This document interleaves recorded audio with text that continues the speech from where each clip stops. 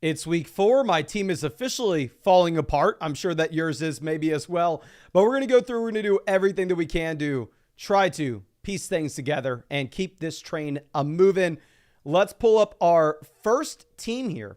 This is going to be Colin's choice team. Or actually, I'm sorry. This is actually going to be that Morris kid. I believe we've checked this team out before, but I guess maybe we are going to be looking at this yet again. It's a monstrous squad. Started off 3-0. We traded JK and Nico for Amon-Ra St. Brown and David Montgomery. Love to hear that. I mean, pivoting from Nico to St. Brown, clear upgrade. JK to Montgomery, clear upgrade. Thoughts on the team now and any moves we should be looking to make going into the future. I was offered Saquon for Montgomery and Malik, but given the format, I'm not sure that will leave me with enough depth. Love the content and the dedication. No, thank you so much, my guy. Going to be excited to check this out for you. So definitely the first thing that I want to be mentioning here is this is that 12-team league where you can start 4 receivers from week-to-week perspective. So wide receiver depth definitely going to matter a little bit more in this format and just depth in general. So that's why maybe the Malik Neighbors deal is a little bit tougher to do, but we'll definitely see if we can afford it. So we have the most valuable team in this league, according to the league analyzer. I mean, right now, quarterback, we are sitting with Josh Allen. Obviously, a QB we can start every single week, regardless of matchup. You've heard me say this a million times. Don't need to be rostering a second quarterback here. I mean, we are just in a great spot, and really, it's going to allow us to roster as many running backs as we can possibly get our hands on. Going over there to the running back position, we currently are sitting with CMC, Jordan Mason, which obviously having McCaffrey, it's very difficult to know what that timeline is going to be. But when you have Jordan Mason, it just does give you the flexibility naturally where it's not as big of a stressor because we have a running back 1 regardless. Going over to David Montgomery, solid RB2. We have Jonathan Brooks coming back as well. And honestly, Jonathan Brooks coming back may be the reason why we could actually afford to go out there and make that trade for Saquon Barkley, because that will give us an additional option that we could be looking to put in our flex. Going over to receiver, we have the wide receiver 1 in my mind with Amon-Ra St. Brown. If you think it's CeeDee Lamb, no harm, no foul, just kind of up to you there. We have Malik Neighbors here as well, who's just been absolutely crushing it, I believe, as 37 targets the first 3 weeks. We have DK Metcalf, solid wide receiver 3. Jaden Reed, phenomenal wide receiver 4. Brian Thomas Jr., another viable starter. Going over to tight end, I'm assuming that we have Hawkinson on the IR. We have Zach Ertz as the short-term fill-in. We have Evan Ingram here as somebody that hopefully doesn't look like he's coming back this week, but maybe the next week. And then at that point, we can squeeze a little bit of value out of him. But overall, I mean, this is a phenomenal squad. I definitely agree because it's a league where you have the ability to start 4 receivers from a week-to-week perspective. I'm not going to fault you whatsoever if you wanted to go ahead and if you wanted to hold on to Malik Neighbors. But honestly, with Jordan Love coming back in Green Bay, I think that you're in a situation in which Jaden Reed does turn into a player that we can start every single week going into the future. Jonathan Brooks looking to come back. Honestly, with Brooks coming back from the IR soon, you're actually going to have to be opening up a roster spot kind of regardless here. And honestly, that may end up meaning you're going to have to cut Kareem Hunt next week. And then your options on the waiver wire are going to be very tough to come by just looking at the overall construction of this team. So in terms of trading David Montgomery and Malik Neighbors for Saquon Barkley, I actually think I probably go ahead and pull the trigger. You already have a phenomenal team. We would be starting St. Brown, Metcalf at wide receiver. We would still have the depth pieces of Jaden Reed, Brian Thomas. We can go ahead and go to the waiver wire and look to pick up another receiving option. Can y'all please spam the chat? What side would you rather have? Would you rather have Saquon Barkley or Malik Neighbors and David Montgomery? For this team in particular. Another team where maybe you're a little bit weaker, where depth's a little bit harder to come by. I don't know. It's definitely a spot where you have 2 viable starters. I have Neighbors ranked as top 10 receiver rest of season. I have Montgomery ranked as a solid RB2. Looks like we got 1 vote Barkley, 2 votes Barkley, a vote for Neighbors, a Barkley, Neighbors, Barkley, Barkley. Neighbors, Barkley. It is fair. I would also just consider the player that you could pick up off the waiver wire if you were to go out there and make that move and kind of throw it on to the Saquon Barkley side. But obviously, it's a great team. I mean, we looked at it once before. very well-rounded roster overall. There's not much for us to be doing. Obviously, the second that Evan Ingram comes back, we are going to go ahead and we're going to cut Zach Ertz here to open up another roster spot for the wide receiver position in this format, especially if you were to make that Malik Neighbors trade. But ultimately, really strong team. I hope that you also enjoyed the little PDF of the team breakdown that we sent to you as well. If you didn't see it, make sure you look at the chat through flockfantasy.com so you can get that on top of, obviously, the regular live stream. But I really do appreciate you, and I really hope that I was able to help you out in some way with this. But in reality, you have the best team in your league by a decent little gap here as well.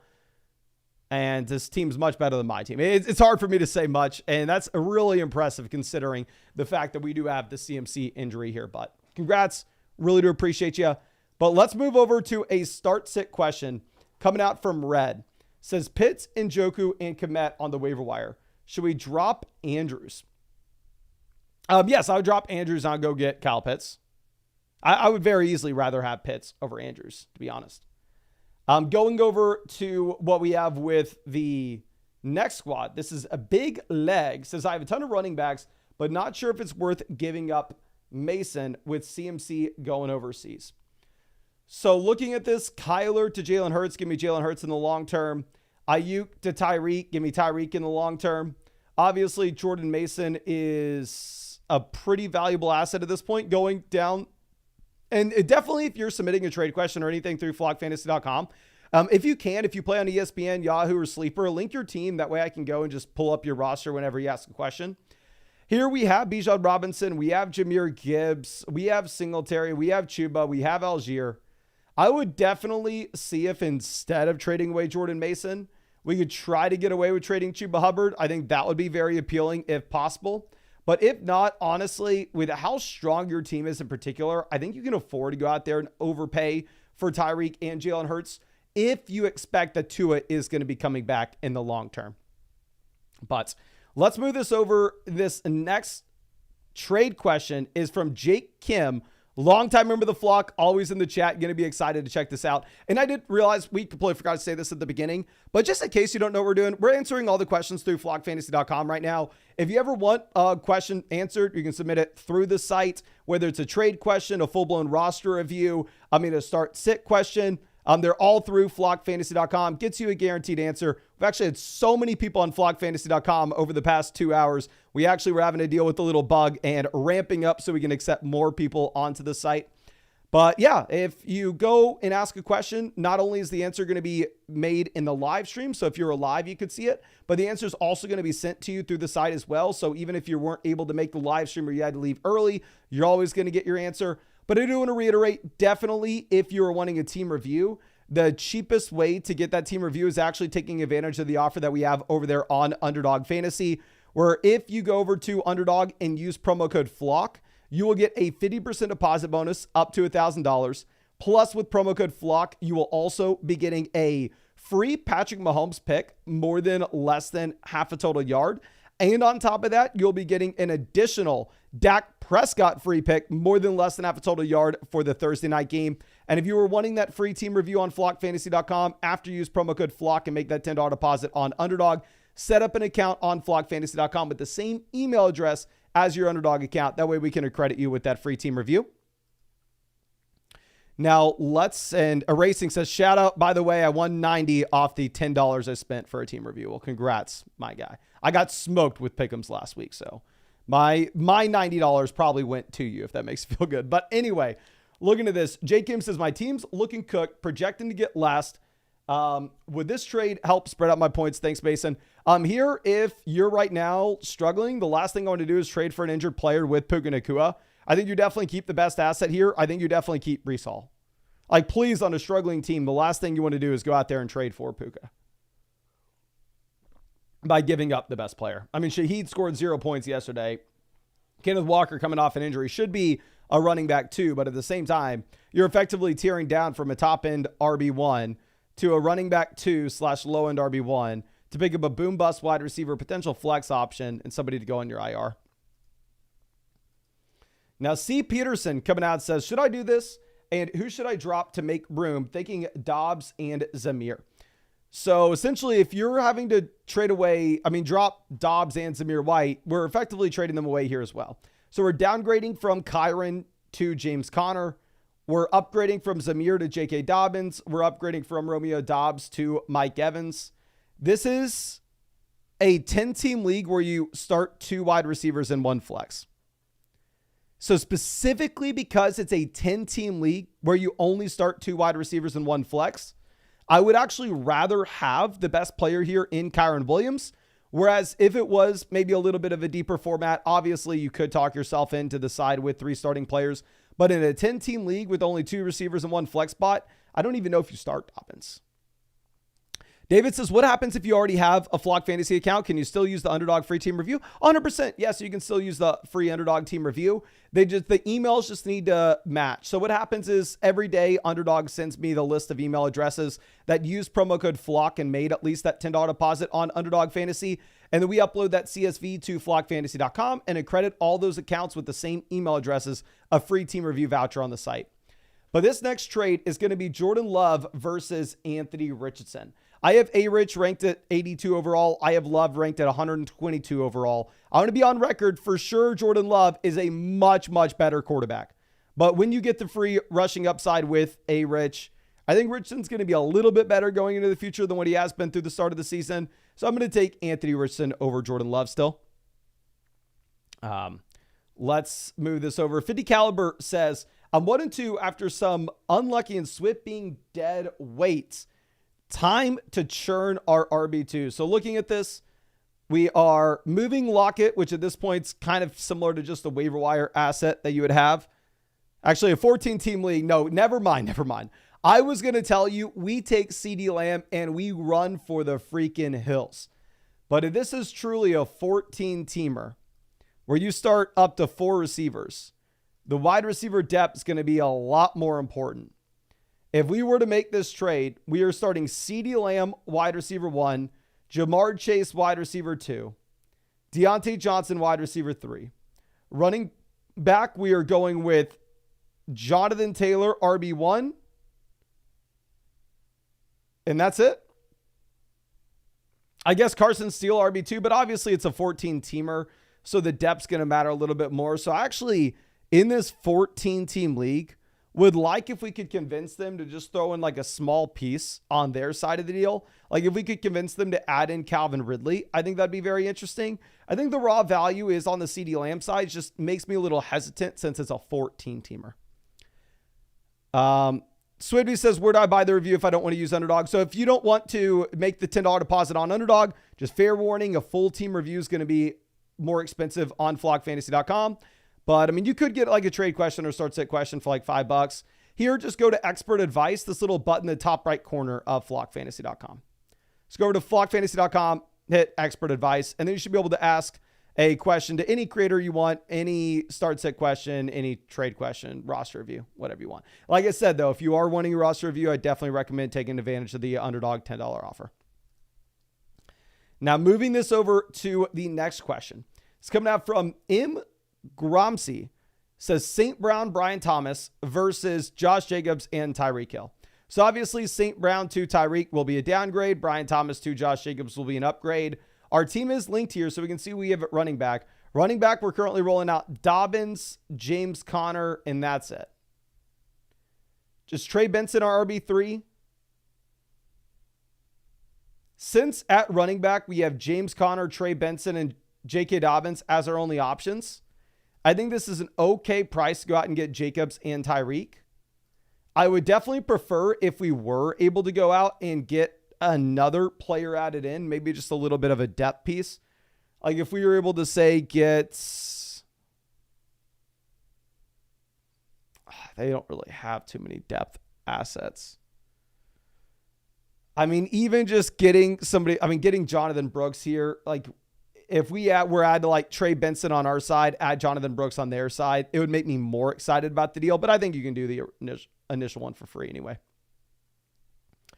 Now going over, this is a free team from Dragon Isles, longtime member of the flock. Thank you for taking advantage of the Underdog offer. My guy, going to be excited to check this out. Says, this is an orphan I picked up this offseason. How do you go about rebuilding? The team is not very good.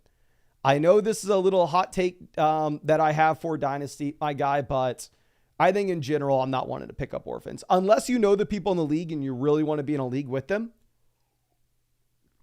As obviously you're going to be put in a very tough situation to go through and try to rebuild somebody else's squad. I recognize a ton of people in this league, in the Dynasty community. So excited to check this out. Excited for sure. But anyway, this is a 12-team Superflex Start 10 Dynasty League.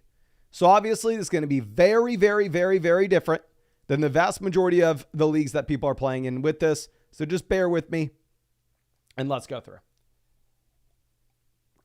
So starting off, we definitely want to say, based off where we are currently sitting with the league analyzer, that this will be an uphill battle and we are looking to rebuild for sure, as you already mentioned. Now, looking at what we have currently on the squad, we have Drake May and JJ McCarthy both at quarterback. So if we're looking at May and McCarthy, both long-term assets that I'm excited to build around in 2025, 2026, et cetera, et cetera. But obviously, people that are going to do absolutely nothing for us in the short term. Now, Cousins is a quarterback that you have the short-term production. The long-term value is going to be clearly going downhill. So Cousins is a player that we would love to get out of here, especially because if we get out of Cousins, we pretty much lock ourselves up with a 101, right? So if we ship Cousins, we are going to get the 101 in the 2025 class just because we will have 0 points at the quarterback position. Going over to running back, typically at running back, every single player is for sale on a rebuilding team. It is extremely difficult to project running backs to rise in dynasty value going into the future. The only instances in which we can say that you're holding on to running backs on that rebuilding squad is if they are rookies and they are parked behind players right now, such as Trey Benson, where we would expect that Benson's probably worth a little bit more in 2025 than he is right now. So we're probably just going to be selling every player that we can here. Like, I think the first thing I do is see if there's a sucker that will give us a 2025 first and second for Saquon Barkley. I'm sorry, first and a 2026 first as well. Barkley, running back 1, rest of season in redraft leagues. If we can somehow cash out of that value right now for 2 future first, it'd be an absolute no-brainer. The more realistic trade is you're probably sending him for a long-term option at wide receiver like Jordan Addison and an additional first. But regardless, we're looking to move on from Barkley. We're looking to move on from Brian Robinson. I think the trade with Robinson is if we can go ahead and package him with the second rounder to try to get to a first, especially with the Eckler injury.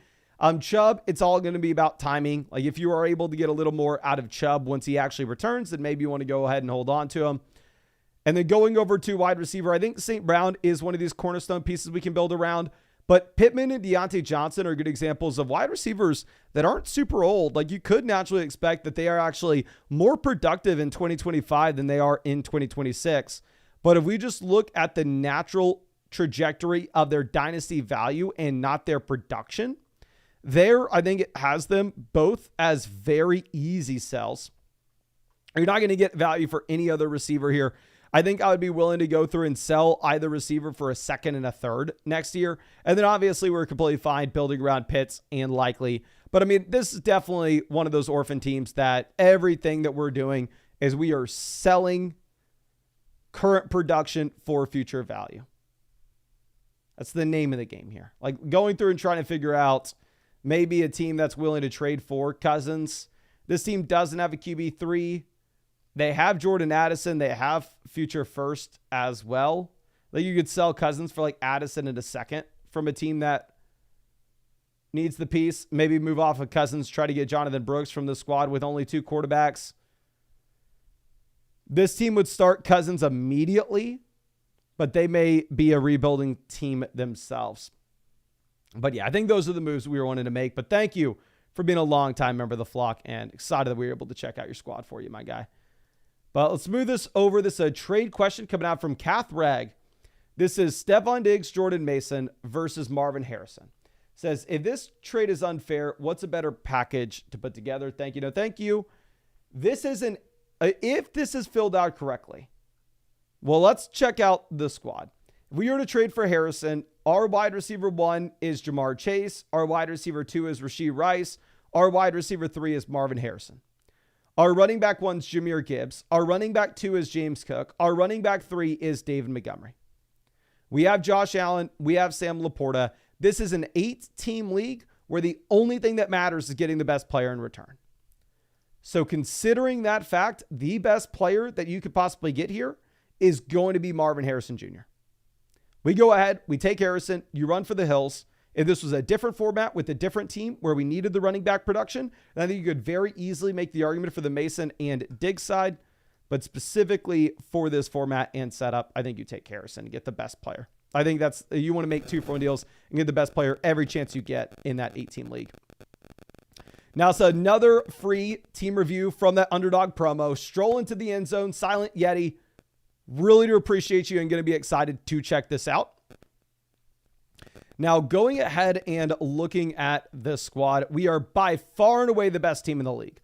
We are currently sitting here with the number 1 team, according to the league analyzer, which does put us in a very good position to just go ahead and make strengths even stronger by making 2-for-1 deals, especially since this is a 10-team, 2 wide receiver, 1 flex league.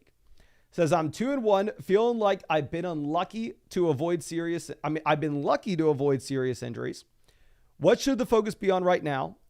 Waiver wire, trades. Can you give me some advice on how to improve the roster and the bench depth? So going ahead and looking at this, specifically because this is by far and away the best team in the league. It's a league where you only start 2 wide receivers and 1 flex. So quarterback is going to make up a high percentage of our starting lineup output from a week-to-week perspective here. What I personally am wanting to do is I am wanting to go ahead and I am wanting to upgrade at quarterback. Dak Prescott coming off a phenomenal week against Baltimore, where I believe he scored 29 points, multiple passing touchdowns, over 300 passing yards, and the rushing touchdown to go along with it. Ultimately, I still view Dak Prescott, and I think this may be a controversial thing. I talk about this in a video that comes out tomorrow, and I already know people are going to hate me for it. No, but please let me know in the live chat. Do y'all view Dak Prescott as a tier higher than the streaming options? Like, if you had Dak Prescott, are you viewing him as a quarterback that you start every single week regardless of matchup? Or would it be a spot where you go, okay, if Kirk Cousins has a great matchup, like if Kirk Cousins is going up against the Commanders, then I could possibly stream and go Cousins.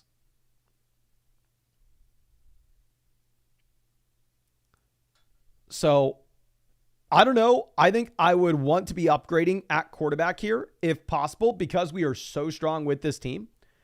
Like, we are going over and we are looking at running back with Barkley, Devon Achane. So we have 2 top 5 running backs rest of season. You have Brooks coming back in as well. We have Steele as a viable depth piece. Braylon Allen is a viable depth piece with the elite ceiling if Brees were to go down. Dowdle is improving. We have 2 other wide receiver ones with Jefferson and Rashee Rice. We have a solid wide receiver 3 with Devonta Smith. I think the clear play is if you could potentially try to go through and sell one of our depth running backs with Dak Prescott to go get a QB upgrade. We can afford it, especially with Jonathan Brooks coming back in. Going through and looking at maybe some of the teams with weaker running back rooms overall. This team is Pollard, Najee, and Devin Singletary. So if we could potentially sell, say, Jonathan Brooks and Dak Prescott to go get to Lamar Jackson, I think that could honestly be a win-win for both parties. This team is Chuba Hubbard as their RB3. If we could potentially sell them, Jonathan Brooks and Dak Prescott, to go get Jalen Hurts, I would really like that as well. This team is Ezekiel Elliott as their RB3. If you could potentially sell them, say, Carson Steele and Dak Prescott to go get Jaden Daniels, I think that could be a win-win there when we know that Daniels has all the rushing upside in the world. But obviously, I mean, we're not sitting here with a ton of moves that we're needing to make. Obviously, we pick up Mike Gesicki to fill in for Sam Laporta with the Laporta injury. Once Laporta is back and healthy, he was so disappointing through the first 3 weeks of the season. I wouldn't even mind if you wanted to say, oh, okay, well, we can go ahead and we can hold on to Gesicki and still play the matchups between these 2 players. So overall, I think that there really aren't too many moves that you need to be making with this team.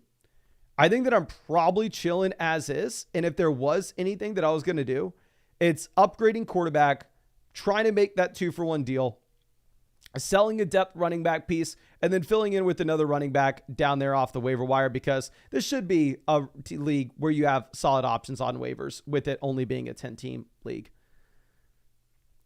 But let's move this over.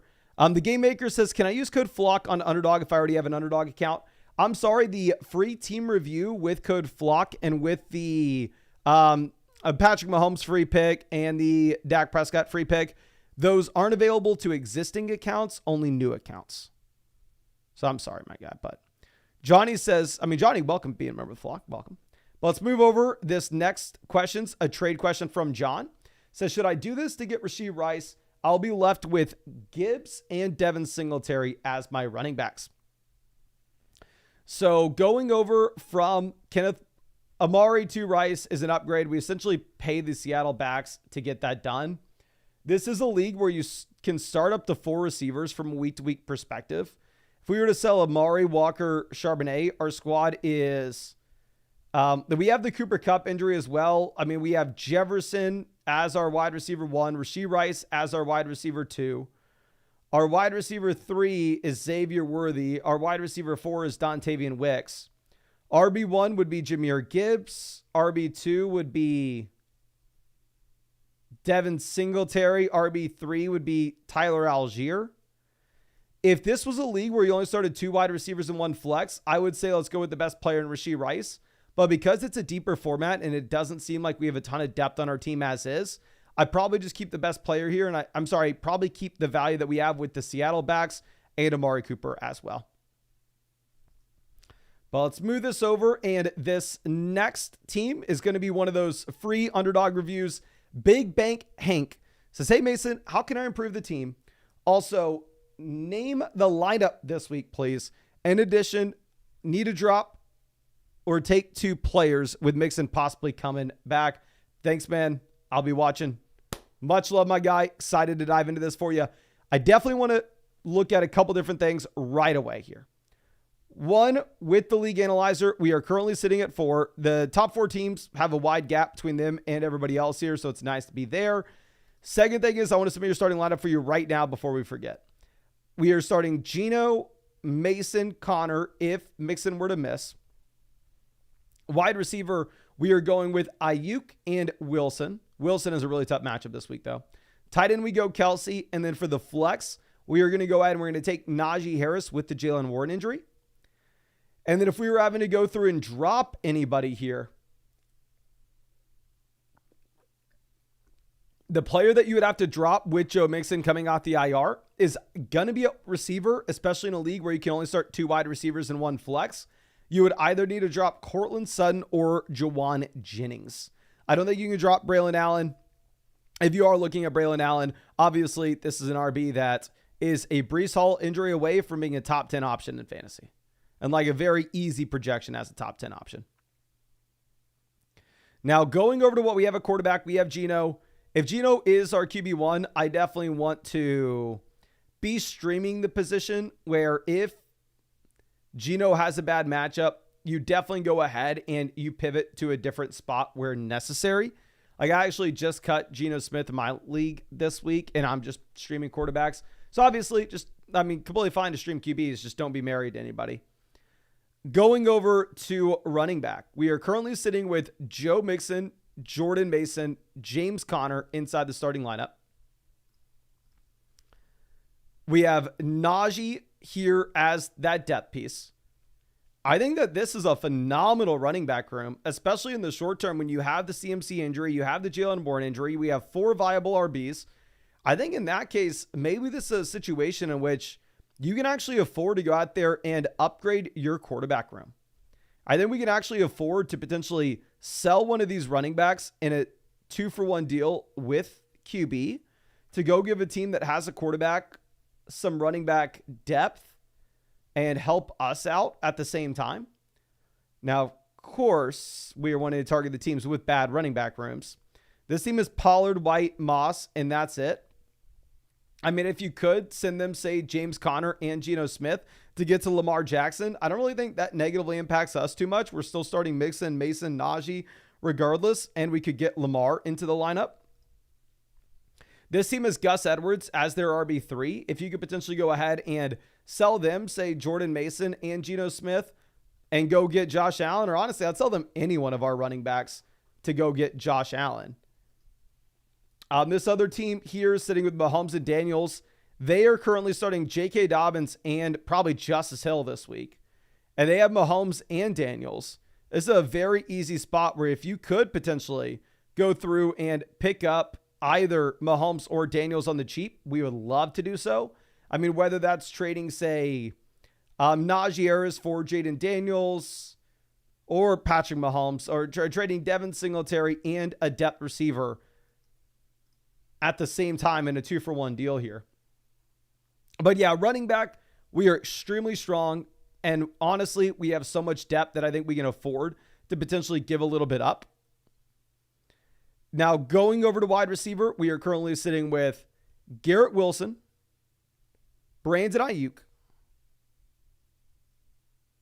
Terry McLaurin, Calvin Ridley, Michael Pittman, and Juwan Jennings. So, I mean, this is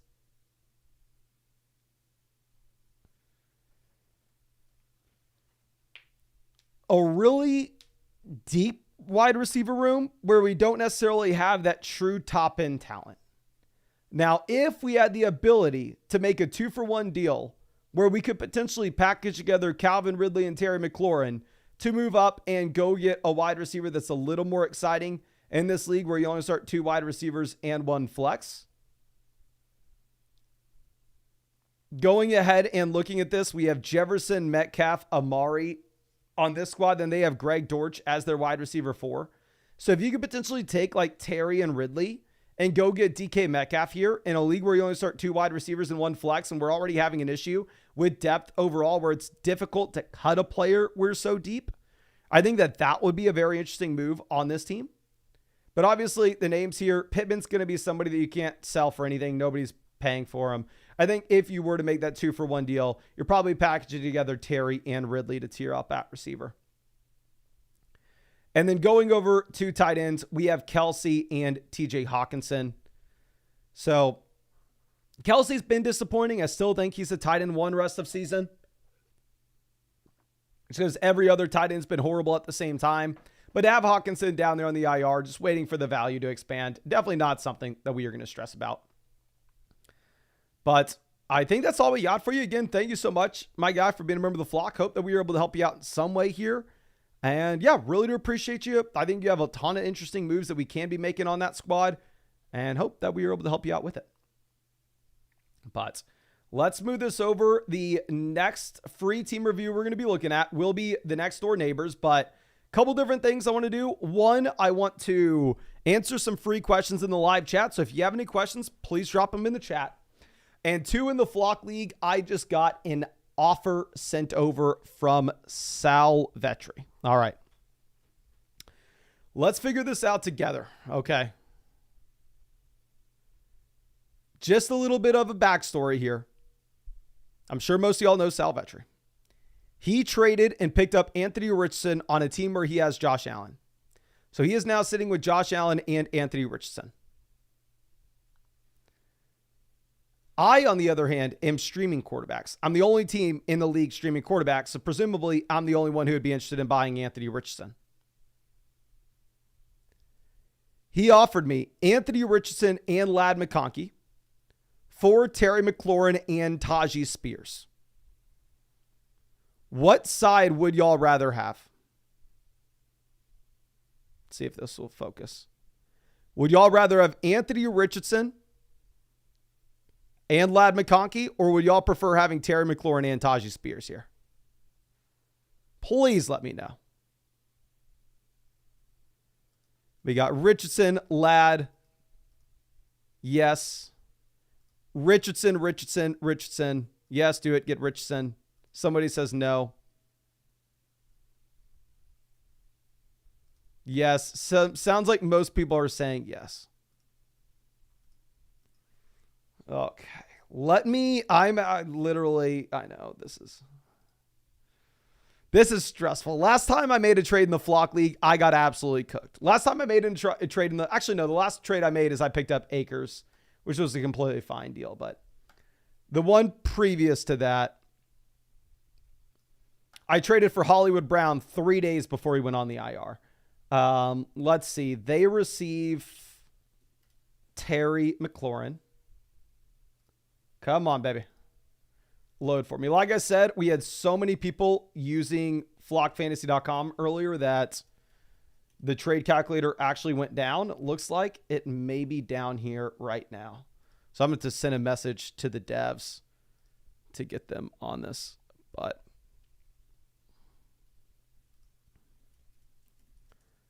God, I really need the calculator on the site to help me out with this.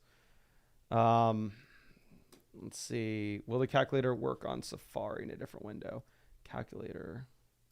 Bam, we're up. Terry McLaurin.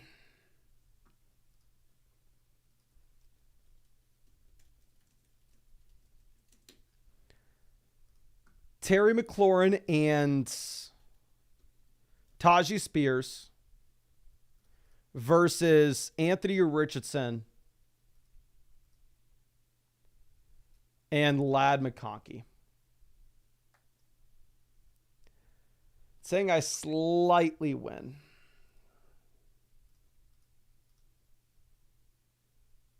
If I use my values, it's a fair trade.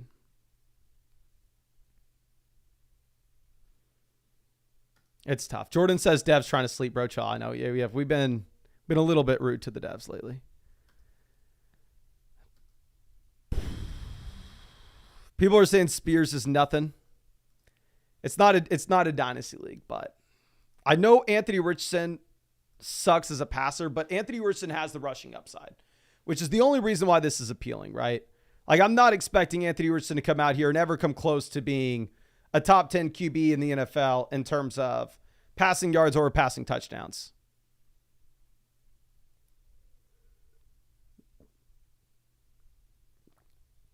But I'm going to set up another poll. I'm going to set up a poll in the live chat. It's tough to do polls during the stream, but this is a big enough deal that I need y'all's opinion. I need your help.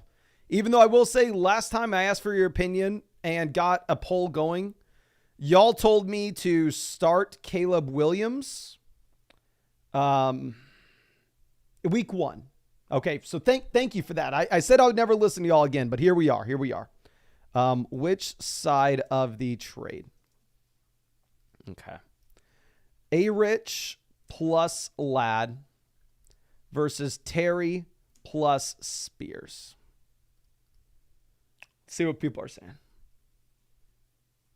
I'm assuming most people are not. I'm assuming Sal is not watching this. Okay. But let's move this in. Yes, Danny is absolutely crushing us right now. Danny is by far and away the best team in the league.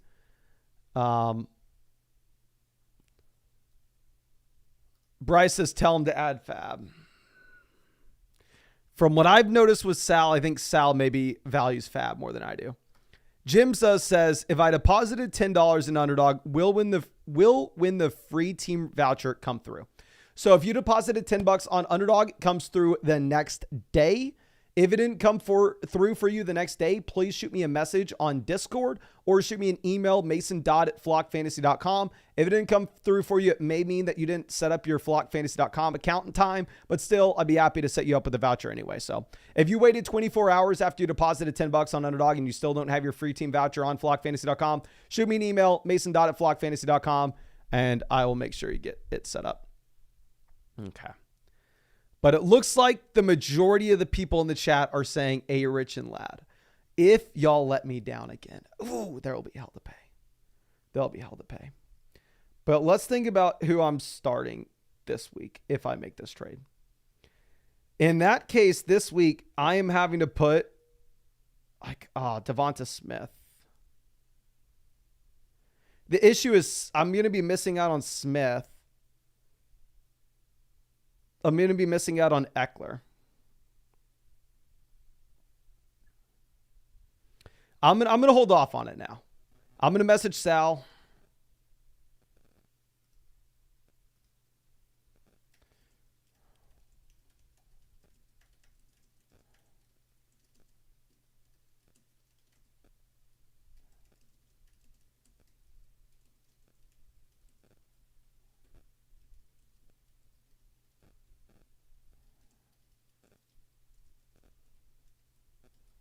Okay. I messaged him. I may end up doing it, but let's answer some more of your questions here. Levi says, how much longer do you think CMC will be out for? The real answer is I have no freaking idea. I mean, I would love to come out here and act like I know exactly how long. He's going to Germany. It's very unclear from what I read. They said 4 to 6 weeks after stem cell treatment, but obviously I'm just reading something on Twitter that doesn't mean anything. Cronzo says Dobbins and Jennings for Ayuk and Singletary. I would rather have Ayuk well over. I'm going to take the Ayuk side. Obviously, Jennings just absolutely smashed Ayuk, but I believe there are 120 million reasons why Brandon Ayuk will be the guy over Juwan Jennings rest of season. Okay. Let's see. Brett says, do I trade CMC for Amari, Rashad, and Goddard? Okay. Looking at this,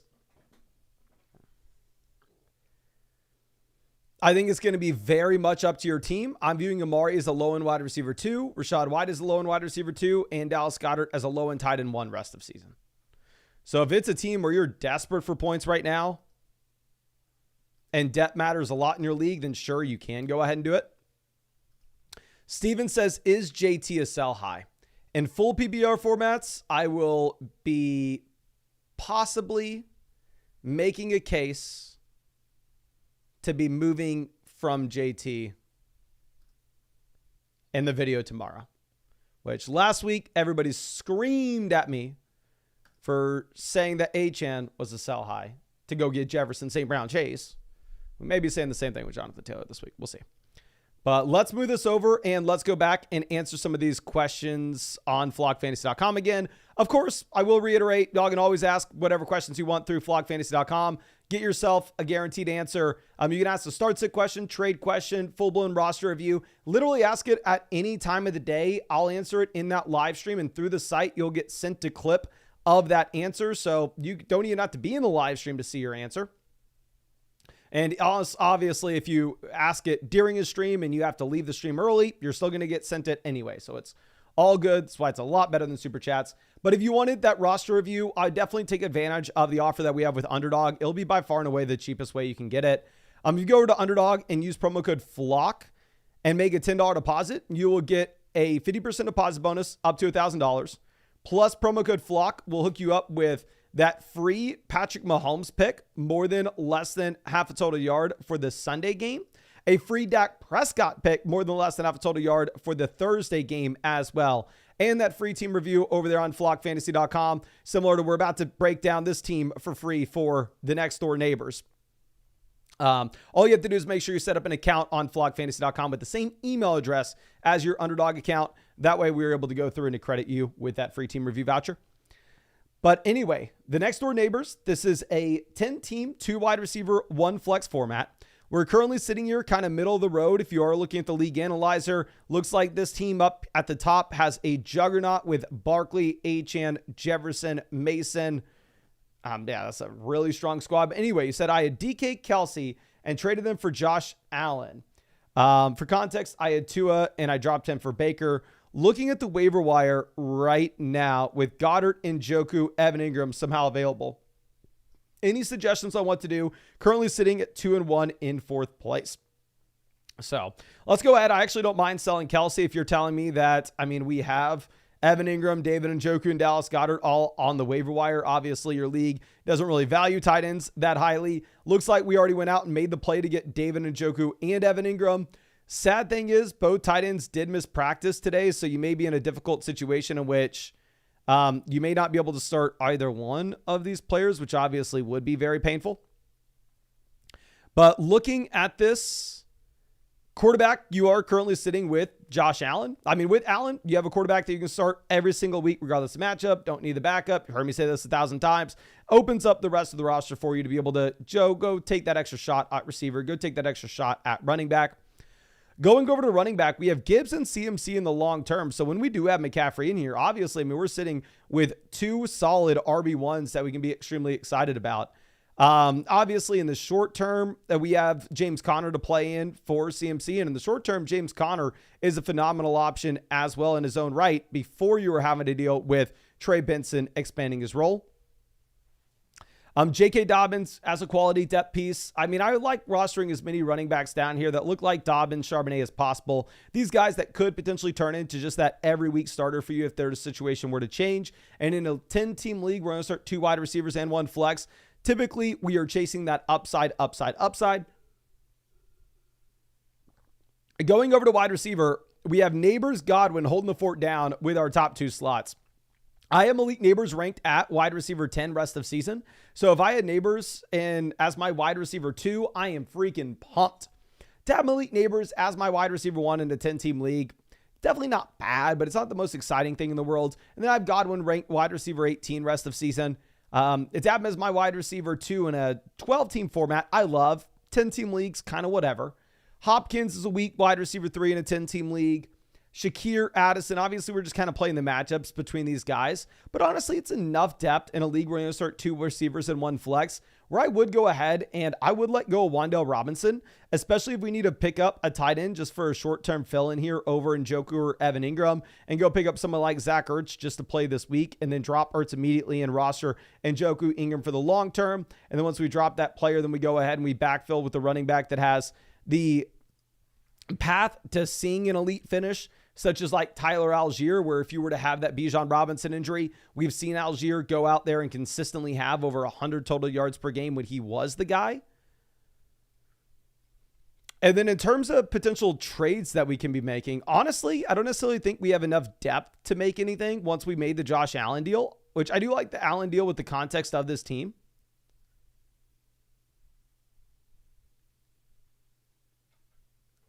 But I don't necessarily think that we can be making another 2-for-1 deal, which is definitely the trade that we are looking for in a 10-team league when you start 2 receivers and 1 flex. Specifically when our wide receiver 3 is DeAndre Hopkins. We don't have that much depth at receiver, and we are waiting for McCaffrey to come back in the long term. So I think with this team, the only thing I'd say is let's probably cut Wan'Dale in this format. Let's go pick up a short-term viable tight end. Once we don't need him anymore, then we're going to go ahead, drop him, pick up another running back off the waiver wire, and ultimately just wait till we get McCaffrey back in. And once McCaffrey is in here, then obviously it'll be an extremely strong roster. But it's already a very well-balanced team where there's not too much else that we can't say here, my guy. But really do appreciate you and really hope that I was able to help you out in some way with this. And yeah, thank you so much for being a member of the flock. But let's go over to that Morris kid. Says, sent a team review as well. Just got offered A.J. Brown for David Montgomery and Brian Thomas Jr. Nervous about my running back 2. What are we thinking? So going back over to the running back 2 on this team, we are currently rostering Jordan Mason, CMC. Would it be Braylon Allen as our RB2? I mean, we have Jonathan Brooks coming back in. So I honestly think with Brooks coming back in, we just take the pain of having a bad running back 2 for this week. We get Jonathan Brooks here in the long term. I think I actually go ahead and I think I take A.J. Brown. Now, one thing that you could look to do is you could look to ask them to add in like Cam Akers just to give us a viable play this week until we get Brooks back next. But I think that's probably the counter I would send. Just go like, yeah, I'll make the long-term upgrade for A.J. Brown, but I need somebody to play right now. So ask them for Akers in return. Okay. Let's move this over. Mean Muggin, longtime member of the flock, says, I get Breece, Puka, Ayuk. I give Nico, Rice, Singletary. So Nico to Ayuk, downgrade. Rice to Puka, downgrade. Singletary to Breece, upgrade. Let's go Rice to Breece, upgrade. Nico to Ayuk, downgrade. Singletary to Puka, upgrade. I actually probably do take the Breece Hall side in a league where you're going to start 2 receivers and 1 flex. Just get the best player, get Breece. I think most people would disagree with us on that, though. But let's move this over to our next free team review. Took advantage of the Underdog offer. This is Riley Reed Option. Says, League is a bunch of Giants fans. Do you think I need to trade Neighbors or wait for Cup and AJ to come back? Trades are hard in this league. A lot of stingy people. Well, if we have some Giants fans with how good Malik Neighbors has looked, I would actually assume that maybe it's a little bit of an easier spot to go ahead and get some value for Malik Neighbors. I mean, the man's had 37 targets through the first 3 weeks.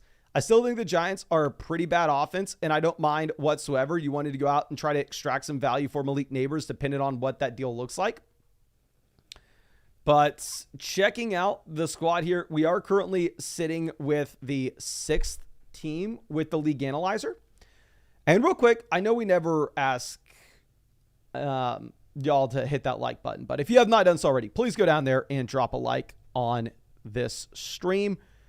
But anyway, looking at quarterback, we are currently sitting with Jalen Hurts. Copy and paste what we say about the elite quarterbacks, right? We can roster them, start them every week, regardless of matchup. Don't need a backup option. I believe he has a week 5 bye, so we will have to go through. We'll have to find somebody for the bye week next week, but there we'll just drop Noah Brown. No harm, no foul. But this is a 14-team league where you can start 4 wide receivers from a week-to-week perspective. So the wide receiver depth definitely matters more in this league than it otherwise would. Now, going over to running back. Running back depth is questionable to say the least. We have Pollard, Bucky Irving, Rico Dowdle, Tyler Algier, Blake Corum. So we have some of these premium handcuff backs, such as Algier and Blake Corum, where if the starter were to go down in front of them, they come out here and they absolutely crush. But they're going to be guys that we really can't start from a week-to-week perspective unless we were to see their situation change. I would actually probably be looking to start Rico Dowdle as our running back 2 this week, to be honest with you. But yeah, ultimately, if we are looking at the running back room here, it's a fine situation in a 14-team format, but definitely one that could be improved upon. The issue is it's a 14-team league where we can start 4 receivers from week-to-week perspective. And we go over to the wide receiver position. And here at wide receiver, we are sitting with A.J. Brown, Malik Neighbors, Cooper Kupp. And JSN and Terry McLaurin. Actually, JSN and Terry McLaurin kind of saved the wide receiver room. I was going to say, with having both the combo of A.J. Brown as well as Cooper Kupp, it probably does make things very difficult if we wanted to try to trade away at wide receiver at this point. Because if you wanted to try to trade away a receiver at this point, obviously you're putting yourself in a compromising position in which our top 2 options at that point would be injured. We're really only rolling out JSN and Terry McLaurin as our wide receiver 1 and wide receiver 2. Not something I'm super excited about. I would say in like a regular fantasy football league, Dontavian Wicks, especially Noah Brown to be somebody that I immediately cut. I still think there's probably a better option than Noah Brown out here, but I'm not going to fault you for having Noah Brown in a 14-team league in particular, where the options on the waiver wire are going to be worse. And like we said previously, this is a league where you can start 4 receivers from week-to-week perspective. I mean, I definitely would like to cut him and pick up an higher upside piece if we could. Going over to tight end, we have Isaiah Likely and Hunter Henry. I think Likely is probably a borderline top 14 tight end rest of season, so I think potentially we have a tight end 1 here. But yeah, I think really the play for this team in particular is, 1, let's cut Noah Brown. Let's pick up another quarterback right now to prepare for the Jalen Hurts bye in week 5. It's a 14-team format, so quarterback options on the waiver wire are definitely going to be a little limited. I think in the long term, if this is a league full of Giants fans, it actually does make sense to potentially pivot off of Malik Neighbors and pick up a top-end running back. Like if we could pivot over from Neighbors to Jahmyr Gibbs, Neighbors to Achane, I actually really would like a move like that.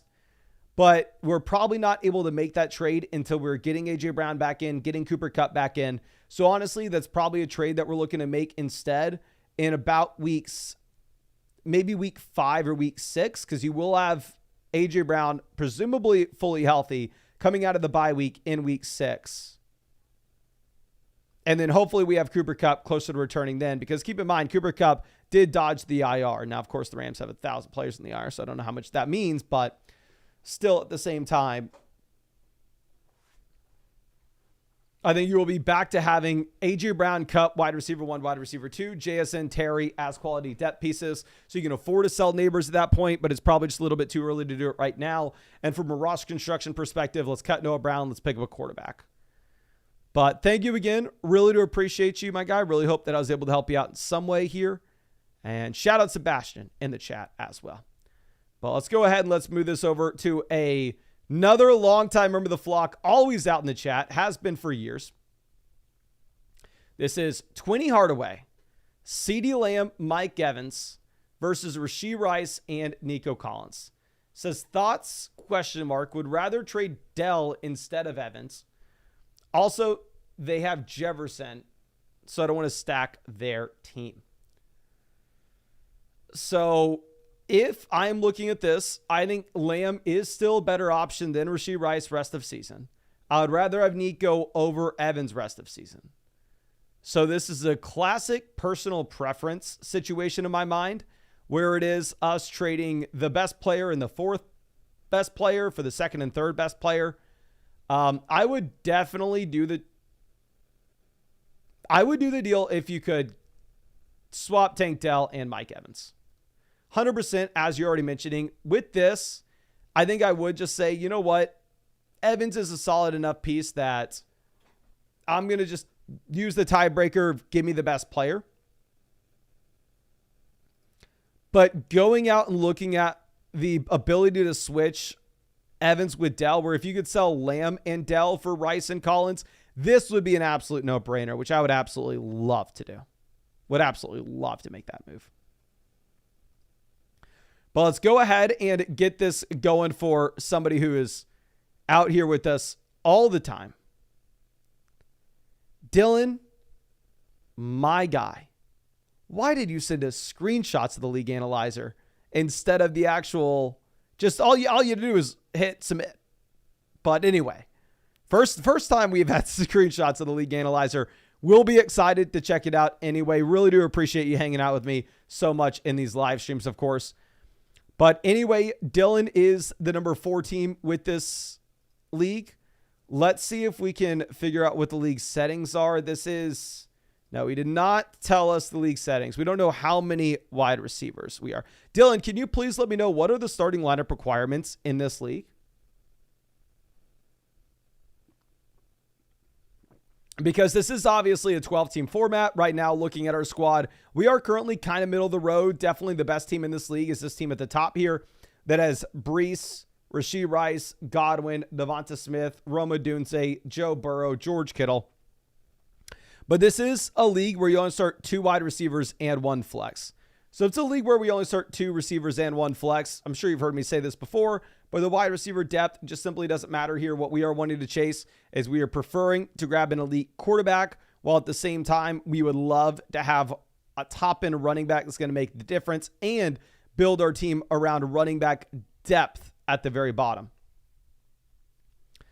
But going ahead and pulling up our squad, quarterback, we have Kyler Murray.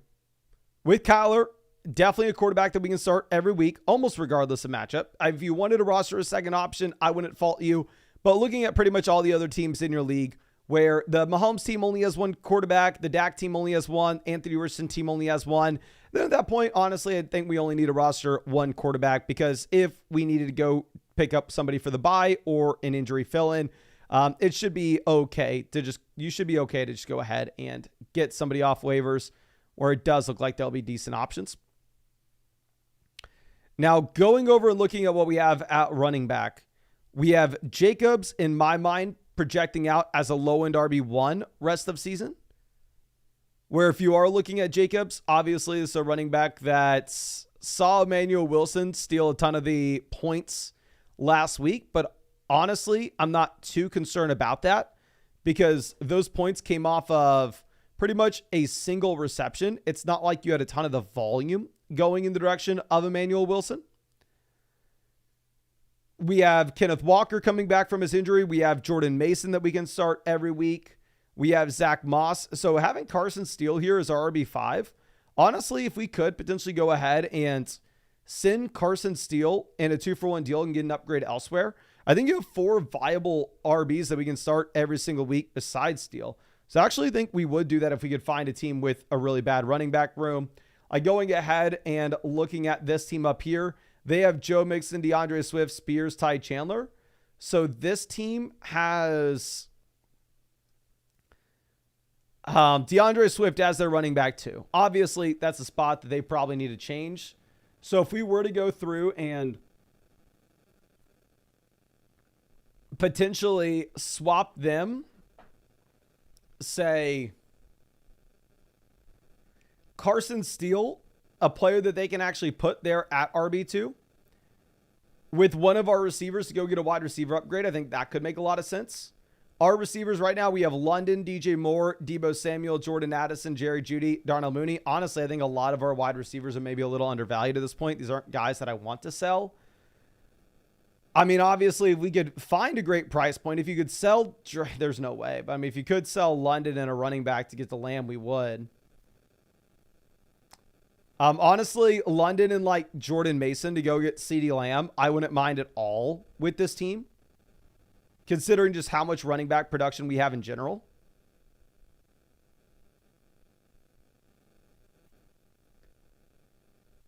Looking at what we have outside of maybe a London trade, if we were to go through, and if the thing is, you're not going to get anything for Addison. I actually think Addison's maybe an interesting buy low candidate.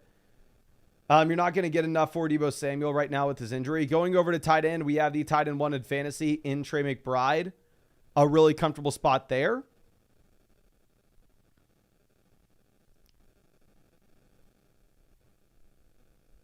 So honestly, I think the easy move here to make is seeing if we can take one of these depth running backs, somebody not named Josh Jacobs or Kenneth Walker. I think Zach Moss is a little bit undervalued as well, but see if we can take a depth RB, attack one of these teams that don't really have the running back production like this team that, I mean, it mix and misses this week. They're starting Tajay Spears and Ty Chandler. And see if we can make that 2-for-1 deal to go get an upgrade at wide receiver. That would be an absolute no-brainer. Another thing that we're going to have to do is we're most likely going to have to pick up another tight end if Trey McBride is missing. So then at that point, I think what we would probably do is cut Darnell Mooney to pick up pick up that Trey McBride fill in. Obviously, don't need to make any trades there for the long term. Dylan says he has Gesicki. Perfect. Dylan also says Deebo and Moss for Rice and Brian Robinson. 100% I would make that move if you can. If you can trade Deebo for Rice and get that wide receiver upgrade, Moss to Brian Robinson, lateral move at running back, I think that's a no-brainer. I would make that deal with any one of your receivers. If they say no to Deebo, I'd offer it with DJ Moore. If they say no to DJ Moore, I'd offer that with Drake London. I would love to make that move. But I think effectively that is the move, to take one of our running back depth pieces and a league that is probably a little bit desperate for running back depth and see if we can go make that 2-for-1 deal to go get that wide receiver upgrade, my guy. But thank you again. I really do appreciate you. And real quick in the chat, let me know if you have any other questions too. And Alex says flockfantasy.com not working for him right now. Like I said, we had a record usage with flockfantasy.com earlier today. So we actually did have some issues loading rankings and stuff. But the developers have been working their butts off to try to fix everything. So last I checked, everything was good to go. But if you are seeing any issues with flockfantasy.com, like any pages aren't loading for you or anything, please let me know in the live chat. Shoot me an email. Definitely shoot a message in the site issues section in Discord. That's definitely where all the developers are checking constantly. But yeah, if you are having any issues loading anything, like I said, I think it's because I included it in the videos yesterday where we had that like record usage for it. So we are having to like buy extra space in the databases and stuff. Obviously, I'm not a developer. I have no freaking idea. Everything goes right over my head. But anyway, let's go ahead and let's check this out for Brown JB. This is a trade where we're sending Neighbors for Rice. That's an upgrade. Jacobs for Chubb. That's a downgrade. Laporta for Bowers. Slight upgrade. So looking at this, honestly, it's a spot that I probably wouldn't make this trade. I would probably just go ahead and take the Neighbors, Jacobs, Laporta side. If you wanted to come up with a counter here, if you could take Jacobs and Chubb out of it, then at that point, it would very easily for me be the Rashee Rice side of the deal. But downgrading from Jacobs to Chubb's a pretty big deal for me. But let's move this over to Nemesis. Here, this is DK Metcalf, Malik Neighbors to Tyreek and Xavier Worthy. Neighbors to Tyreek, upgrade. Metcalf to Worthy, downgrade. If you were, say, 3-0, 2-1, and you think that Tua is going to come back in a couple weeks, I go ahead and I take the Tyreek Hill side. And people are going to hate me in the chat for saying that. If you are not in a comfortable position, because obviously, I mean, you can make an argument that Malik Neighbors is ranked ahead of Tyreek Hill right now, like for this week. So if you are not in that position where you're 3-0 and we can just think long-term, I wouldn't fault you for just going with the Malik Neighbors side, but it really does depend on the context of your overall team and if you can afford to wait for Tyreek to potentially come back and if you think Tyreek is coming back as well. Okay. So let's move this over. And Jimza says, what's the picks rank on the league analyzer? So the picks rank doesn't do anything if it's a redraft league. The picks rank is there if it's a dynasty league. So you'll notice with the bar charts that there's no value assigned to picks unless it's a dynasty league and then it's for dynasty rookie picks. But let's move this over to Des129 says, is Walker an upgrade? Trying to get Charbonnet as well. A drop likely for Braylon Allen where I have Laporta. Okay.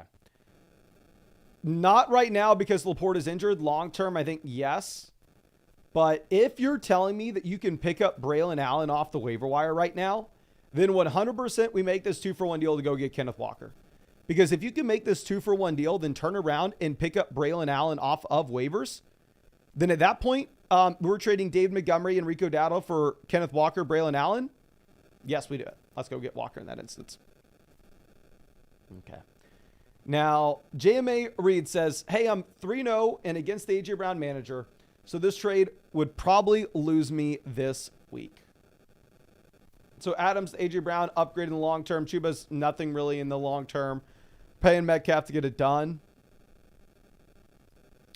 If we are going up against the A.J. Brown team, where we are giving them wide receivers that are going to be playing against us and we are taking the 0 against them, I would not do this deal if that is the context of it. Now, I would be willing to play hardball. I'd be willing to say, hey, I'll give you Adams straight up for A.J. Brown if you have to go against Adams this week. And if not, if they keep A.J. Brown, they have the 0 and we presumably move to 4-0 and get ourselves a good shot to actually earn the bye week in the playoffs. But yeah, I think it definitely depends there on the context of if we're playing them. Now, Text Rate says, I have Andrews and Likely, Cole Kmet, and David Njoku on the waiver wire. What moves would you make? Much love, my guy. If we have Andrews and Likely, I'm probably chilling with Andrews and Likely. I would rather have the Baltimore tight ends over the other guys rest of season. You could drop Likely for David Njoku.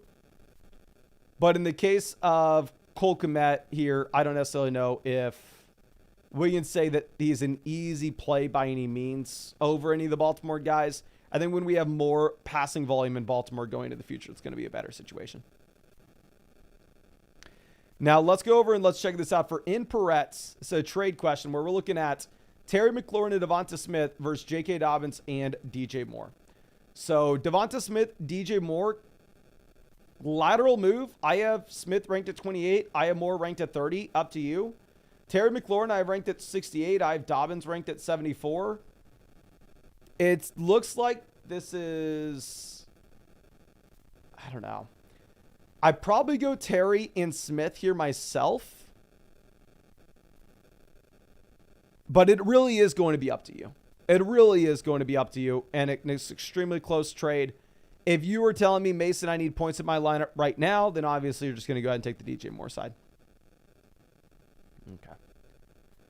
But Gabagoo says, should I drop Jalen Warren for Roschon Johnson? Well, real quick, if we were having to submit a starting lineup here, we go David Montgomery. And then for the flex spots, we're going to be starting London and most likely Zach Charbonnet this week if Devonta Smith were to miss. And I would not drop Jalen Warren for Roschon. I would drop Tutu Atwell for Roschon. Drop one of the receivers for Roschon, not Warren, even if Warren is banged up. Okay. Now, Tactical Trent says, I just synced my league. How do I do a team review? Okay, real quick, if y'all were wanting to ask any questions through the site, here, this is what you would do. You would go over and you would hit this button in the top right corner that says expert advice. It will take you to ask a team review, trade question, start sit question, whatever you're wanting. I do want to reiterate that if you are wanting that team review, it is definitely cheapest to take advantage of the offer that we have on Underdog Fantasy, where you can find the link to Underdog Fantasy in the description and the comment section. Where if you use promo code FLOCK, you are going to be getting a 50% deposit bonus up to $1,000. Plus, at the same time, you'll be getting a free Patrick Mahomes pick, more than less than half a total yard for Sunday. And you'll be getting that free Dak Prescott pick, more than less than half a total yard for this Thursday as well. And just if you wanted that free team review and you have to make it minimum a $10 deposit on Underdog Fantasy to get the free team review. And all you have to do is make sure that you set up an account on flockfantasy.com with the same email address as the account that you used on Underdog Fantasy. But let's go ahead and let's get this next team review going for Spencer's second team. My guy, going to be excited to go ahead and check this out for you. Really do appreciate you. And this is Sherm, who's been a long-time member of the flock, says, hey, Mason, just wondering if you have any specific thoughts on what we should be doing with the squad. I have an interesting trade lined up where we send Allen, Devonta Smith, Mark Andrews for Anthony Richardson, Garrett Wilson, and Brock Bowers. So Smith to Wilson upgrade, Andrews to Bowers upgrade, Allen to AR downgrade. Let me know what you think the best options are with the team. We're currently 4-2. So a couple different things. One, this is a dynasty league. And honestly, if this is a one quarterback dynasty league, to get Wilson for the long term, to get Bowers for the long term, I probably go ahead and do it. I mean, Bowers in dynasty looks like a straight up cheat code at this point. Second thing is, let's just confirm. Is this a dynasty league? Yes, this is going to be a dynasty. Actually, I don't know. I would love to know if Sherm's in this live chat right now. Is this a dynasty or is this a keeper? If you're in this live chat. And anybody, if you're having an issue syncing your team to flockfantasy.com, please send it in the site issue section of the Discord. You can find the link to the Discord in the description of this live stream. And the developer is always monitoring the site issues there to go ahead and help you out if you have any issues. But, okay. So I am actually going to operate under the assumption that this is not a dynasty and instead this is just a keeper, based off the fact that it's not like you have a ton of roster spots in this league. So with this being a keeper format, then honestly, we're treating it a little more as if it's a redraft. So honestly, the Allen trade for the guys like Bowers, maybe it's not as appealing. It's definitely a fair trade and it will be up to you. I mean, you could kind of go through with the Devonta Smith. You can probably miss Smith over the next 2 weeks for the injury and the bye and get by since we are sitting here with the positive record. But anyway, this does appear to be a deeper starting lineup in general. Quarterback, we have the elite QB option with Josh Allen. So obviously, if you were to trade for Anthony Richardson, it would be a situation in which we get a massive downgrade here. But at the same time, you could go ahead and you could pick up another quarterback off the waiver wire pretty easily by cutting somebody like Antonio Gibson at the bottom end of this roster. Now, going over to Ramadre, we have Ramadre, Braylon, Moss, Chase Brown, Dobbins. So our running back room is no bueno. Ramadre Stevenson this season looks like a running back 2 based off of volume. Obviously, he's in an absolute dumpster fire of an offense. So it's hard to be super excited about the upside that you have here. Zach Moss, I'm completely fine with this in RB2. J.K. Dobbins, I'm fine with this in RB3. But the issue is we don't have a legitimate running back 1 here. Now, the saving grace of this team is that it's a deeper starting lineup where we can get a bunch of receivers in. And we are sitting with Nico Collins, Tyreek Hill, both wide receiver 1s rest of season. We have Devonta Smith, DJ Moore, both wide receiver 2s rest of season. We have Brian Thomas, presumably a wide receiver 3. That is our 5th option on this team. So our wide receiver room is absolutely loaded.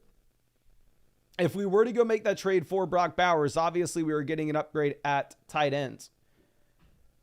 But ultimately, I don't think this is a situation in which you need to be making that trade. What I think I probably do here instead is I probably just go ahead and try to figure out if there's a way for us to upgrade at running back. Like if you are willing to say, okay, Josh Allen is an expendable asset for us, I'm willing to trade away Allen. Then what I think you're needing in return is I think you need to make sure that we are getting a running back. Not just a running back, but preferably as well a running back that you're actually excited about that could presumably project out as an RB1 in fantasy. So let's go and let's check out that Anthony Richardson team and let's see if we can maybe come up with a little bit of a more interesting trade with them. So this Anthony Richardson team also has Devon Achane at running back. So if we could potentially sell them, say, Josh Allen and one of our deeper running backs like Josh Allen and Zach Moss or Josh Allen and J.K. Dobbins to go pick up A-Rich and Achane, I think that would be more interesting in my mind than pivoting off of like Devonta Smith for Garrett Wilson. Because we're already so strong at receiver, and if you are selling Smith, I feel like we're selling him at a little bit of a discount based off his current injury, and we can get by with this team having that positive record over the next few weeks, especially if Smith is the only guy we're going to be missing out on. I mean, pretty much everybody else here should be playing. And real quick, and just to let y'all know with the rankings, it's pulling in our Dynasty rankings. I'm pretty sure this is a keeper league. It should be pulling in the redraft, but that's something we need to adjust on the site. But if we were to do anything else, I think it's potentially letting go of Brandon Cooks and picking up another running back just so we can hopefully roster as many guys as possible that look like Braylon Allen, that if an injury were to occur to the guy in front of them, then all of a sudden they immediately jump up to be an RB1. So honestly, at this point, like I'd probably rather roster Roschon Johnson over Brandon Cooks on this team. Obviously, Mark Andrews was just horrendous, but at the same time, this was a team that didn't have to throw the ball at all. Probably going into this next week is going to be a little bit different as well as going into the future. So I definitely think Bowers is an upgrade, but I almost rather upgrade at running back than tight end because we are selling Andrews coming off of this week, which full transparency, y'all remember after week 1, I was sounding the alarm saying, okay, I'm panicked on Andrews. Don't think this is a buy low moment. But still, I think you are probably just selling at the ultimate lowest point. It's definitely a strong team. We just need to find out how we can hit on that next, like, Zach Charbonnet, right? Or that next Jordan Mason. And if we were to do that with how strong our wide receiver room is, we just crush the rest of the league here. But I think that's all I have for you. Again, thank you so much, my guy, for being a member of the flock, a long-time member. And please, if you were in the live chat now, or maybe you come into the live chat after we send you the email that your team was reviewed, let me know if you have any additional questions with the squad, because I would love to see it. But let's move this over to the next question. This is coming out from D-Lo Picks. This is a start-sit question. Here, wide receiver, we currently have Amari, Brian Thomas, Jalen Waddle, Jared Jeudy, and Shaheed.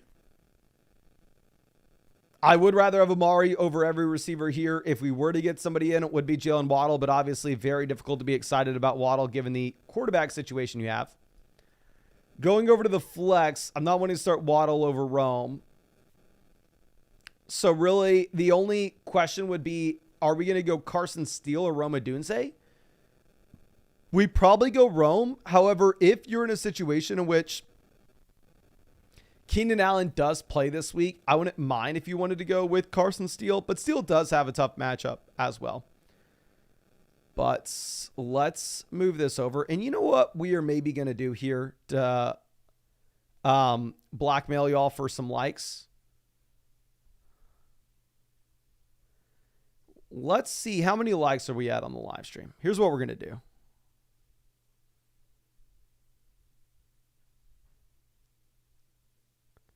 If this will load for me. Okay.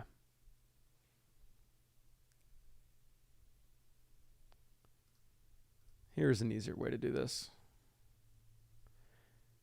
Once we hit 500 likes on this stream, we'll pivot over and we'll start answering some free questions. How about that? All right. How about them apples? That's how we're going to blackmail y'all. Once we hit 500 likes on this live stream, which is less than 10% of y'all going down there and hitting that like button, we'll pivot over and get some more free questions going. All right. So let's go and let's answer this next team review. It's coming out from Dave, my guy. Really appreciate you. I'm going to be excited to check this out. Says, yo, Mason, I have a deal that I can pull the trigger on. Not sure what the other options you are recommended to help the squad. Trade Adams, Dobbins, Chase Brown, Keon Coleman, and receive Jalen Hurts, Mike Evans, Devin Singletary. Thanks and good luck in the Flock League. Thank you, my guy. First thing I want to mention is, one, we have a juggernaut team here. If we are looking at this league analyzer, there are two teams that are much better than the rest. That's us and the winners. Everybody else is significantly worse. Now, going over to what we have at quarterback. This is a league in which it looks like we already made this trade. We already went out there and we already picked up Jalen Hurts. Yeah, says, Isolated Dave says, I pulled the trigger. Okay, I was going to say, well, now at this point that you've done that, my guy, I think it's an easy spot to say, let's go ahead and let's move on from Sam Darnold. Obviously, we do not need Darnold on this squad. And this is similar to what Sal just did in the Flock League, where he went out and he traded for Anthony Richardson on a team that already had Josh Allen. So now he's sitting here trying to sell A-Rich. And obviously, we should probably be looking to do the same thing. What Sal did in the Flock League is he looked around the league and he went, okay, the team that needs a quarterback is Mason's squad. Let's hit up Mason. Well, we're going to see what team needs a quarterback here. This team has Caleb Williams, right? So if we're able to send them A-Rich and a wide receiver to go get a wide receiver upgrade, I think we would love that. If you could go like A-Rich and Waddle to go get Garrett Wilson, it'd be a no-brainer. A-Rich and Dell to go get, or A-Rich and Worthy to go get Adams or Wilson would be a no-brainer. Let's see if there are any other teams here that need help at quarterback. This team has Love and Carr. They're probably chilling with Derek Carr. This team is Justin Fields. So, I mean, if we could definitely attack their squad for that upgrade, maybe here instead, the thing is we're so strong at running back. This is a ridiculous team. Maybe we're still looking for that wide receiver upgrade. Wide receiver, they have Malik Neighbors. If you go A-Rich and Mike Evans to get to Malik Neighbors, or maybe A-Rich straight up for somebody like Zay Flowers, it's another move that we could look at making. And then on top of that, go ahead and cut Darnold. Now, of course, Jalen Hurts does have the bye week in week 5. So if you wanted to go ahead and if you wanted to wait until we get through Jalen Hurts' bye week and then move off of the quarterbacks, completely understand, but definitely can't be rostering 3 guys for the time being.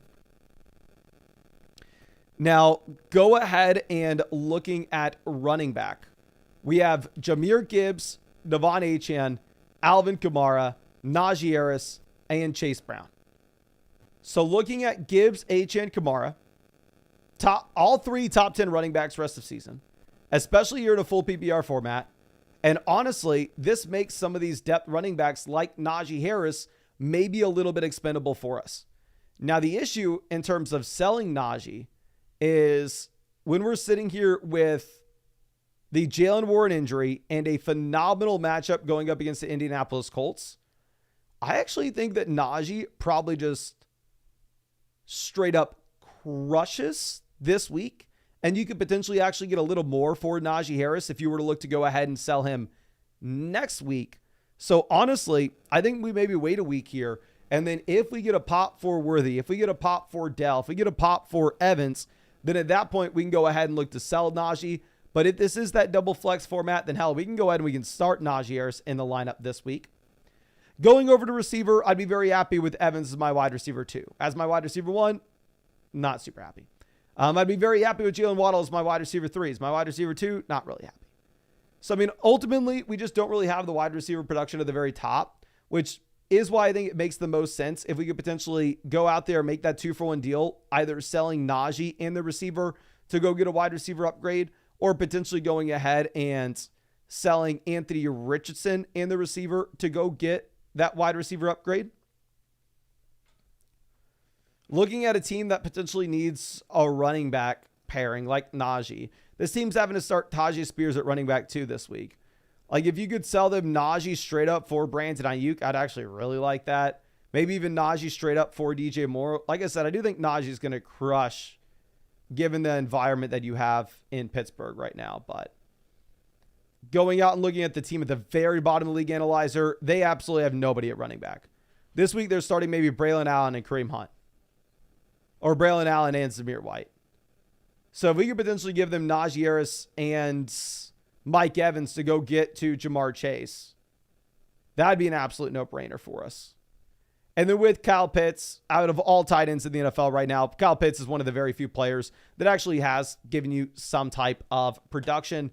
So I think you're going to go ahead, probably just hold on to Pitts and roll with him into the season. Don't need a roster backup.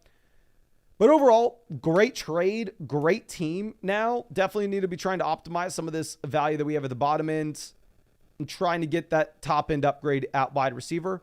But obviously, I mean, we are sitting here very pretty with the league analyzer at the very top. So there's not much for us to do, my guy. But let's move this over. Our next question coming out from Blockchain Brett. This is Puka Nacua versus Zay Flowers. So if you look at the expert rankings have Puka wide receiver 24, Zay Flowers wide receiver 23. Isolated Dave says, hope Anthony Richardson pops off in week 5 during the Hurts bye and try to make the deal. Thanks. No, thank you, my guy. If that's the case, if you were going to hold on to Anthony Richardson for that point, I would probably cut Sam Darnold then. I definitely think we can't roster 3, so I think you'd have to cut Darnold. But anyway, looking at Puka versus Zay Flowers, is our team linked? It is not. I think it really does depend on the overall context of this. The experts on flockfantasy.com have Puka ranked wide receiver 24 rest of season. And Zay Flowers ranked wide receiver 23. If you look at my overall rankings, I actually have Puka ranked slightly ahead of Flowers. But if you needed production in your lineup right now, I'm not going to fault you at all for going for Flowers. Now, AC Din coming out with a trade question. This is a Dynasty trade. Trying to win, is this package worth it? Get some depth for Barkley, or is this an overpay? So we are selling an early first and second next year and Jonathan Brooks to go get Barkley, Montgomery, Cousins.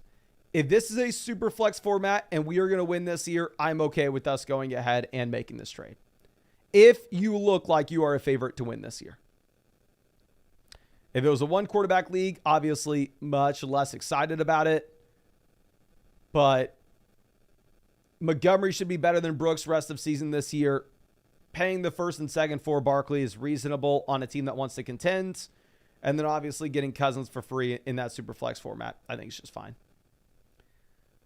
But going over, C-Max says, I think this trade is usually a yes, but my flex options and running back depth dramatically deteriorate. So if I can talk, I don't even think we said it right the second time. But anyway, looking at this, if we were to trade Moss and Jacobs for Jahmyr Gibbs, we'd be starting Gibbs, Jordan Mason as our top 2 backs. We have Najee Harris as RB3. Wide receiver, we have Lamb, Smith, Jaden Reed, Rome Odunze, Jamison Williams. You have more than enough depth. This is a 2 wide receiver, 1 flex format. We for sure want the Jahmyr Gibbs side here, my guy. We for sure want the Jahmyr Gibbs side. Okay. Now, moving this over, our next trade questions coming out from Zachary says, Anthony Richardson and Ayuk have been losing me games. Wide receiver core after this trade will be Harrison, DJ, Terry, and Waddle. Okay, so looking at this, we're really trading Ayuk for Daniels. I don't really care about the Baker for Kirk side of this. It's a 2 wide receiver, 1 flex league where the quarterback production matters a lot more. If you have Richardson, I'm probably going to rather stand by Ayuk. Definitely prefer Daniels over Richardson rest of season. And I know A-Rich has been very bad, but I think Richardson will actually be better in the future. I think Ayuk's going to be much better in the future as well. Ayuk did have 10 targets this past week. I don't think I'd full-blown panic here. But let's go ahead and move this over to our next question. This one coming out from JP. Going to be excited to check this out for you. So here's what we're going to do. I'm going to run and go pee real quick. I'm going to come back, review this team for JP, and then I am going to immediately start answering some free questions in the live chat.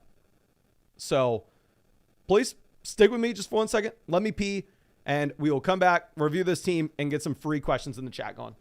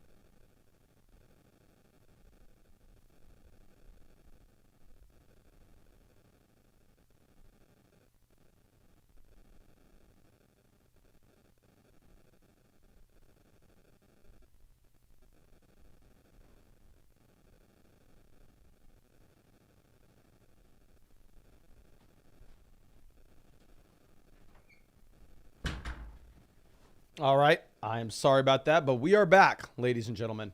So let's go ahead and let's dive into this for JP. This is a 12-team, 2 wide receiver, 1 flex. The question is, do we drop anyone for Jalen Waddle? I also have another team on NFL Fantasy, but it can't be linked on here. I am very sorry, my guy. You can send any screenshots you want through flockfantasy.com for a team submission. But yeah, right now we can't put the NFL Fantasy in the league analyzer. But anyway, it's a 12-team PPR, point per completion, 6-point passing touchdown format, plus a 5-point bonus for 100-yard games, 5-point bonus for 50-yard touchdowns. QB, we have Stroud, running back Kamara, Jacobs, Ramadre, Bucky, Braylon, receiver Jefferson, T. Reed, Deontay, tight end, we have Pitts and Ingram. Love that squad specifically over there, because if it's that league where you're getting the massive incentives for high volume passers, I actually think that we want the quarterbacks who are going to throw the ball with volume rather than what you have with some of these quarterbacks that are going to give you rushing upside. So I actually think like building around Stroud and those running backs is an absolute no-brainer. But let's move this over. So JP's team here is number 2 with the league analyzer. So looking at the top 5 teams, they're all pretty much identical, right? You have the top 5 teams that are all in the same tier. And then you have that significant drop off to some of these teams at the bottom, which I'm assuming you're dealing with injuries. But anyway, pulling up this squad here. This is a league where you're going to start 2 wide receivers and 1 flex. So quarterback, we are sitting with Kyler Murray. Definitely always like the awkward spot where you can roster 2 QBs. You only have to roster 1 if you want to. Looking at the rest of this league, looks like on average, everybody is rostering 2 quarterbacks. You have a couple teams only rostering 1. You have a team rostering 3.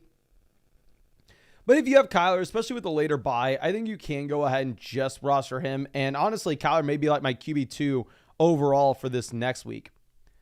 Going over to what we have at running back, we currently are sitting with Breece Jacobs here at the very top. So Breece, locked and loaded, high-end RB1 rest of season. Josh Jacobs, I think a very solid running back too with volume, especially as we get Jordan Love back into this offense. And there will be more touchdowns to be had overall. We have Javonte Williams, Braylon Allen, Bucky Irving, Roschon Johnson. So we are rostering a ton of these running backs that if their situation were to change, then all of a sudden they just are dramatically more exciting. And looking at what we could potentially do here with these RBs, I mean, if you have Roschon continue to expand his role, which reports coming out of Chicago are saying that he will, Roschon potentially could be a viable flex play. Obviously, Braylon Allen may be a viable flex play as is. But they have that hidden appeal where DeAndre Swift goes down, Roschon Johnson looks like a must-start guy. Breece Hall goes down, Braylon Allen is a must-start player. Going over to wide receiver, we have 2 wide receiver ones with Harrison Neighbors. The wide receiver depth is Pickens, Thomas, Ladd, so we're not rostering too much wide receiver depth. Tight end, we have Andrews and Evan Ingram here for the long term, so tight end's fine. Obviously, Andrews has been very bad, but he's going to be better going into the future. So overall, I absolutely love the construction of this team, specifically for a league where I only start 2 wide receivers and 1 flex. If I were to do anything with this squad, I think that the interesting pivot would maybe be to see how much value we could squeeze out of Malik Neighbors. Because obviously, Malik Neighbors has been phenomenal. Malik Neighbors is like 37 targets through the first 3 weeks. Looks like he is going to be one of the best wide receivers in the entire NFL. But he's still in a very bad situation. He's coming off 2 games with 3 touchdowns. So if you could find a way to pivot over from Malik Neighbors up to instead somebody like, I don't know, potentially getting to Amon-Ra St. Brown, Justin Jefferson,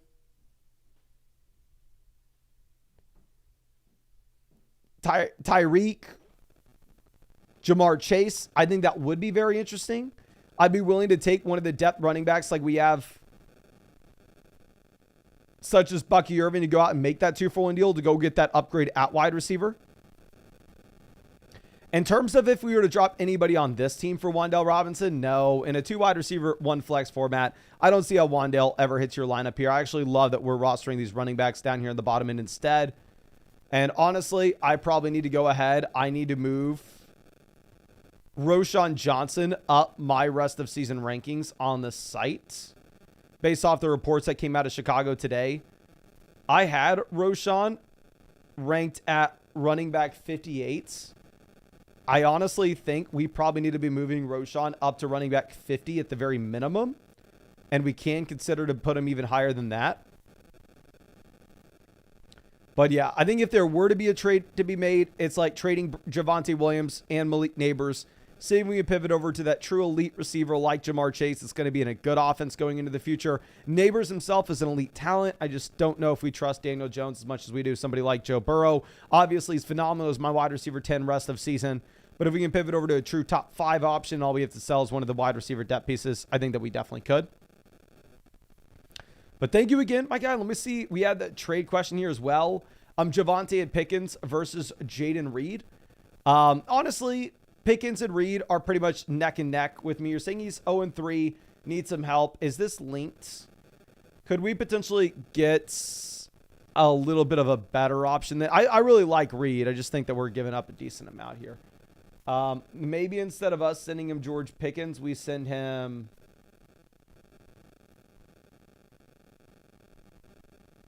Ladd McConkey. Like, if we can do this deal, I probably like it a little bit more, to be honest with you. The first one is going to be up to you. I think you can make an argument for either side. The second deal, I would like the Jaden Reed side of this. But thank you again. Do appreciate you and really hope I was able to help you out.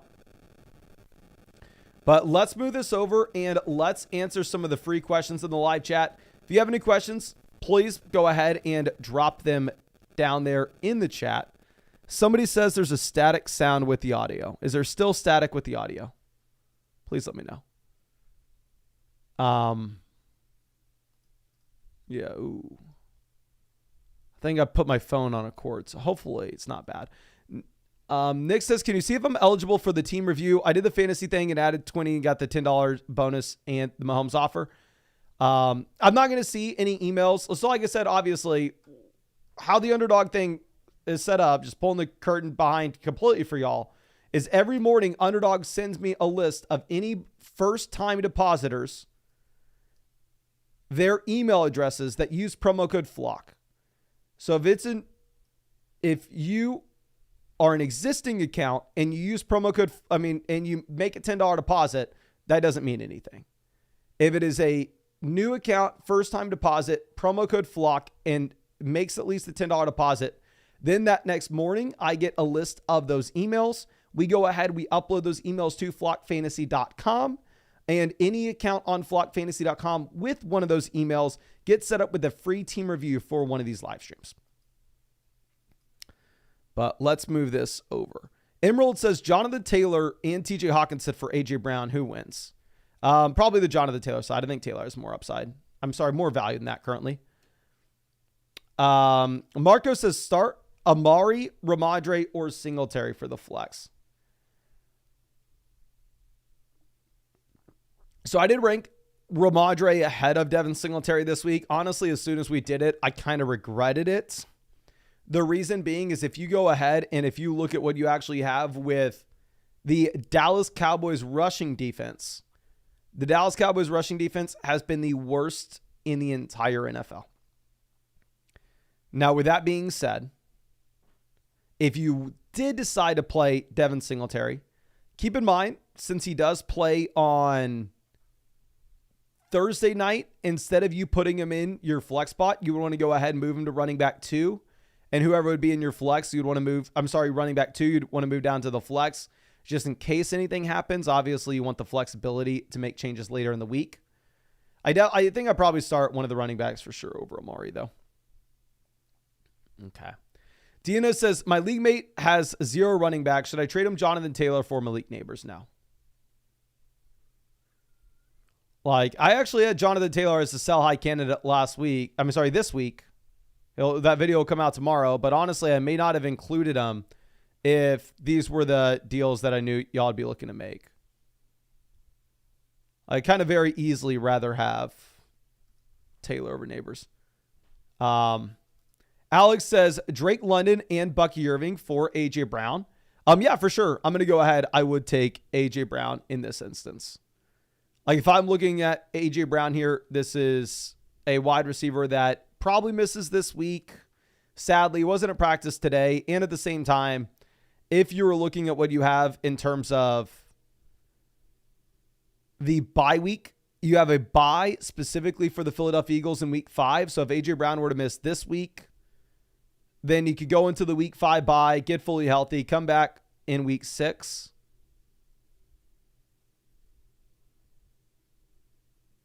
So I think AJ Brown is a nice target if you're going to be selling like a wide receiver 2 and a depth running back for him. Now, let's move this over. Luke says traded Terry McLaurin for Tank Dell. What are we thinking? I have Terry McLaurin in the Flock League. If somebody offered me Tank Dell for Terry McLaurin, I would probably sit here and cry about it and go, oh my gosh, I don't know who I want. What side am I going to go with? Blah, blah, blah. And I'd probably go back and forth a ton, but at the end of the day, I think I'd end up taking Tank Dell. I think I'd end up going with Dell. Okay. Let's see. Eric says, how much do you value Cooper Kupp? I can just show you my rankings real quick. And I want to reiterate, y'all can literally always go to the site and pull up the rankings for free. Full transparency, my specific rankings are behind a paywall.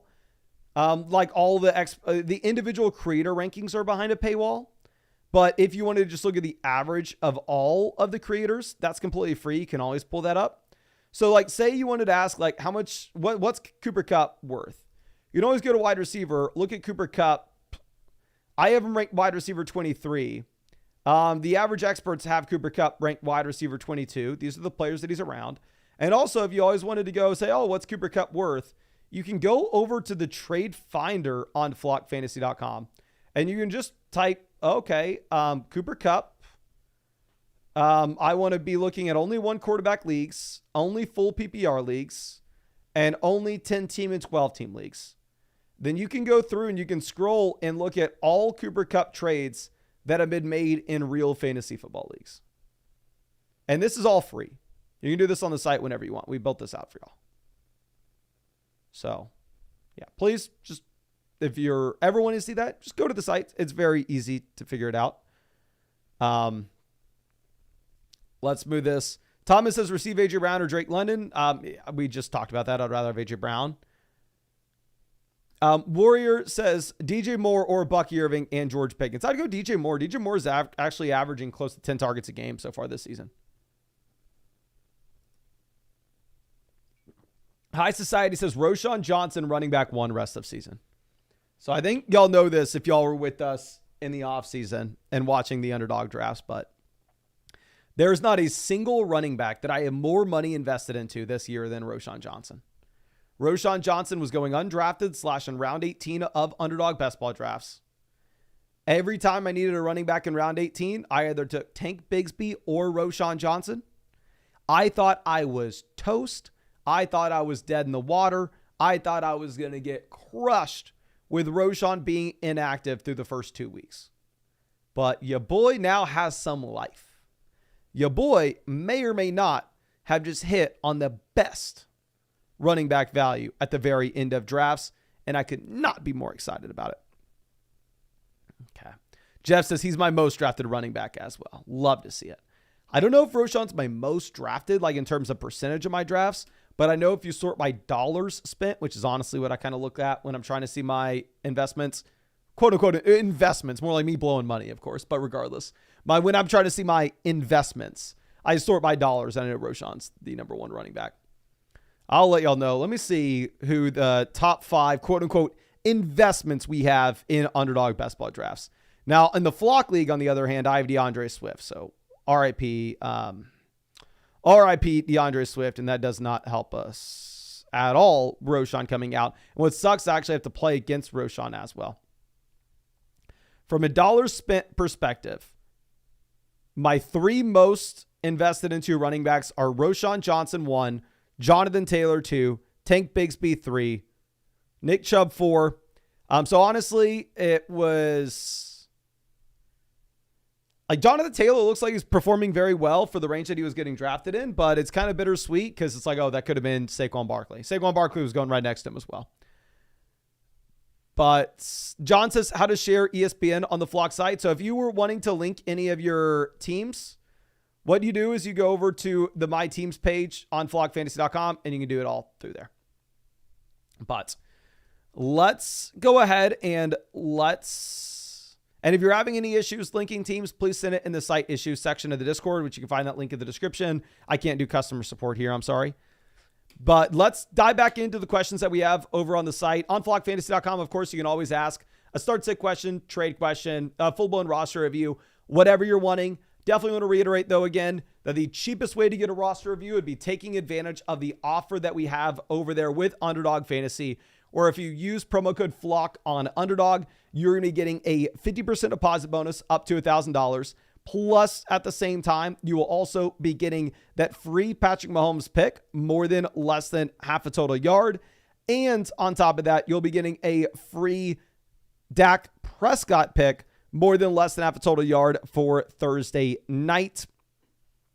And yeah, just if you're wanting that free team review from using code FLOCK, just make sure you go through the link in the comment section, description, or live chat. And make sure you set up an account on flockfantasy.com with the same email address as your accounts on Underdog. But let's move this back over. So we are going to take the Keenan and Bijan side here, right? Because if we're looking at this, Zeke versus Keenan, give me Keenan. Bijan versus Kyron and Moore, give me Bijan. Says Kyron being the only weapon in Algier, proving he is good. I know that people are upset with us for like me, quote unquote, ranking Bijan Robinson too high. It's my RB2, but my thing with Bijan is he's averaging 20 opportunities per game. He has the role as a receiver, and he's played the Chiefs, Eagles, and Steelers. He's had about the 3 toughest matchups you could possibly ask for. Dan, like I said, I cannot do customer support in a live stream. So please, if you're having any issues, send them in the site issues section of the Discord, which you can find that link in the description. And one of the developers would be very happy to help you out. But let's go over to this question from NF. Says, got this offer twice, one with Ayuk and the other with Deontay. So we have both available. I would definitely prefer Ayuk if we are going to make the trade. This is a 12-team format where you can start 4 wide receivers from week to week perspective, at least dependent on if this was filled out correctly or not. I think it's a very fair trade. Obviously, Kamara being the top end piece, and you are getting a considerable amount of depth if you are pivoting off. Could y'all please spam the chat? What side would you rather have here? Would you rather have Brandon Ayuk, Zach Charbonnet, Kenneth Walker, or would you rather have Alvin Kamara?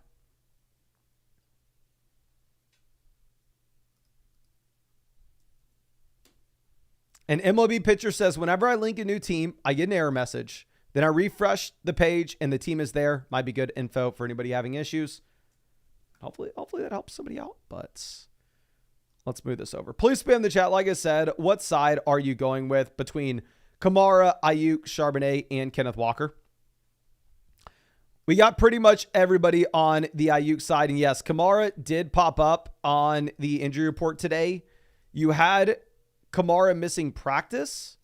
In terms of me being very worried about it, I'm not. I think that with Kamara aging back, it makes sense for him to maybe not have to get in every single practice. For him to take a Wednesday off seems very reasonable to me. And also was listed as 2 nagging injuries rather than just 1, which makes me think it was more of a rest thing than anything. Obviously, I could be wrong, but I'm coming out with our next team review. This is Enrique. Took advantage of the free Underdog offer. Thank you, my guy. Going to be excited to check this out. Says, help me, Mason. This is a 1 IR spot, tight end premium format. If you're only getting an additional quarter point per reception, I don't think we're too concerned about that. But anyway, I would like to get Brooks, Dowdle, JSN. Which other trades would you recommend? All right, so let's go ahead and let's check this out.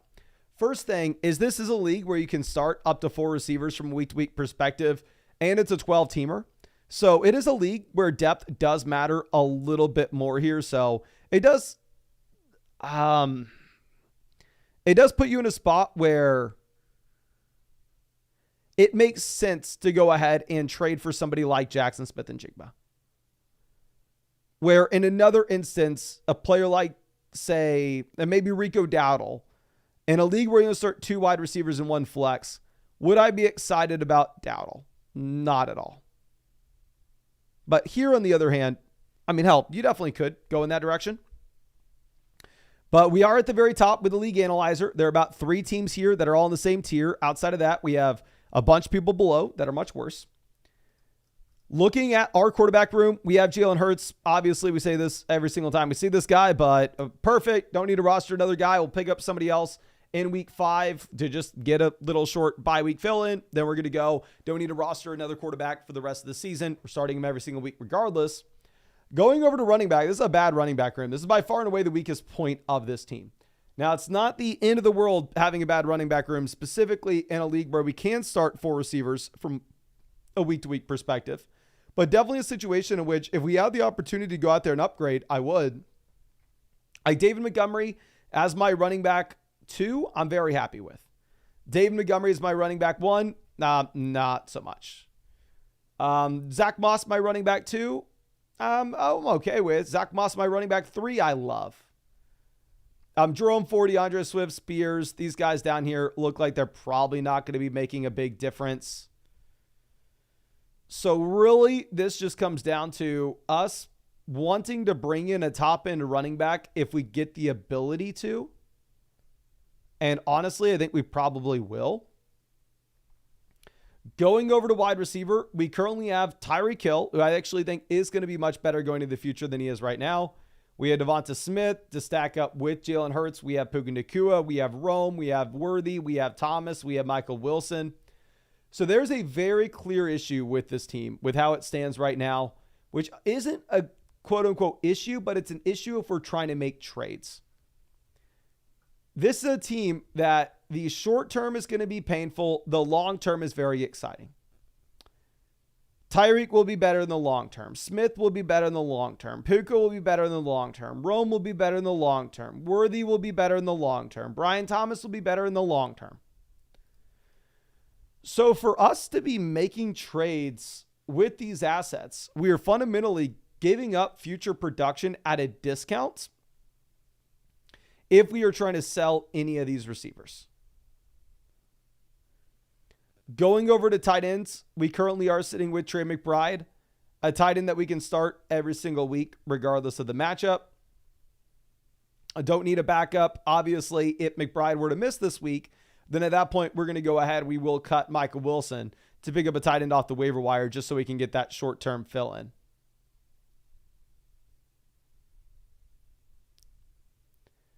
But as we look at this overall team, I think that this is a situation in which you are much better off just sitting on your hands and not really looking to make too many adjustments.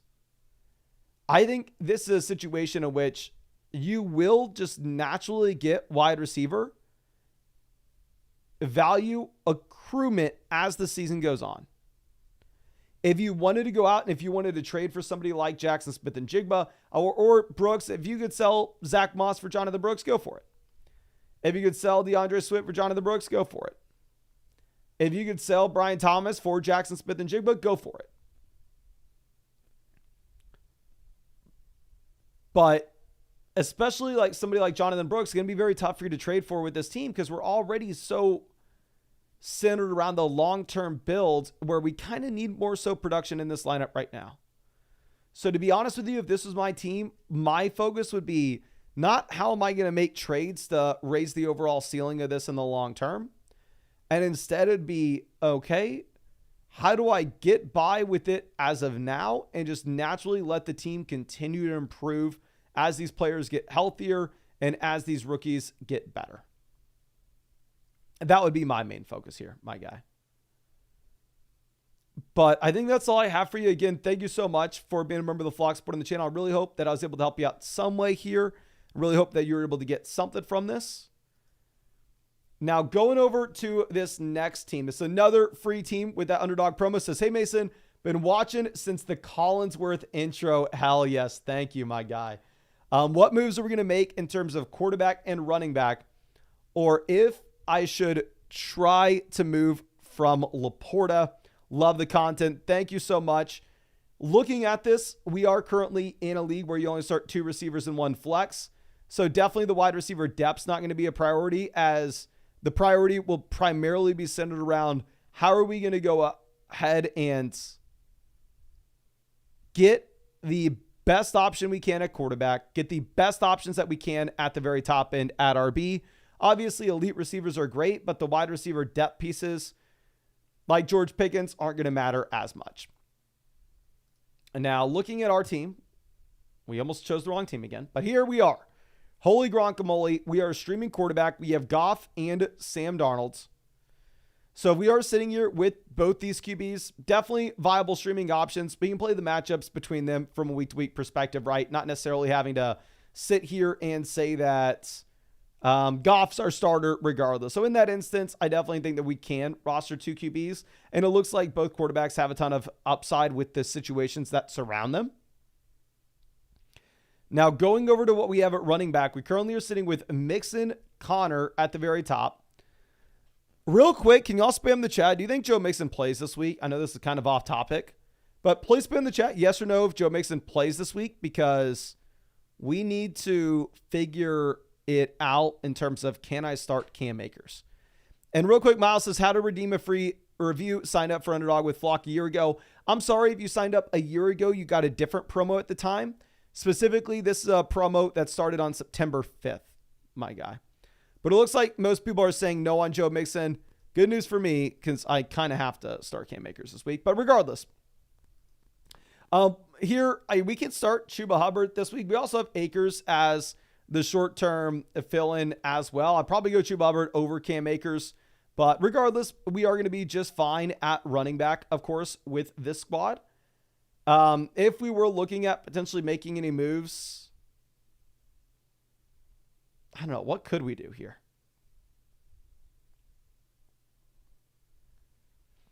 Maybe go ahead and... The thing is, I think Chuba Hubbard's a potentially, a great sell high candidate, but we have Chubb injured. We have Joe Mixon injured, so we can't sell a running back. We're just waiting for Mixon and Chubb to come in. Going over to receiver, we have the top end options. We have St. Brown, we have Rice, we have Harrison. Our 2 receivers and our flex spot every single week, regardless of matchup. For whatever reason, this is the second time that we have seen somebody have Freddie Swain on their team, according to the league analyzer. Clearly, this is an issue with the site. I know that you don't have Freddie Swain on your roster. If you did, for sure we would go ahead and drop him. I don't know why this is the player that has showed up accidentally twice with the league analyzer, but regardless. So if we are looking at what you have at receiver, I would love to see if we get, the thing is you can't get any value for Keenan. Like if you add a depth receiver like that team up here at the top with like George Pickens, it would be a very easy spot to take that depth receiver and go and trade him with a running back like Chuba Hubbard to go get that upgrade at RB.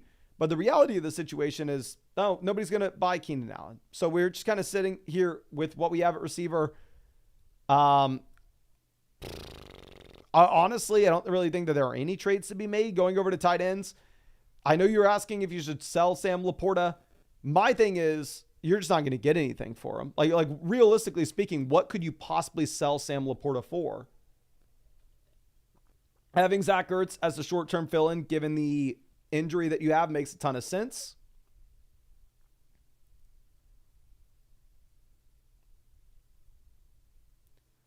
I'm trying to think of what we could reasonably do with this team.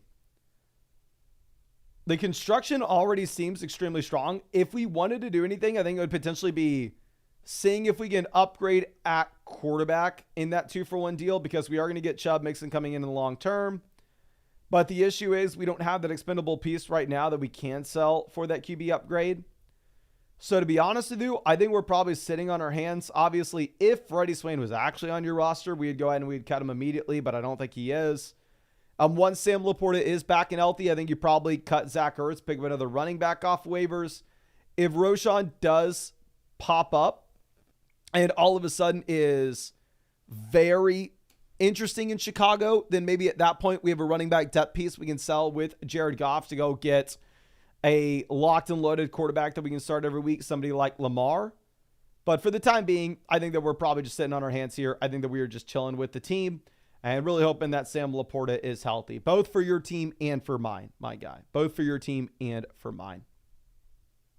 But thank you again. Really do appreciate you and really hope I was able to help you out some way. But honestly, I know I probably didn't. There's not much I could say there. But let's move this over. This is a longtime member of the flock. And Jawit Hoodie says, do I make this trade? In the long run, I feel like it's a win, but we're short on RBs. So going over Chase to Tyreek, downgrade. Kamara to Cup, downgrade. Johnson and Moss, slight upgrade. No, I think you keep Chase, Kamara here.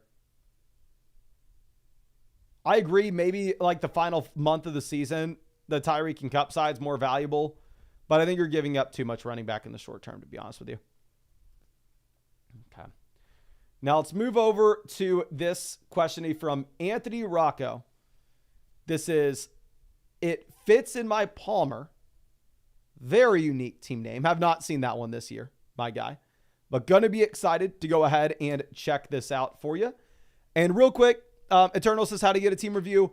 Definitely the cheapest way to get a team review, like I said, is click the link in the live stream. Go sign up for Underdog Fantasy, make a $10 deposit, and then go over to flockfantasy.com, make an account on flockfantasy.com with the same email address that you used on Underdog Fantasy. And then the next day, you'll be granted with a free team review voucher. You go hit expert advice, you hit team review, and you can go ahead and you can submit your team review through there. But yeah, it'll be the expert advice. And obviously, you can ask a trade question, start say question, whatever you want through flockfantasy.com. But if you wanted a team review, definitely go through the Underdog way, so it is the cheapest way possible for you. But anyway, going back to It Fits My Palmer says, currently not rostering a kicker because I felt like we needed to pick up Bucky Irving since I only have 2 healthy running backs and one's on bye next week. I'd like to package one of my 6 receivers with a moderate upgrade at running back. What are some realistic trade targets? So if we're looking at this team, first off, this is a really strong team. We are currently second with the league analyzer. If we are looking at the league settings, since this is a league where you're going to start 2 receivers and 1 flex, for sure wanting to sell a wide receiver depth piece in a 2-for-1 deal if we get the option to. Now, looking at what we have at quarterback, we also have Kyler Murray and Jaden Daniels. So looking at the ability to sell one of these quarterbacks, if this is not a super flex league, if this is a 1 QB format, which it is, I think you have to go ahead. You have to sell one of these guys. I mean, I think the Dak Prescott team would probably be very interested in Jaden Daniels. If you could sell them, maybe Daniels and Ramondre to go up and get to Joe Mixon, I think that'd make a lot of sense. This team has Lawrence and Rodgers, so they're effectively streaming running back. If we could potentially sell them Daniels and Olave to get up to Jefferson, I would love that. I'd do Kyler and Olave to get to Jefferson.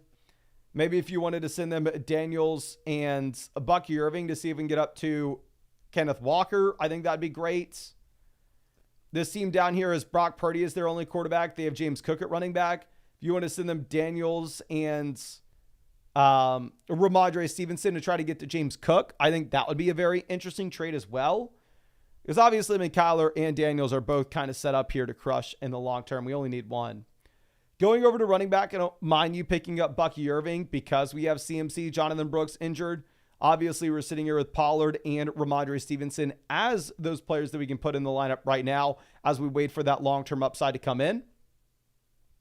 But as we're sitting here, I probably would prefer to go through and roster a kicker and have some points in our starting lineup this week rather than just making sure that we get the extra running back. Like, I don't like the idea of not rostering a kicker just because you feel like you need the running back depth. We need a kicker in the lineup. We need to take those points. If not, you're setting yourself up just to have an unnecessary loss. Now, going over to receiver, as you already mentioned, I mean, obviously plan A and plan B is one, sell a quarterback and a running back to get an upgrade. Plan B here is also to sell either a wide receiver and a running back to go get an RB upgrade.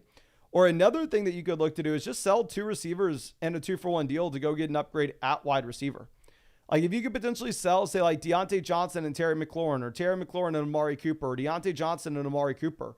These two of these receivers that are coming off absolutely smash weeks, and pivot up and get to a receiver that's a tier above to a team that needs some depth help. Like, this team doesn't have a lot of depth. If you could potentially get to Devontae Adams by selling, say, Terry McLaurin and Deontay Johnson, I think that could make a lot of sense. In a league, you only start two receivers and one flex.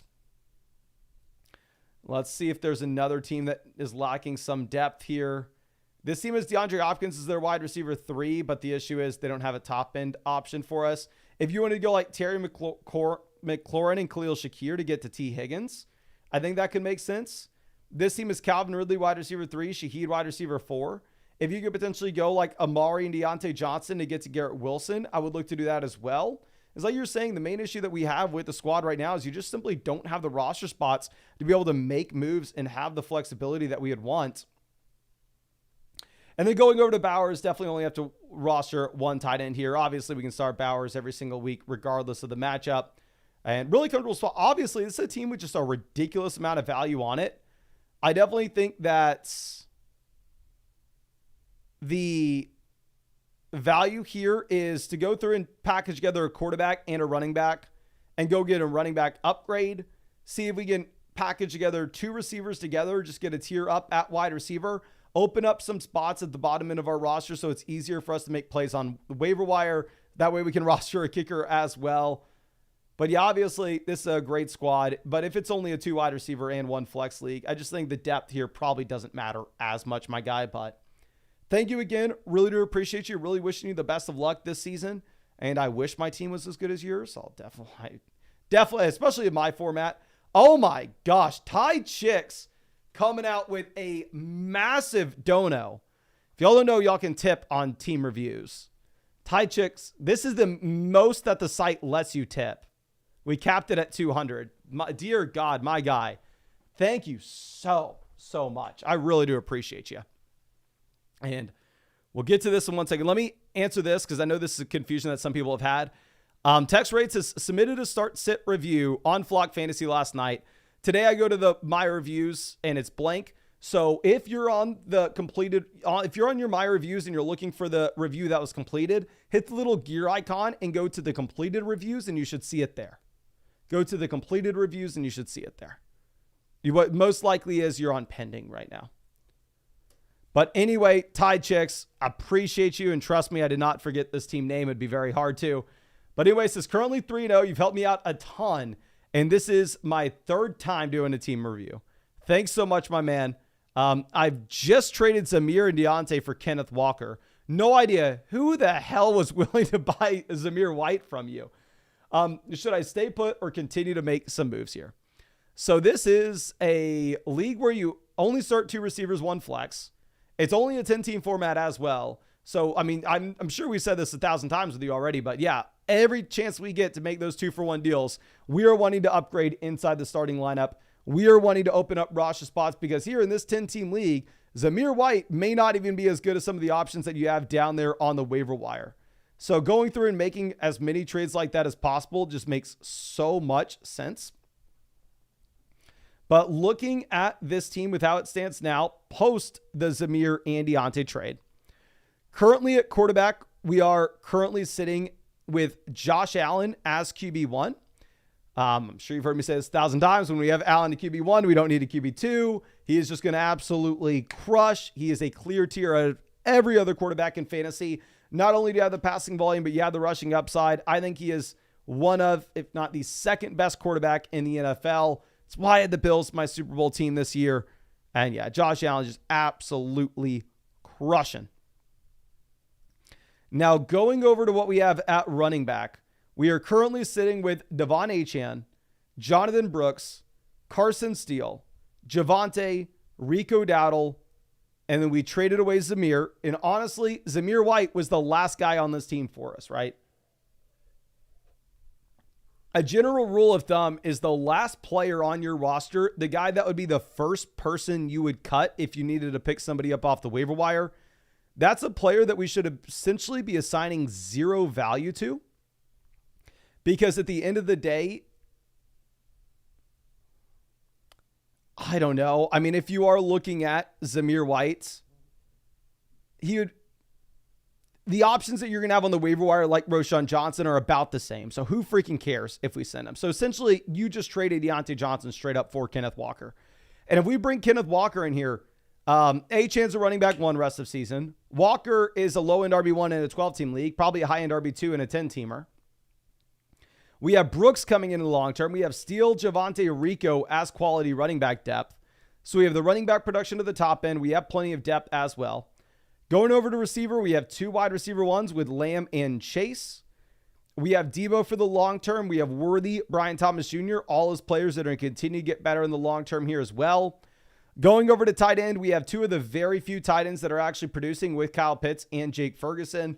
So obviously something that we could do that would maybe be a little interesting here is attack some of these teams that don't have a viable tight ends. Like this team has David Njoku here.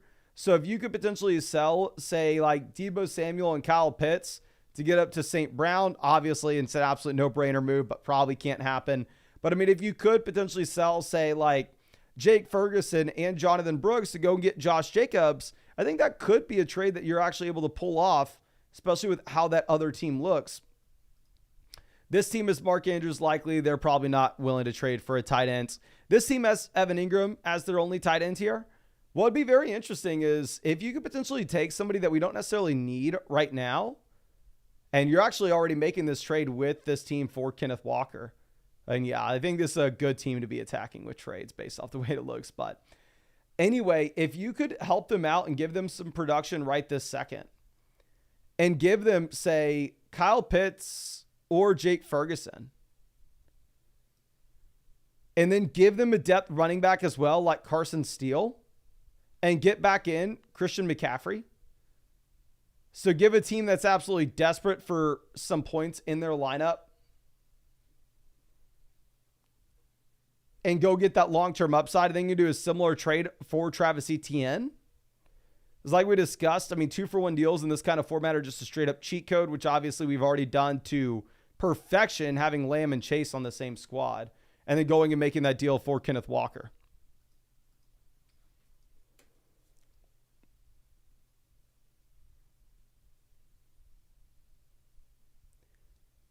I think you are in a really good situation where you have the luxury where we can sell at tight ends. Definitely don't have to. But honestly, I probably am not messing with our wide receiver position after the Deontay trade because the guys that we have there at the bottom end are players that are going to continue to get better as time goes on. But I really do appreciate you, my guy. I really hope that I was able to help you out in some way here. And as always, if there's anything I can do for you, don't hesitate to reach out to me and let me know. And definitely just, by the way, if you have any other questions with this team, don't have to feel like you have to ask through the site. Just shoot me an email and I'll be happy to try to get back to you. I mean, thank you so much for the massive, massive tip. I really do appreciate it. But let's move this over to the Burt. This is Austin Eckler and Jamison Williams versus James Conner. This is James Conner easily, especially with the Eckler injury. This Mason really liked Conner for this week's matchup and also for the playoff matchups. The thing with the playoff matchups for James Conner is I think it's tough to project him out for that long, specifically because we should expect that Trey Benson does expand his role here a bit. But yeah, I think honestly, Jamison, boom bust, wide receiver, flex consideration, Eckler dealing with the concussion. I think you just are in an easy spot to take Conner. Now let's move this over to a team review from Backmast. Actually, this isn't loading for whatever reason. So here's what we're going to do. We're going to move past this. We will get back to it later, my friend. For whatever reason, sometimes the teams don't load and then they load the second we go back to them. So we'll get back to this later on. I do want to also say in the live chat right now, if we hit 700 likes on this stream, we'll pivot over and start answering some free questions in the chat. So if you have not done so already, go down there, hit that like button. But E. Artley says, I would have Allen, Bijan, Kyron, Bucky, Charbonnet, Hunt. So having Bijan, Kyron at running back, phenomenal. Wide receiver, we would still have Jefferson, Rice, Ayuk. It's a league where we're going to start 2 wide receivers and 1 flex. So honestly, to trade Olave and Etienne for Bijan Robinson, I think it's a very easy spot to just say Bijan's the best player by a decent little margin here. We are going to go ahead. We are going to take Bijan. People have been upset with us for ranking Bijan Robinson, quote unquote, too high, but he's averaging 20 opportunities a game. He has the role as a receiver and a much better schedule going forward. Now let's move this over to our next team review. This is a free team review. Someone took advantage of the Underdog offer. Team name is Won't You Be My Neighbors. Says work league, currently 2-1. Winner gets paid week off. Oh, that is awesome, my guy. That is incredible. Been trying to exploit the league mates' injuries as 2 teams are gutted from injuries with no luck. This is such a cool idea for if you win your league, you get to have a paid week off of work. What would be even better is the team that loses has to be the one to pick up the time. They have to pick up the slack. That'd be awesome. This is one of the coolest. This is one of the coolest things I've heard in terms of teams. But anyway, if we're looking at this is an 8-team league. So waiver wire options are going to be insane. I mean, here the absolute cheat code is as many 3-for-1 deals, as many 2-for-1 deals as we possibly can, just because you are going to be able to backfill these options off the waiver wire that are very exciting. But anyway, looking at the squad right now, we are currently number 2 with the league analyzer. We're sitting with Jalen Hurts. Jalen Hurts is a top 4 quarterback for me, so he is a high-end QB1 in this format. Obviously, we have Kyler here as well. If this was a regular 12-teamer, I'd say, oh, we got to sell Kyler. Thing is, it'll be much tougher to sell Kyler Murray here. I guess this team actually only has Derek Carr and Tua.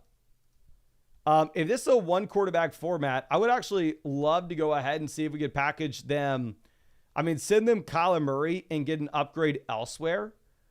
Say send them Kyler Murray and Aaron Jones to see if we can go get Devon Achane.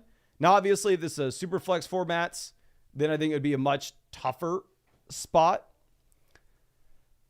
But anyway, going over to running back, we have Taylor. I think Taylor is a top 8 running back rest of season, so we have a running back 1. We have James Cook. I think James Cook's the top 16 running back rest of season, so we have running back 2. Aaron Jones, I think, is the top 16 running back rest of season, so we have multiple running back 2s, even in an 8-team league. Going over to wide receiver, we have Jefferson, Harrison, Neighbors, all 3 of whom have top 8 upside. So if you are looking at the ability to start 3 wide receiver 1s, looking at these names down below, like London Reed, Keon, Juwan Jennings, they simply don't matter nearly as much here in this league as they would in a 12-teamer because, one, the options on the waiver wire are going to be extremely strong. Two, how can we possibly get them into the starting lineup here? So another thing that we could potentially do is if we can take some of these depth receivers, somebody like Jaden Reed, I think, is actually a very interesting buy low candidate in a 12-team format where we are chasing upside, upside, upside. But if we can go ahead and we can take one of those depth wide receiver options and package him with Aaron Jones and go get a running back upgrade, I think that'd be a no-brainer. Like if you can take Drake London and Aaron Jones to go get Kamara, no-brainer. If we can take, say, a Malik Neighbors and James Cook to go get Saquon Barkley, to go get Breece Hall, absolute no-brainer. I mean, I would be willing to do that with Harrison as well. And I maybe want to do that in a 12-team league. But specifically an 8-team league where you're backfilling the great options off the waiver wire, and we have Drake London as our wide receiver 4, really won't hurt us that bad. If we go Harrison, James Cook to go get Barkley or to go get Breece, I would love that. And this team does have one of the weakest wide receiver rooms in this league. They have Evans, Kupp, Amari in an 8-team format. It's probably just not going to cut it. Another move that we can look to make, this team has, Calvin Ridley is their wide receiver 3 here in an 8-team league. That's not going to cut it. If you wanted to try to send them, say, Aaron Jones and Jaden Reed to go ahead and get a running back like Kyron Williams, I think that would be a phenomenal move. Or Drake London, Aaron Jones to go get Kyron Williams. And then obviously that trade that we talked about previously, the Kyler deal. So I think those are all the trades that I would personally be looking at. But thank you again. Really do appreciate you, my guy, and really hope that I was able to help you out in some way here. Now, Crow says, can't check the rankings, Mason. Is it working for any of you guys? So we had an all-time record for site traffic earlier today, which did mess with some of the pages. So we actually an outage on flockfantasy.com for about like 90 minutes or so earlier today. And we went through and we bumped up the amount of traffic that the site can see. That AWS bill is probably going to be pretty expensive, but it is what it is. But yeah, rankings are working for me. But again, if you are having any issues, please don't hesitate to reach out and especially let us know in the site issues section of the Discord, because maybe we are still seeing a little bit too much traffic. And maybe we need to optimize some things a little bit more. But let's move this over to the next team. This one coming out from Standill Stallions. It says, I started with Ayuk, Kirk, Charbonnet. Turned those guys into Kyron Shakir. Then shipped those two for Aaron Jones and Nico Collins. So we sold Ayuk to upgrade to Collins, Charbonnet to upgrade to Aaron Jones, and we just paid Kirk to do it. So obviously, phenomenal move there. Pulling up this team, this is a team on ESPN. You should definitely be able to link your ESPN teams with the site. So if you're having an issue with this, my guy, just go ahead, send it in the site issue section. One of the developers would be happy to help you out with this. I know obviously it's maybe a little bit too late now that we're doing this with the screenshot, but still, so you can use the My Teams page and stuff. But this is an obnoxiously good team. An obnoxious team. Currently at quarterback, we are sitting with Jalen Hurts. So a high-end QB1 in fantasy. Don't need a backup. Going down to the bench, we have Geno Smith. Honestly, I'd probably just go ahead and cut Geno Smith, if I'm going to be honest with you. Going over to what we have at running back, we have Bijan, high-end RB1. We have Achane, another running back one. Going down to the bench, we have Algier, we have Justice Hill, we have Tony Pollard, so we have quality depth and handcuffs if anything does happen. Wide receiver, we have Neighbors, Garrett Wilson. So looking at the wide receiver room, with Wilson and Neighbors, 2 low-end wide receiver ones rest of season, but we have Nico Collins, the mid wide receiver one. I didn't even see that we have Aaron Jones on this team. Going down to the bench, we have the upside with Ladd McConkey in the long term. I don't know what I'm going to... How the hell can this team make any moves? Tight end, we have Ferguson and George Kittle, so we have 2 tight end ones as well. Yes. Like, this is a significantly, and when I say significant, I mean a significantly better team than what I have. Realistically speaking, I have no idea why I would be the person to try to give you advice on how to improve your team. You need to set up your own website, and that way I can submit my team to you. This is obnoxious. Those trades were phenomenal. If we were looking at any moves right now, I think maybe just going ahead and optimizing what we have down at the bottom ends of what we're doing here in terms of, I don't necessarily know if I like Geno as a backup quarterback. I know that Jalen Hurts is the bye week in week 5, but at the same time, I believe in week 5, Geno's having to go up against the Niners, so you probably don't want to play him then anyway, so maybe you want a different quarterback. And then after you're through the Jalen Hurts bye, I'll just pick up another running back off of the waiver wire. Looking at the defenses here, we are currently sitting with Houston and Dallas. Probably not rostering 2 defenses. I'd probably play the Dallas Cowboys this week in a good spot in a Thursday night game against the Giants. I'd probably cut the Houston defense, pick up another running back off the waiver wire. But in terms of trades, I wish I had something for you, but I simply don't. If Kittle comes back and then at that point you feel comfortable starting Kittle going into the future, maybe if you can pivot from Ferguson and Wilson to go up and get a monstrous St. Brown and go get Justin Jefferson, we would. But the reality is this is an obnoxiously good team.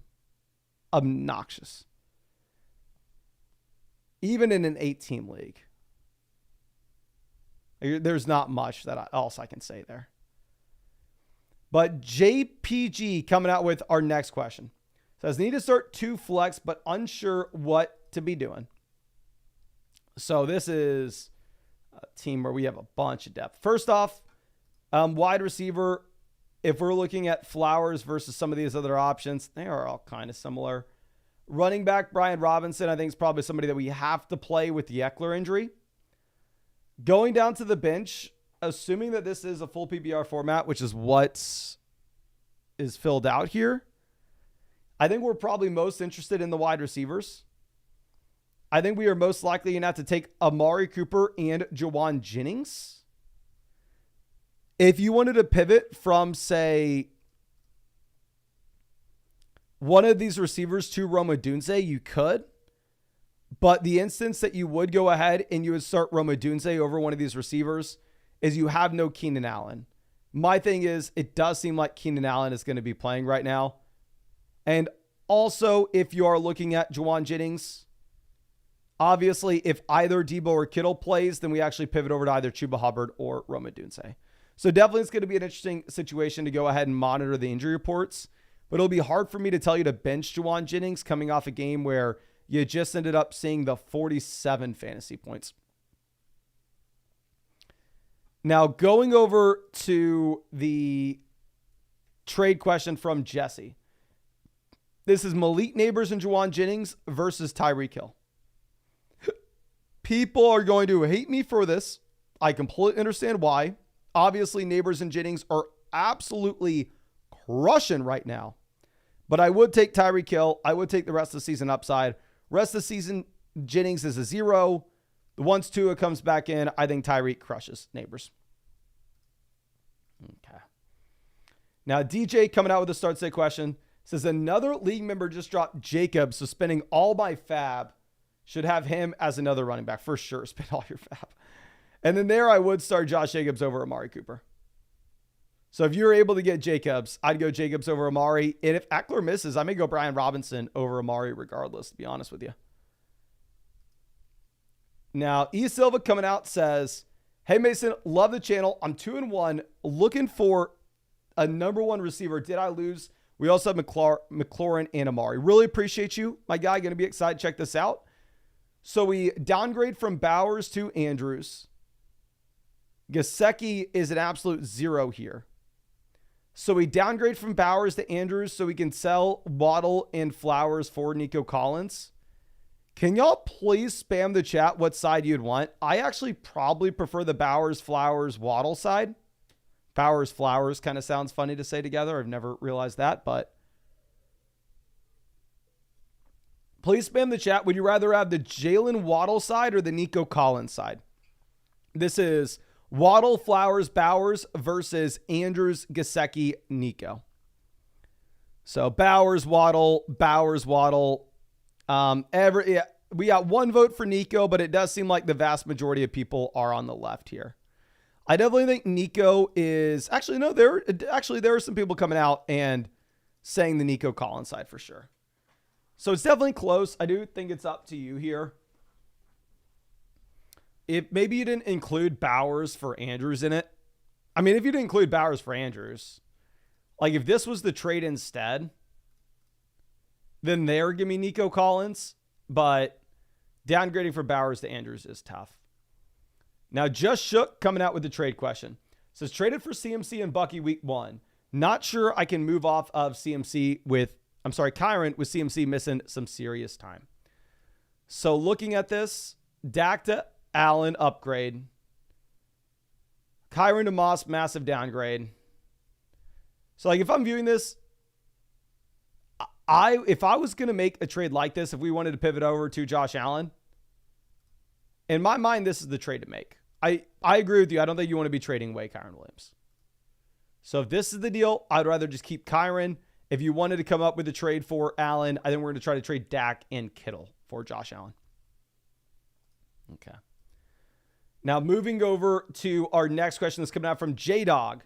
Says Allen, Gibbs, Irving, Chase, Neighbors, Kincaid, Olave, Diggs. Brooks on the IR. Wanted to know how the team's looking. So looking at this trade in particular, I actually probably would prefer to have Kirk and Aaron Jones. Team looks really good. Definitely next time, my guy, actually just link your team and I can just go ahead and see it on this page right here rather than you having to type it all out. But yeah, I mean, obviously hitting on Neighbors just makes this a monstrous squad. I think I would still probably prefer having Aaron Jones here, especially if our running back 2 is potentially Bucky Irving over Stephon Diggs. Okay. Now, David coming out with a question. This is Wilson and Jordan Mason versus Hawkinson, JSN, and Devon Achane. So going from Garrett Wilson to Devon Achane is an upgrade. Going from Jordan Mason to Hawkinson and JSN is a downgrade. It's a one-player keeper. The team is stacked at wideout. James Conner is our other running back. So yeah, at receiver, we have Harrison, Chase, Rice. Okay, yeah. So we are just absolutely loaded at wide receiver.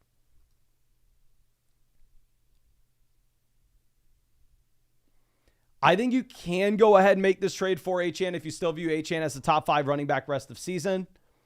Definitely not the easiest call in the world, as I definitely think it's a downgrade going from Jordan Mason to TJ Hawkinson and JSN. But the Achane side is the best player in the deal. And at the same time, you are sitting here with the best receiver room in the league by far. But Zigster says, we have Lamb, Debo, Pickens as my receivers. Running backs are Jacobs, Pollard, and Zamir. Yeah, we're just going to prefer CeeDee Lamb. Especially if you have Pollard as your RB2, you're going to be able to get by at running back. I think Jacobs going to be much better when Jordan Love comes in. I understand the thought process here, but if it was like, say, any other receiver but Lamb, like if instead maybe you're trading away Nico Collins, I think it'd be more interesting. But I still do view CeeDee Lamb as a top 3 wide receiver rest of the season. I think the only guy I have ahead of him in my rest of season rankings is St. Brown. But this is the most aggressive team name I've ever seen. Coming out from Mario. We'll get to this in 1 second. I definitely owe the live chat some free questions real quick. So if you have any questions you want to ask, go ahead and drop them in the chats. Would be happy to go ahead and answer as many of them as we possibly can. Let's see. Joseph says, Juwan Jennings, T. Higgins, or Pollard at the flex this weekend. If you have no Debo and you have no Kittle, it's probably going to be tough for me to tell you to go with anybody but Juwan Jennings. Yeah, I mean, you had a 47-point performance last week. Dim says, holy, that's a crazy team name. It is a crazy team name. Like, I can't believe that Sleeper let you actually put this entire league has some crazy team names. That's a crazy league. But anyway. David, if you're having issues linking with your team, please send it in the site issues section of the Discord. Obviously, I can't do customer support during the live stream. So if anybody here ever has any issues, send it in the site issues section of the Discord. And one of the developers would be very happy to go ahead and try to help you out with it. Okay. But moving this over to the next question. Ermid says JSN and Charbonnet for Zay Flowers. I'd probably rather have JSN and Charbonnet, to be honest with you.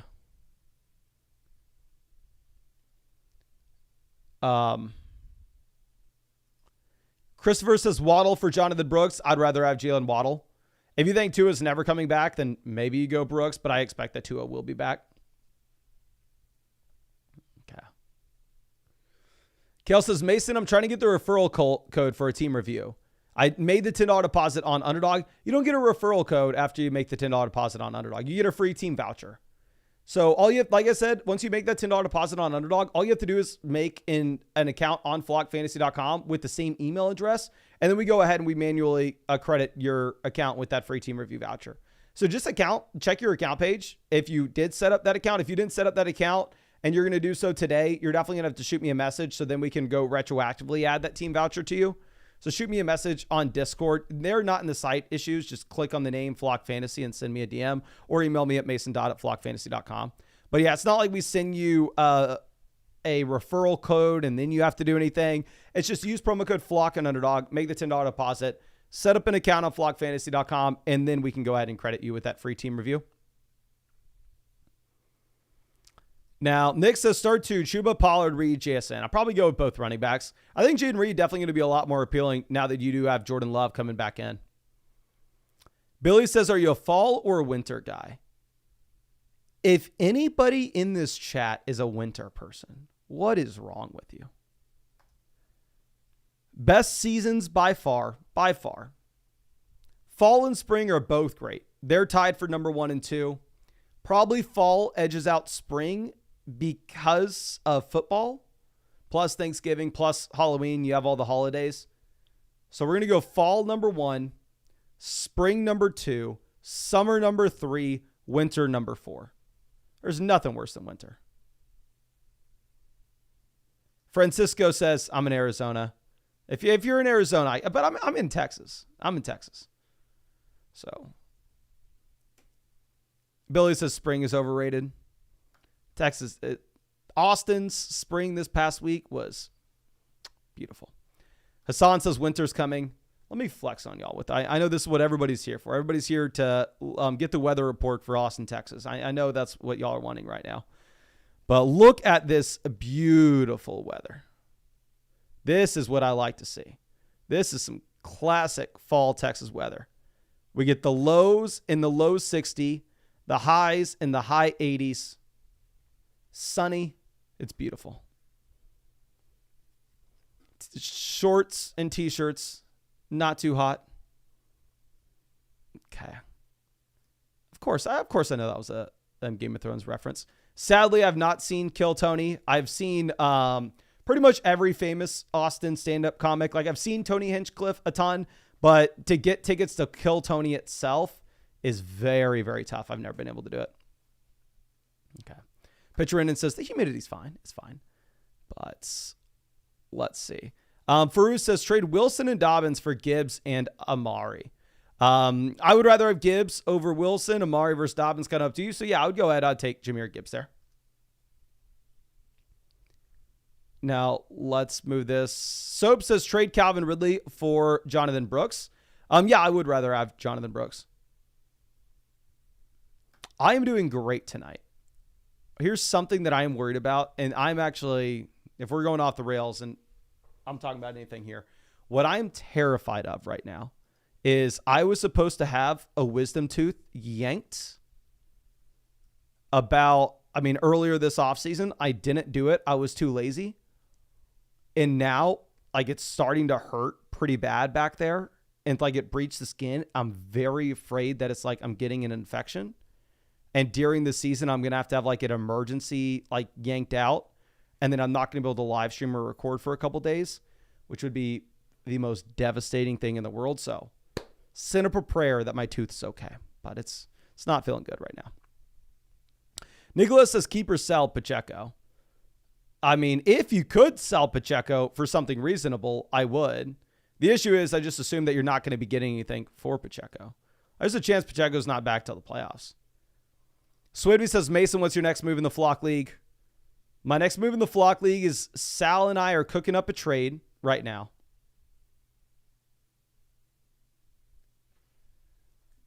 Where I may be sending Terry McLaurin and Tajee Spears for Anthony Richardson and Ladd McConkey. Can y'all spam the chat? Who would you rather have? Would you rather have Anthony Richardson or Terry McLaurin rest of season? Anthony Richardson or Terry McLaurin? Okay. See what people are saying. We got Terry, Ant, AR, Terry, AR, Terry, Terry, AR, Terry, AR, Terry, AR, Terry. So it does look like it's split 50-50. It's tough. Your boy's streaming right now. Your boy's streaming the position. But let's move back over and let's get some more of these questions going on the site because your boy has a lot of questions that we need to go through. And now, of course, you can ask whatever start set questions, any trade questions, any roster reviews you want over there on flockfantasy.com. Definitely the cheapest way to get a full-blown roster review, I will reiterate, is going through Underdog Fantasy, where if you go through Underdog Fantasy and make a $10 deposit with promo code FLOCK, you will get a 50% deposit bonus up to $1,000.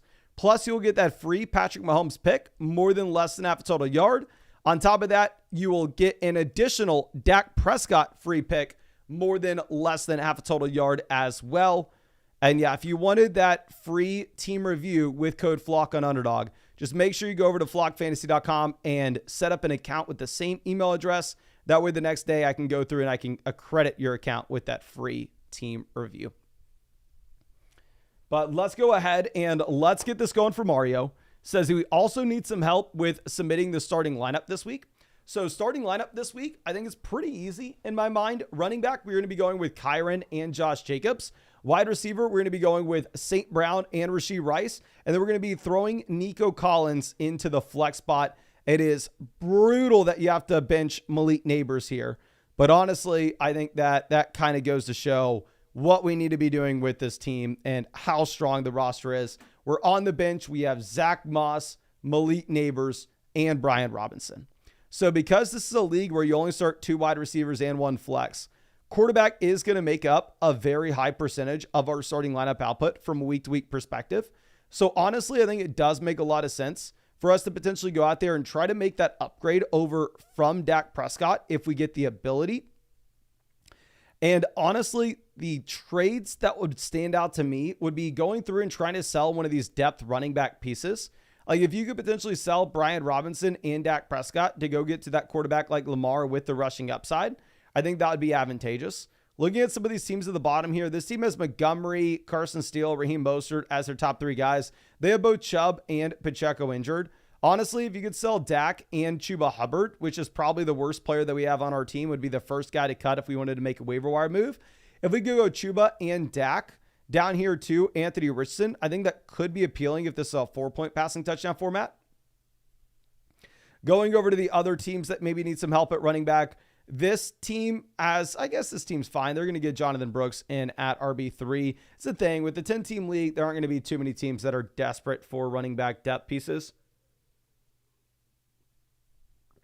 This team has Gibbs and Kenneth Walker. And then as their running back 3, they have Samaje Perine. So they really don't have much depth here, where if you could potentially send them one of those depth running backs like Brian Robinson and Dak Prescott, or like Chuba Hubbard and Dak Prescott to go get Patrick Mahomes, I think that would be very interesting in my mind. But obviously much, much easier said than done. And yes, I have no idea how Sleeper's letting these team names. These are some pretty savage. I mean, to be honest with y'all, I did not expect y'all that have team names this graphic, whenever we built this out, it was something that I maybe would have thought twice about. So just for me, I've always had normal team names.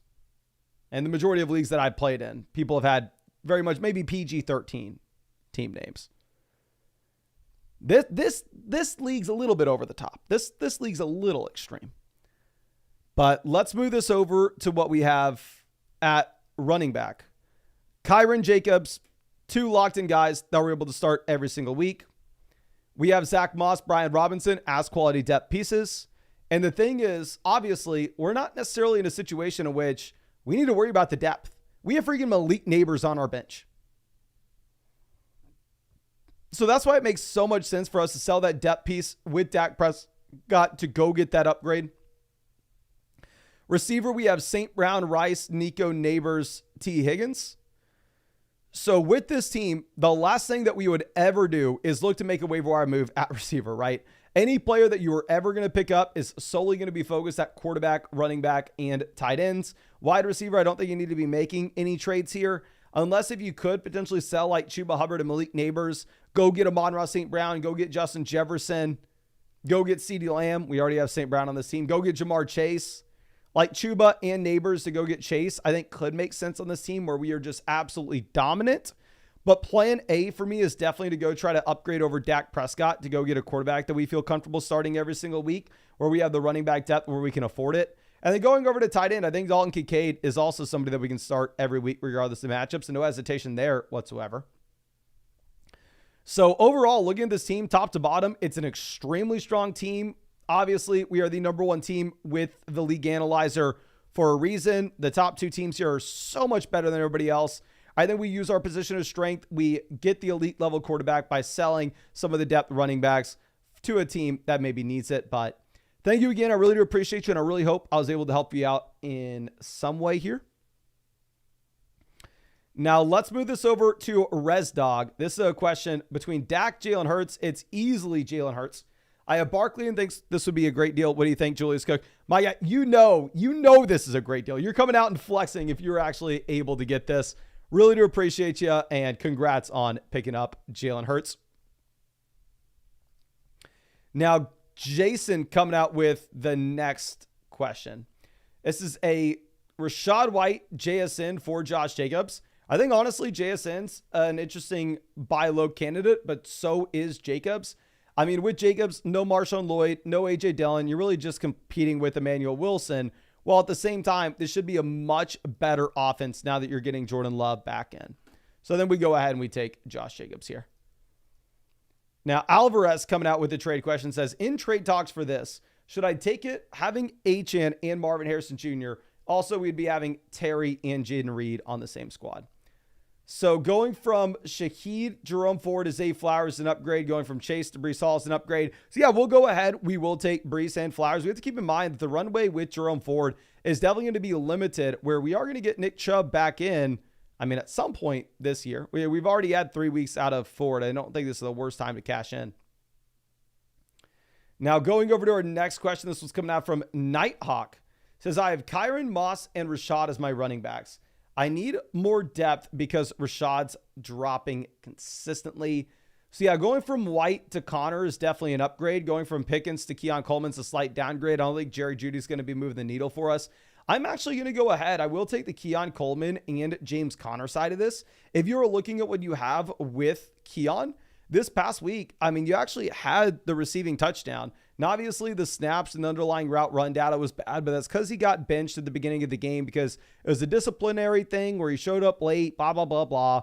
Not necessarily something I'm too concerned about going into the future. So if he is an every down player and what I project out to be one of the best offenses in the NFL, where I personally think that he is probably the most talented player in said offense, we can go ahead and we can take Keon Coleman. Okay, so let's move this over. Our next question coming out from MDG. It's a start-sit question where here wide receiver are options to put in the lineup. The main guy would be either Jameson or Khalil Shakir. Definitely not playing either over Olave or Chase. Not playing either over Jaden Reed if we have Jordan Love good to go. And then going over to running back, Brian Robinson would actually be the guy. So you know what? If we have no Austin Eckler in this game, I actually will put Brian Robinson in the starting lineup over Jaden Reed. But obviously, we will have to monitor the situation that you have with Austin Eckler playing or not. Because if Eckler is, if Eckler isn't good to go, if Eckler is good to go, then at that point, it is maybe a little bit of a tougher situation. If Eckler is good to go, I think you pivot to Jaden Reed. If no Eckler, I think you go Brian Robinson. Now let's move this over. This is another team from MDG. Here we are going through and looking at wide receiver. The best option down there on the bench would either be Christian Kirk, Michael Pittman Jr., or Yoshi. Definitely not starting either one over Wilson or Amari. Going over to tight ends, I personally am starting Mark Andrews over Tyler Conklin. But to be honest with you, I'm an idiot, and I don't necessarily know if you should listen to me here. Now, going over to what we have at running back, Emmanuel Wilson versus Zamir White. That is I think we do go with Emmanuel Wilson with this being a full PPR format, but it's not a situation that we are excited about at all. And then going down to the flex, we're not going to play Wan'Dale Robinson here. We are going to pivot back over to receiver. We're actually going to put Christian Kirk in. If you don't want Kirk in, it would be Michael Pittman. If you're looking at my wide receiver rankings this week, I put Kirk at 39. I put Pittman at 36. They're pretty much back-to-back. I put Yoshi at 42. So yeah, like I said, I have Pittman ranked a few spots higher than Christian Kirk, but really it's going to be down between these two receivers who you're wanting. I've definitely not, at least for me, I'm not playing Wan'Dale Robinson over Michael Pittman. And this is another starting lineup we're going to submit for MDG. My guy, thank you so much for trusting me this much. I don't know what I've done to deserve your trust, but I really do appreciate it. But anyway, this is a league where at wide receiver, we are loaded up at the very top ends. We are currently sitting with both Amon-Ra St. Brown as well as Malik Neighbors. Going over to what we have at tight end, we have Brock Bowers, someone we can start every single week. Running back, we have Achane and Tony Pollard. If we wanted to get somebody in, it would be Rachaad White, but we're probably playing Pollard over White at this point. And then for the two flex spots, we have London and Zay Flowers. With this being a full PPR format, I agree. I think we probably want to start them over Rachaad White, and we're definitely starting them over the rookies until the rookies continue to expand their respective roles. Now let's move this over to Ninja Non. Here we have Gibbs, Burrow, Harrison versus Jefferson, Hurts. This is interesting. Interesting. Jahmyr Gibbs, Justin Jefferson. Give me Jefferson. Hurts versus Burrow. Give me Hurts. But Harrison is a massive piece to add on to this. Can y'all please spam the chat? What side would y'all rather have? Would you rather have Justin Jefferson and Jalen Hurts or Jahmyr Gibbs, Joe Burrow, and Marvin Harrison Jr.? Typically, I'll say with these kind of trades, I am not too interested in trading like my three best players for your three best players. Typically, that is something that I kind of look to avoid. Just because ultimately, at the end of the day, this is a situation where it's going to be hard for multiple teams to win. It's going to be like, okay, this team robs the other. But looking at people, we got Jefferson, Gibbs, Jefferson, Gibbs, Jefferson, Jefferson. So it does look like most people are on the Gibbs, Burrow, Harrison side. So let's go with this side. Like I said, just typically, this is not the kind of trade that I think can ever really be mutually beneficial. But let's move this over. This is for Smart Dog. I'm assuming you're wanting us to start two running backs. Next time, my guy, if you are wanting us to start two RBs, all you have to do is go ahead, click two empty running back slots, and then put the three running backs that you're interested in down below so I can actually fill it out and send you the answer through the site as well. But if we had to bench one of these players, the more that we look at this matchup that you have for Dobbins and the matchup that you have for Singletary, I actually probably bench J.K. Dobbins with the Herbert injury, with the Joe Alt injury, with the great matchup that you have against the Dallas Cowboys for Singletary, with the bad matchup that you have against the Chiefs for Dobbins. So I think I'd probably bench Dobbins. Now, Clue coming out with a start sit question. Here, this is DJ Moore and Wilson as our two receivers. If we wanted to start somebody between Worthy, Shakir, definitely not putting him in over DJ Moore or Wilson. I'm going over to tight end. We have Pitts, obviously locked and loaded. Running backs locked and loaded here. Quarterback, we'd go Kyler over Caleb. And then, yeah, we're going to keep DK Metcalf for sure over Xavier Worthy and Khalil Shakir. So we are going to keep this as is, my guy. But this is another, I'm assuming this is the same team from Clue that just wants a full-blown roster review here. This is Sack Lunches. So this is the number 3 team with the league analyzer. Real quick, I'm going to review this team. Then we will get to more free questions in the live chat. So just give me 1 second, but we've been live for 3 hours. So your boy has to pee again. Let me go pee. We'll be back. We'll review this team and then we'll answer free questions in the chat.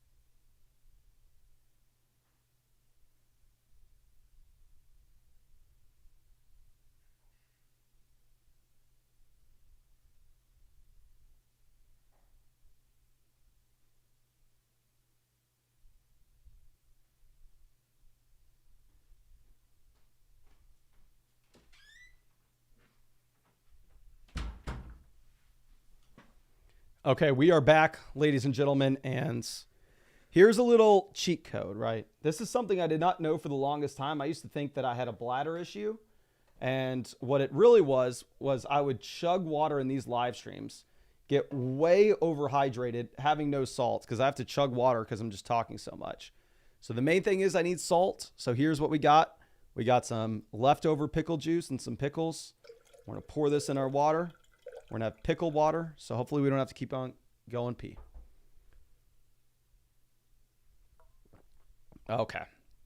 But let's go ahead and let's dive into this team here for Sack Lunch. Really do appreciate you. I'm sorry that we had to talk about our peeing situation during your team review. But let's dive into this. Joe Burrow, Deshaun Watson at quarterback. Watson, let's go ahead and let's cut him. I mean, this is a one quarterback format. So at this point, there's like no real upside with Deshaun Watson. I actually thought there was a wide range of outcomes with Deshaun Watson coming into the season where you had seen him in the past actually show you that elite level ceiling. Whereas in the recent memory has just been absolutely garbage. So I had really no idea what to expect, but based off what we've seen over the past 2 weeks, over the past 3 weeks, I think it's very safe to say that Watson at this point just simply does not have it anymore. And it's a very safe player that you can go ahead and let go of. Now going over to what we have at running back. We are currently sitting with Saquon Barkley at the very top. So we have the most valuable asset in fantasy football at this point. We have Montgomery as a solid RB2.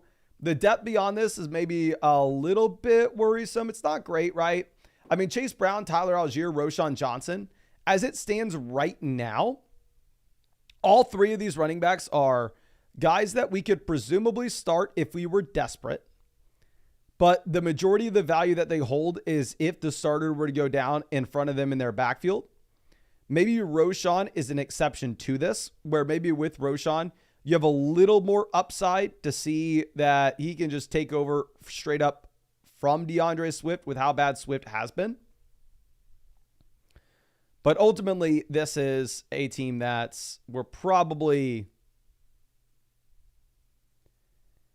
wanting a better, and no, we're fine because this is a league where we're going to start 2 wide receivers and 1 flex. So if we only start 2 wide receivers and 1 flex, the running back depth doesn't matter much. I mean, depth doesn't matter much in general. Going over to wide receiver, we have Ayuk. I would love Ayuk as my wide receiver 2 to have Ayuk as my wide receiver 1. Definitely not a big fan of. We have DK Metcalf. DK Metcalf, fine wide receiver 2 option. I would love him as my wide receiver 3 if possible, but wide receiver 2 is okay. We have Puka Nacua for the long term. We have Tank Dell. We have Keon Coleman. We have Jerry Jeudy and Brandon Cooks. So specifically where we don't have like the running back position on lock here, and at the same time, you're in a situation in which a wide receiver, you only start 2 of them in 1 flex in this league. I don't really know if I want to be rostering guys like Brandon Cooks down here at the very bottom. And instead, I'd probably rather be using those roster spots on more running backs that look like Roschon Johnson. I actually think that's a much better use of this team's roster. So what I'd probably do is I'd probably go ahead and actually cut Brandon Cooks, pick up another running back off the waiver wire here. Or honestly, if you have TJ Hawkinson, say, as a as a player on your IR, something that you could do as well is you could potentially just go ahead and pick up a second tight end and play the matchups or play the hot hand between that other tight end and Mike Gesicki. I just don't really see the path for Brandon Cooks to hit your starting lineup and for Brandon Cooks to make a difference with this overall roster construction. And in terms of if we were wanting to make some trades, I actually think that trades would be something that will be important for this team a few weeks from now. The issue is, as things stand right this second, it's going to be difficult to come out and say, oh, okay, yeah, let's trade Tank Dell or let's trade DK Metcalf and Mike Gesicki and let's go get a viable tight end. Let's go trade DK Metcalf for Dalton Kincaid. We simply can't trade away a receiver here in this league, despite us rostering so many, because Keon Coleman is not viable as an option yet. And at the same time, you are having to deal with the Puka Nacua injury. I think once you either get the Keon Coleman breakout or Puka is back and healthy, whichever happens, then at that point, it will open up a little more flexibility for us to potentially go ahead and then sell one of these receivers like DK Metcalf in a 2-for-1 deal to see if we can go get an upgrade elsewhere.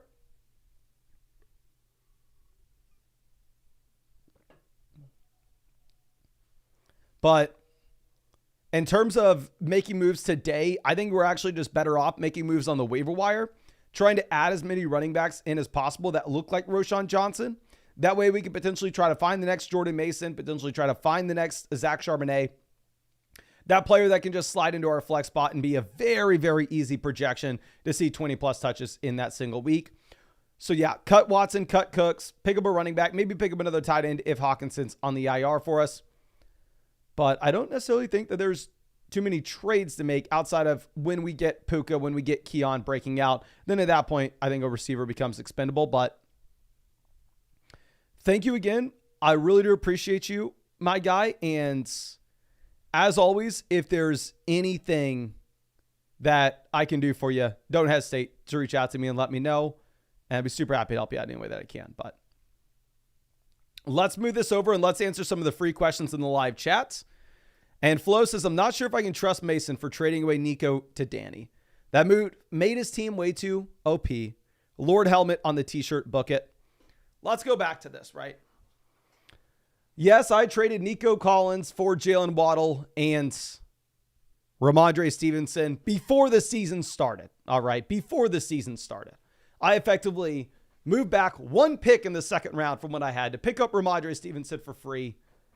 I loved Nico Collins. That's why I took him in round 2 this year. But my team desperately needed a running back. We won the first 2 weeks because of Ramondre Stevenson. Obviously, once Tua goes down, then at that point, I go, crap, Jalen Waddle kind of becomes nothing. And then at that point, the trade looks horrendous. But at the time, it was a phenomenal move. We had to do it. Okay. Now, please let me know in the live chat if there's anything that you have. Would be happy to answer it. Damien says, Jaden or Hurts? Rest of season, give me Jalen Hurts over Jaden Daniels. Now, this week, probably going to be a little bit different. Because this week in particular, you presumably have no A.J. Brown. Not only do you have no A.J. Brown, but at the same time, you have no Devonta Smith. So if we have no Smith, no Brown, and Daniels has a phenomenal matchup going up against the Cards, probably going to take Jaden Daniels.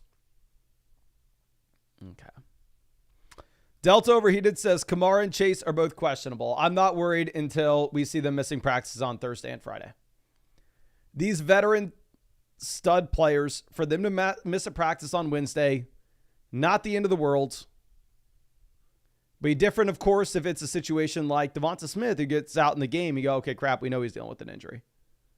But if instead it's a situation in which, this just a player randomly misses practice on a Wednesday, that happens on a Friday, then yes, it's time to panic. On a Wednesday, it is what it is. Okay. Let's move this over. Reeves says, what to do with Isaiah Likely? Obviously, if we could get in a time machine and sell Isaiah Likely after week 1, we would go ahead and do it. But sadly, where that time machine is not available, you're probably just going to be stuck holding on to Isaiah Likely, where I don't see any other option. I think he's too good to cut. And at the same time, with Likely, you're not going to be able to sell him for anything. Nobody will be willing to buy him from you. Okay. The True King says, is Dobbins a buy low? His usage look good? I'm getting ready to say I'm telling you right now, I'm putting it on my schedule. J.K. Dobbins will be a buy low candidate after week 5. Then we'll presumably have Justin Herbert healthy.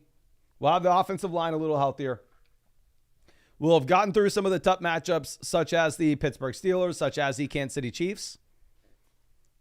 And then at that point, I think Dobbins will be a very interesting pickup. Obviously, we had as a sell high candidate last week. It was an easy spot coming off 2 very good matchups against the Cardinals and Raiders. But yeah, I think that Dobbins is going to probably have a down week this week. And then going into the bye, people will probably forget about him. And then it should be a decent spot to go and pick him up. Teresa says, somebody in my league dropped Pitts for Taysom. Teresa, is this the New Orleans league? Is this the league with the firefighters? Because sounds like we got a Saints fan in there. Jared says, Tyreek for Olave and Brooks. I'd rather have Tyreek over Olave and Brooks. But let's go ahead and let's answer some more of these questions on the site. Obviously, we have a bunch of questions to get through. And of course, if you wanted to ask a start sit question, a trade question, a full-blown roster review, you can do all of that through flockfantasy.com. Definitely the cheapest way to get that roster review, though, will be taking advantage of the offer that we have over there on Underdog Fantasy, or if you use promo code FLOCK on Underdog, you will be getting a 50% deposit bonus up to $1,000. Plus, with promo code FLOCK, you will also get that free Patrick Mahomes pick, more than less than half a total yard for this Sunday.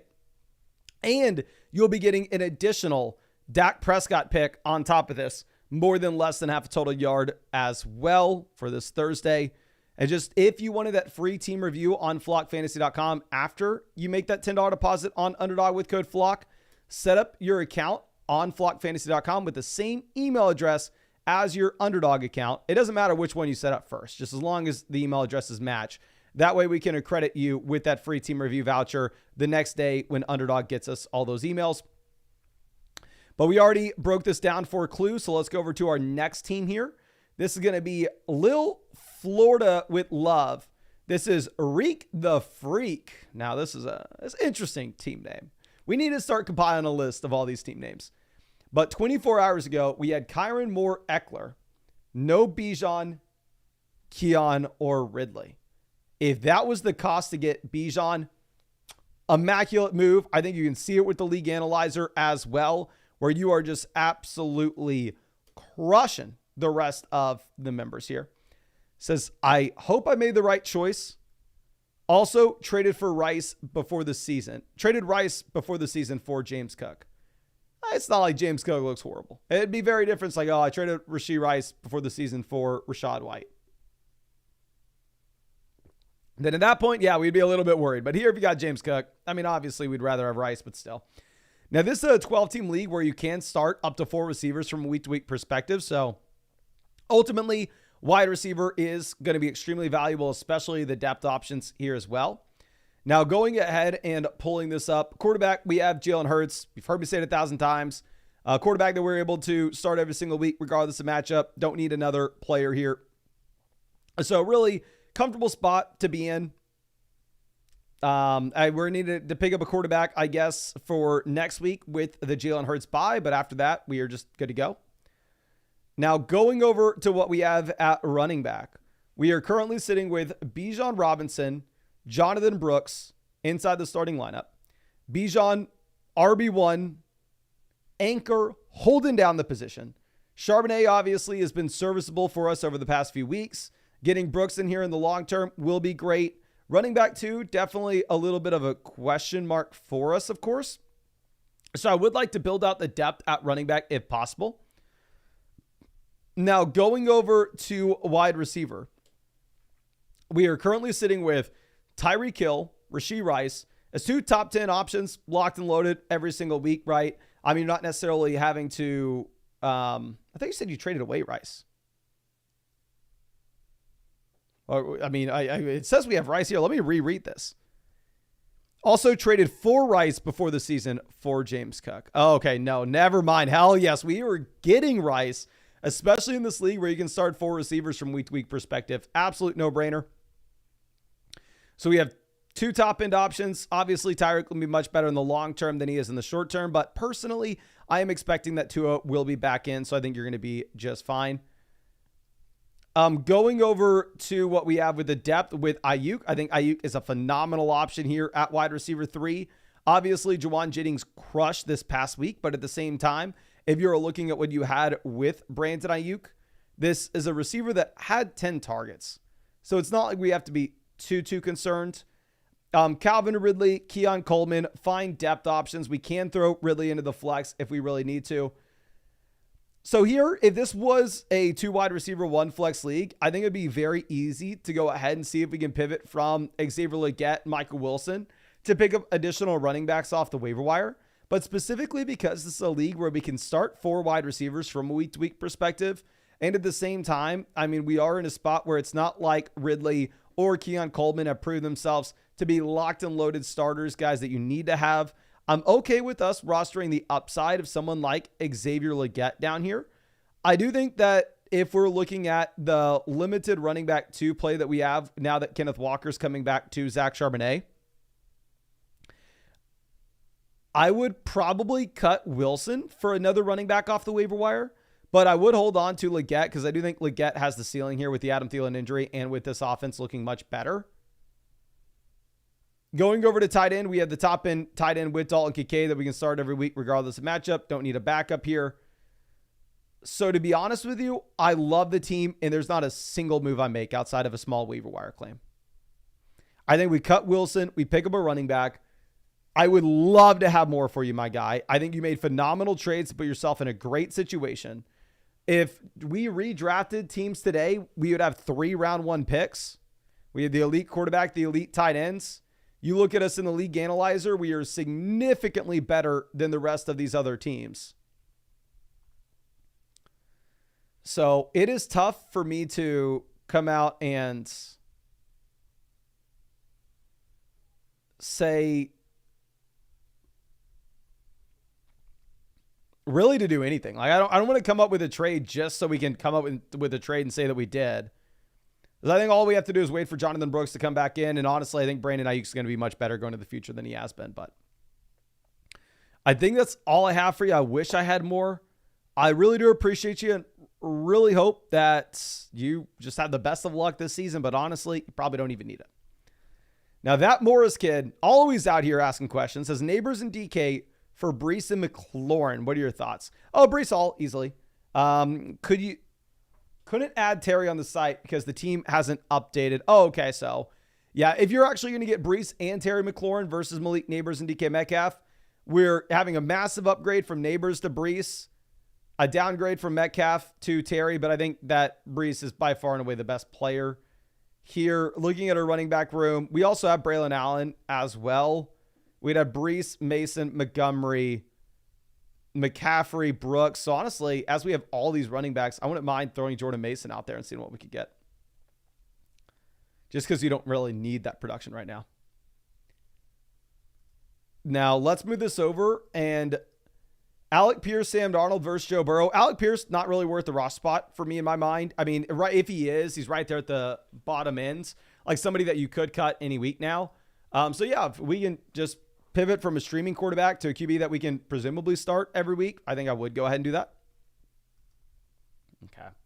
Now let's go over to get this going for Bauer Rangers. This is a team that used that free team review over there using the Underdog promo. Really appreciate you. Going to be excited to check this out. It says, I need a running back.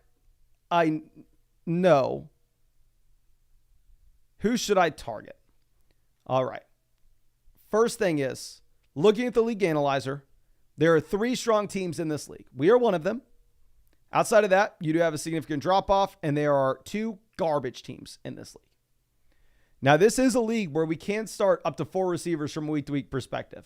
So building around wide receiver depth is a viable strategy to do. Now, pulling up our team, we are probably going a little bit too hard in that direction. Now, looking at the squad itself, right now we are sitting with streaming options at quarterback. We are streaming Derek Carr. We have Tua, obviously, on the IR. I'm completely fine having Derek Carr here as your QB.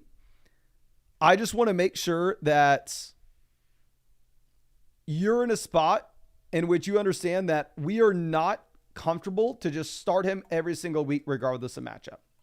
When it's a good matchup, yes, Derek Carr is for sure in our starting lineup. When it's a bad matchup, you can definitely pivot to a different option. And honestly, this is also a situation in which it would be advantageous to potentially trade for a quarterback if we can afford one. Now, going over to running back, we're currently sitting with Breece Hall and Zach Charbonnet. So obviously, through the first 3 weeks of the year, we've absolutely crushed. I mean, having Zach Charbonnet here has really been a lifesaver. The issue is now Charbonnet is going to be significantly less appealing when Kenneth Walker's coming back in. Definitely somebody that we can start out of desperation, but not necessarily somebody that we're excited to get into our starting lineup anymore. And with that being said, if we are looking at potential moves that we could make, I think the main thing that you need to do is you just need to start rostering significantly more running backs. This is a team that needs to be attacking the running back position with quality over quantity.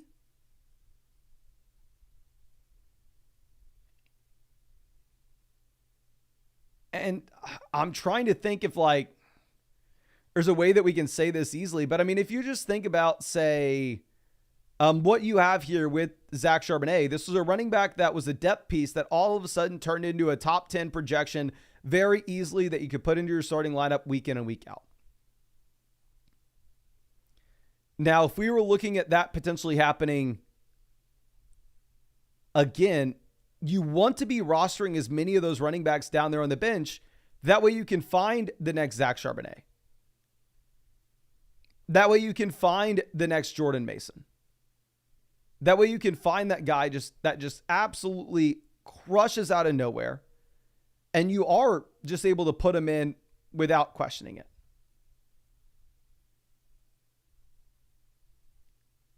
Going over to what we have at at receiver, we have Olave, Debo, Evans, Amari, Waddle.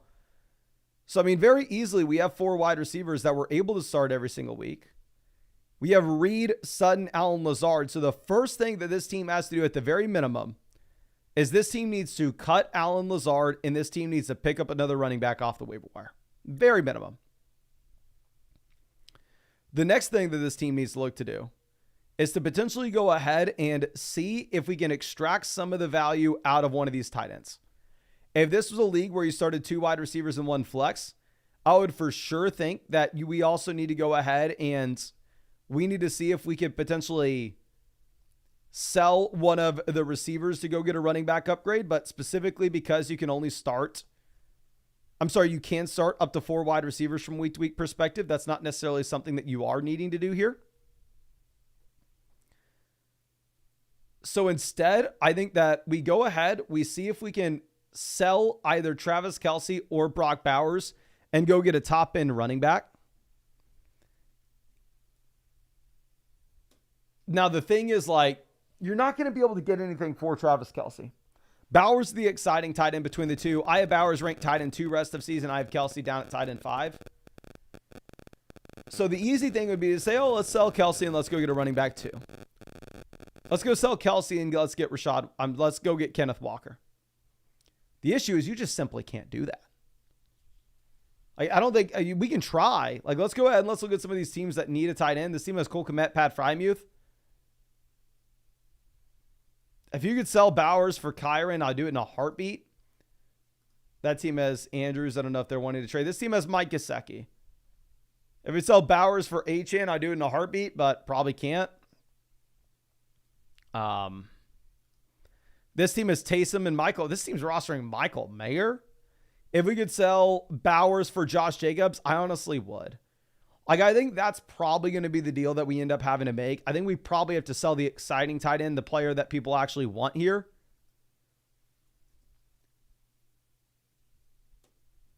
So if we can sell Bowers, say, get back in Jacobs, cut Lazard, pick up another running back off the waiver wire, all of a sudden we're rostering 5 RBs. If we could make a 2-for-1 deal where we package together, say, Amari Cooper, Mike Evans, and go get a better receiver, we do that as well to open up another roster spot to pick up another running back. But the main thing is we have to be rostering more running backs than this. I don't think you need to trade for a running back inherently. I think we need to extract some of the tight end value out of this team with a trade. But we need to roster more running backs so we can hopefully find the next Jordan Mason. And obviously that's just the hope. But really appreciate you and hope I was able to help you out somewhat. I'm going over to Zigster's trade. This is Darnell Mooney, Chase Brown for JSN. I'm going to go JSN relatively easily. If you look at the underlying snap involvement for Jackson Smith and Jigba, he has set a career high every single week this season. So with him setting that high every single week this year, I think that we can expect that JSN is going to, yes, see some volatility, like where we had 16 targets 2 weeks ago and then 3 targets this past week. But I'm not too worried about projecting him out to say being a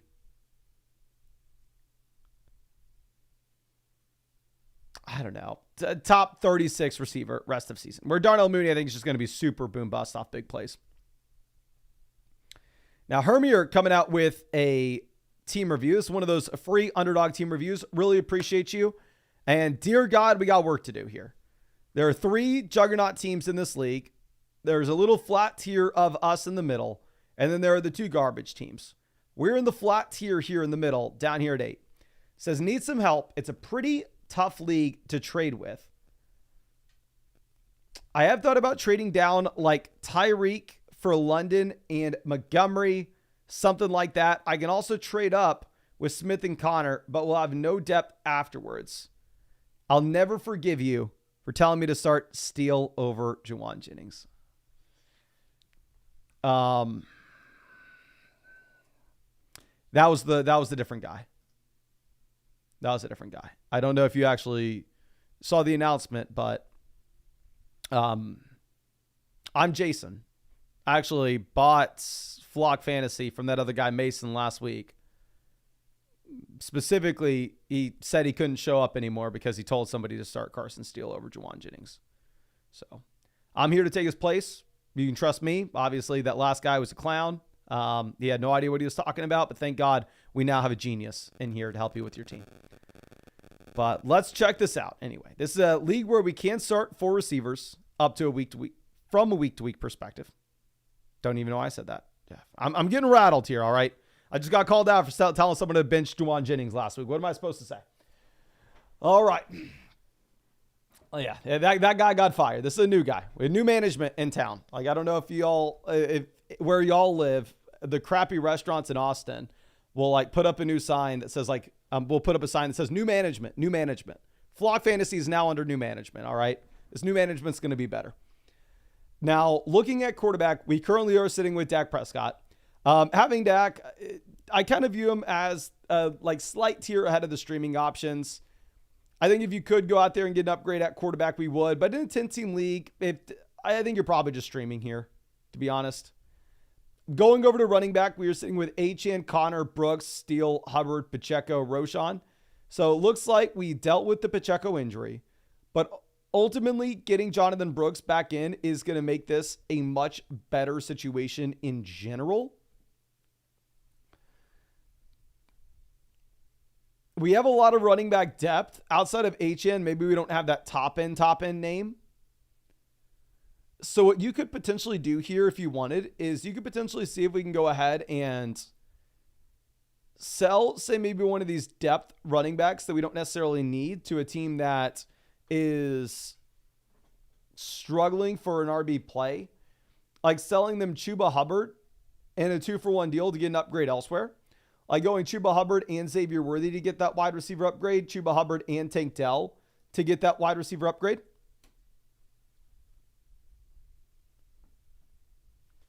Like going through and looking at this team here, this team has Jalen Warren as their RB3. With the Warren injury, there's an outside chance that this team's actually going to be looking for another running back to add in. So if we could go like Chuba Hubbard, Tank Dell, or honestly, I'm probably not that interested in that. Maybe, honestly, if you're worried about Tyreek, if you were interested in selling Tyreek, which I don't necessarily think you have to, because I personally expect the Tua is going to come back, but obviously I'm an idiot. I don't know anything. But if you wanted to sell Tyreek, I think Chuba doesn't do much for your team here. And you could go ahead and you could look to sell, potentially say Chuba and Tyreek to get Jamar Chase. And bringing Chase in, really, it's going to open up a roster spot for us. And we're still able to start HN, Connor, Brooks, Steele. We still have 4 startable running backs at the minimum. That's assuming that Roschon doesn't turn into anything. Going over to receiver, we have Tyreek, Smith, Dell, Worthy, Jawan, Judy, DeMarcus. So I definitely think we start Jawan Jennings this week. Hot take here, I know. But to be honest with you, I think also another thing that we could look to do is we could possibly look to cut DeMarcus Robinson and pick up another quarterback off the waiver wire and get somebody that we can play the matchups between with Dak Prescott and that other QB.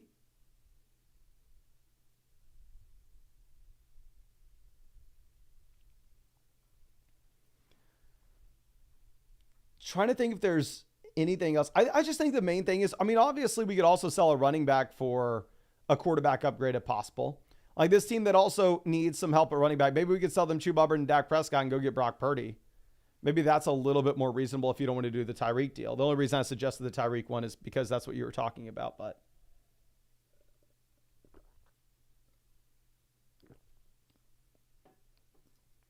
this team here at running back doesn't really, they have Singletary, then nobody beyond. If you could maybe send them, say, like Jonathan Brooks. I like Jonathan Brooks. I'm not telling you you have to do this. We're just trying to find something to make sense. Like Jonathan Brooks and Devonta Smith to go get Marvin Harrison Jr. I think we can look at that. The main thing is we want to see if we can go ahead and sell one of the depth running backs that we have to get an upgrade elsewhere. And I think the teams that probably need a running back are Hitting Ruggs and I'm Glenn Quagmire. I wouldn't mind trying to upgrade over quarterback. I think you could cut DeMarcus Robinson. Probably need to cut DeMarcus Robinson just in case we need to play for Sam Laporta this week.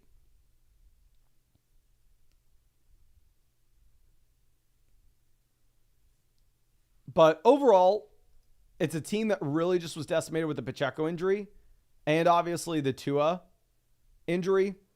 And it seems like because of those injuries, we don't necessarily have the top end options we're super excited about, but we just have a ton of depth. And I'd love to see if we can capitalize on that depth to improve inside the starting lineup in a 10-team league.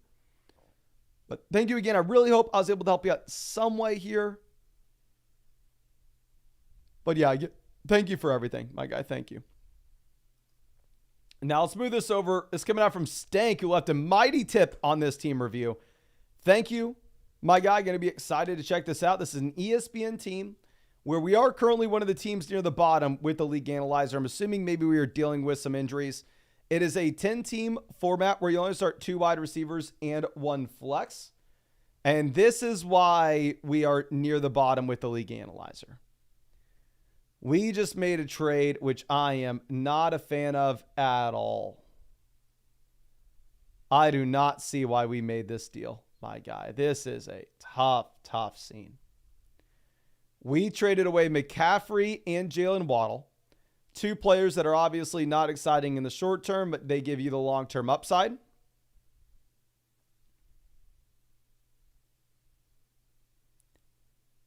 And if we're looking at what we have in return, we're getting back Brandon Ayuk. Where in terms of if we are going to get back, say, like Tua in 3 or 4 weeks, Jalen Waddle is about the same as Brandon Ayuk in that case. And we give away the free upside of McCaffrey. So I understand feeling like we need to get points in the lineup right now, but honestly, I think that's probably why this team's lower in the league analyzer. Now, pulling this up. Quarterback, we have an elite option. We have Hurts. Perfect. I guess we'll have to pick up somebody a couple weeks from now to fill in for the bye, but honestly, not too big of a concern. Now, going over to running back. We have James Cook, Josh Jacobs, Braylon Allen, Zamir White.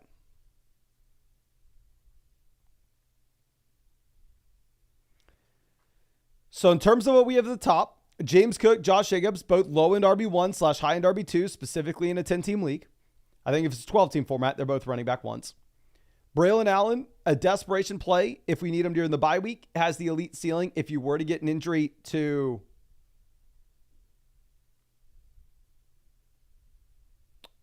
Breece Hall. And I'm a little confused because here at wide receiver, we actually do have Jalen Waddle. So maybe you typed, got desperate today, traded CMC and Waddle for Ayuk. Maybe instead we traded CMC for Waddle and Ayuk, which obviously is a very different situation, which is a trade that would be much harder to say that I hate. But this is a league where you only start 2 wide receivers and 1 flex. So it will be difficult to get a ton of receivers in this lineup.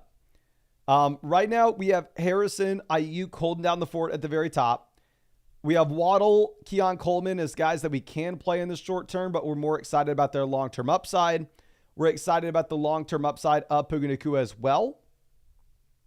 So specifically with this league, where you're going to start 2 wide receivers and 1 flex, what I would look to do is I would look to, more likely than not, actually drop Cortland Sutton and Quentin Johnston and pick up another running back off of the waiver wire if possible. Honestly, 2 more RBs, just so we can potentially try to find the next Charbonnet, try to find the next Jordan Mason, because I don't really see how Sutton ever hits your lineup here. Like, even with the injury to Tua, I'd rather start Jalen Waddle over Sutton. As I mean, both receivers are guys that are going to be faced with horrible quarterback play, but I think in the case of Waddle versus Sutton, Waddle's the much better player. So yeah, the move I make is I cut Sutton, cut Quentin Johnston. I'm really hoping Johnson comes out and completely crushes. But the issue that you have is, 1, you have the Herbert injury, and then 2, in week 5, you have the bye. So Johnson for sure is not startable this week. Probably not going to see much this week.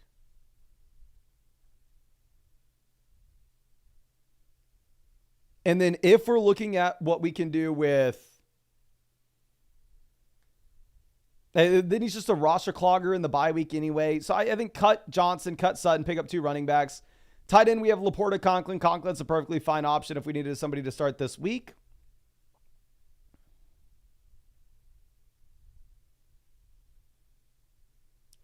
Trying to think if there's anything else that we could possibly be looking at with this team.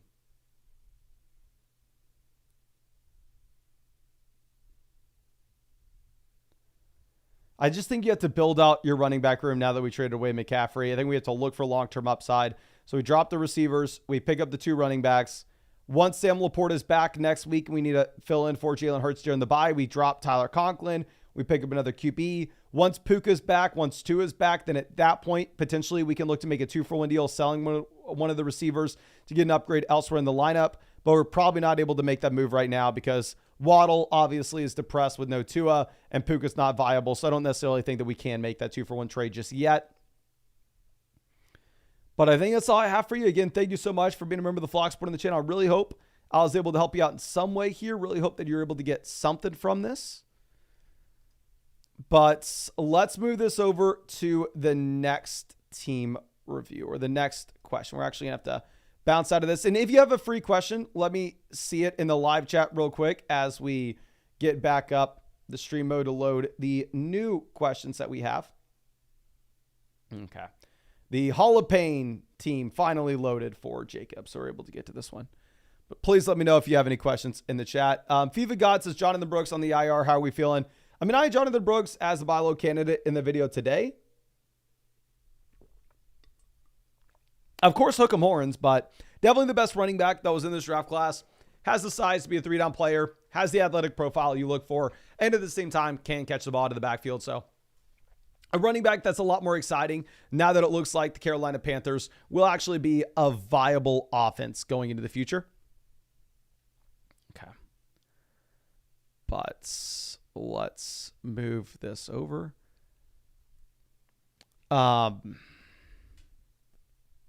Birdie says, I was the team that traded away Gibbs. I'm worried about Montgomery, the touchdown gremlin.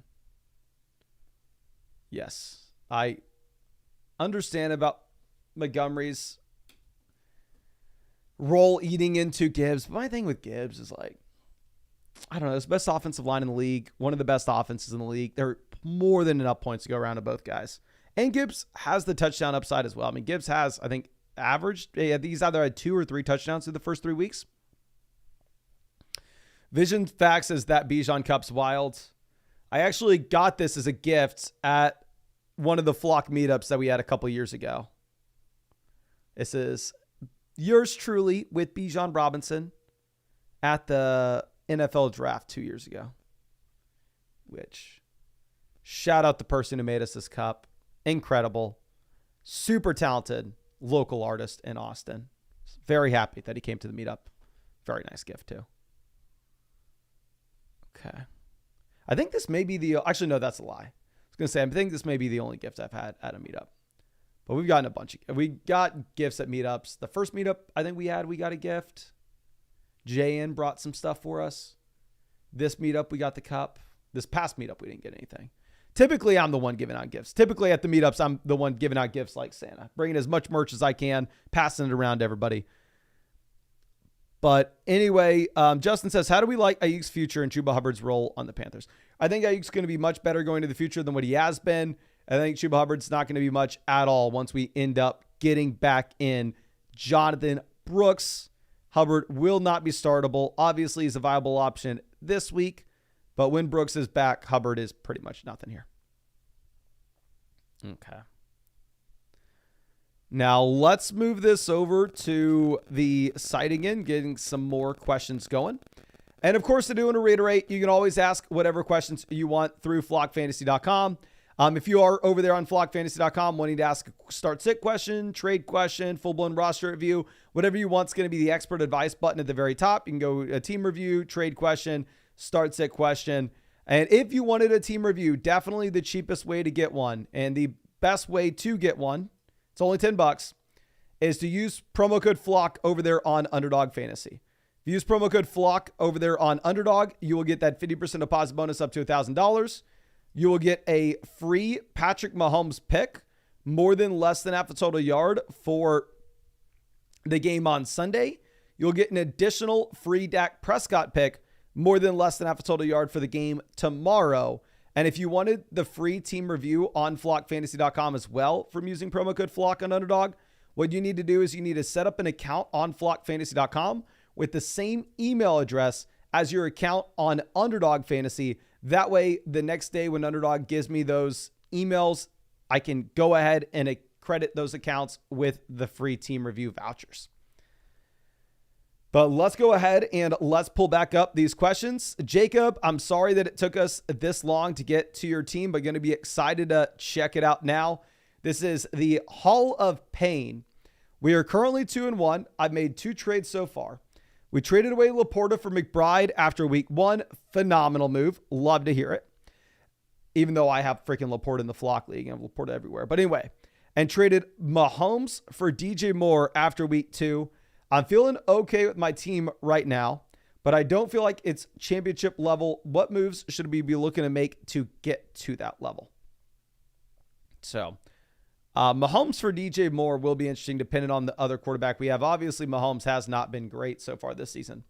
Looking at the league analyzer, we are the second best team here. Really, it looks like the top 3 teams are all very, very similar. But this is a 10-team league where options on the waiver wire should be pretty decent, but you can start 4 receivers from week-to-week perspective. So it's not like the depth is meaningless here. Depth still definitely matters. But looking at quarterback, we are currently sitting with Jordan Love and Sam Darnold. It's a very comfortable spot at QB, right? I'm actually completely fine with rostering both these QBs going into the future. And at the same time, just playing the matchups between the two of them. Darnold's been great.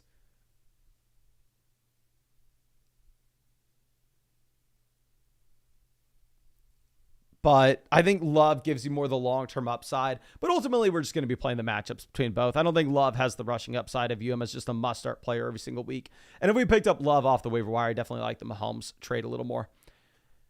Now, going over to what we have at running back. We have Brees, Achane, Mason. So we have 3 running back ones in the short term. Long term, we still have 2 running back ones. Love to see it. Ford, Kareem Hunt, viable depth pieces for sure. Going over to what we have at wide receiver, we are currently sitting with DJ Moore, Mike Evans.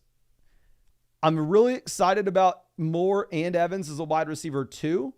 To have him as a wide receiver 1, maybe that's going to be a little bit of a tough spot to be in, but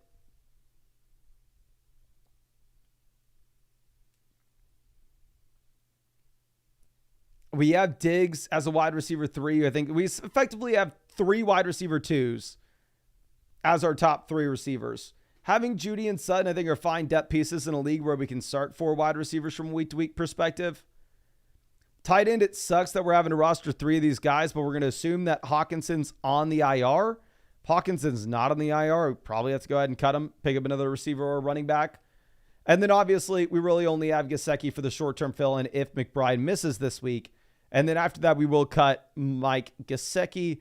Once Hawkinson is back in, then at that point, we could potentially go ahead and sell Hawkinson since we have one of the only viable tight ends in fantasy with McBride. In terms of other moves that we could be making from this point, I think you've already made some great trades. Like reasonably, what can we do here? If you could get a phenomenal price tag by moving Jordan Mason when we already have 2 top-end running backs, I think that could be something we explore. Like going through and looking at the teams that are desperate for running back here. This team is Tony Pollard, Chuba Hubbard, Trey Benson as their RBs 2 through 4.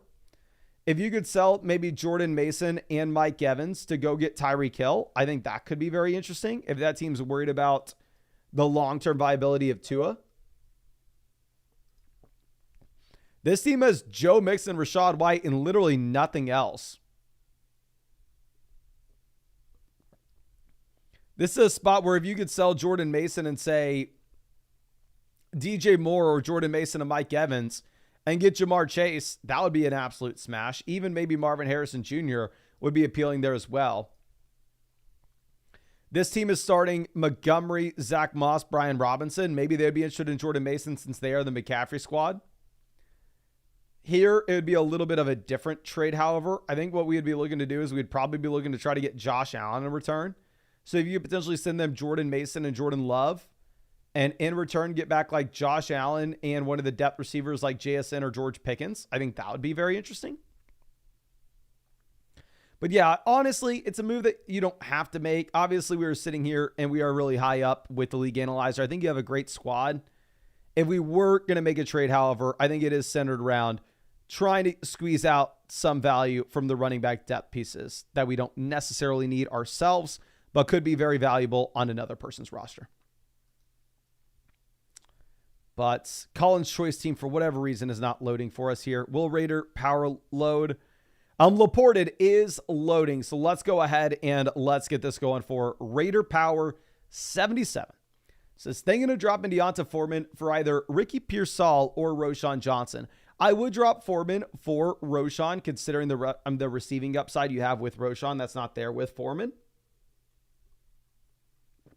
And then we're also looking for any trade suggestions as well. So this is a league where we start 2 receivers and 1 flex. So definitely wide receiver depth does not matter. We are incentivized to have an elite quarterback, incentivized to have a top end tight end. Now, of course, what exactly does a top end tight end mean at this point? I have absolutely no idea.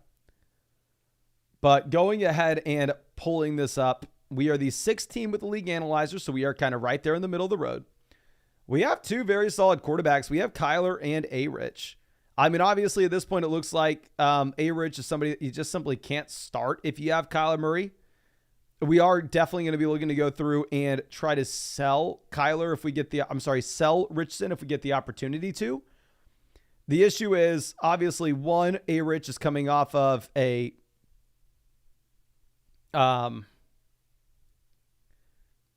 horrible, and I mean horrible stretch of 2 games here. Plus, the issue with Anthony Richardson is this week he is going up against the Pittsburgh Steelers. So to come out and get excited about Anthony Richardson, thinking that he does have a ton of upside to maybe pop this week, and then for us to sell him high next week, probably is upside that it's probably not warranted for us to get that excited about it. Going over to running back, we are currently sitting with Jahmyr Gibbs, Jonathan Brooks, Zach Charbonnet, Jalen Warren, Eckler, and Cam Akers. So Gibbs, we have the locked and loaded running back 1 here rest of season, the anchor that we can build around. Charbonnet was a great short-term fill-in. Akers may be a great short-term fill-in this week until we get Jonathan Brooks back for the long term. And then at that point, once Mixon is healthy, as well as Dameon Pierce is probably going to be coming back soon as well, I think Cam Akers is a player that you could relatively easily just go ahead and let go of.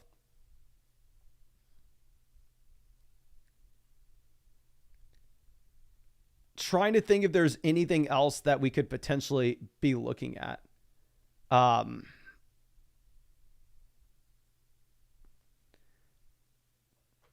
No, just Jonathan Brooks is going to be such a solid running back too on a team that has Jahmyr Gibbs. Obviously, Charbonnet, Jalen Warren, Eckler, these are guys that are phenomenal bench assets and that they can be used as a desperation play, even with the starter ahead of them healthy. But if the starter ahead of them were to go down, then all of a sudden these are players that you could decide to go ahead and just pencil in as top 12 running backs in fantasy, presumably. So the running back room makes a lot of sense. I just think after this week, when Joe Mixon comes back, we're going to be looking to sell Cam Akers. Going over to wide receiver, we have A.J. Brown, Jalen Waddle, Tank Dell. And then after that, the wide receiver depth is very shaky. If this was a league where you could start up to 4 receivers from week to week perspective, like it was a 3 wide receiver, 1 flex league or a 2 wide receiver, 2 flex league, then for sure I'd be stressing at wide receiver. And I'd say we need to sell Anthony Richardson for a wide receiver right this second. Now, that's not necessarily the case because you only have to start 2 receivers here. And at the same, but with the A.J. Brown injury, you're in a position in which we may end up having to go through and start Jalen Waddle with no Tua and Tank Dell as our top 2 receivers.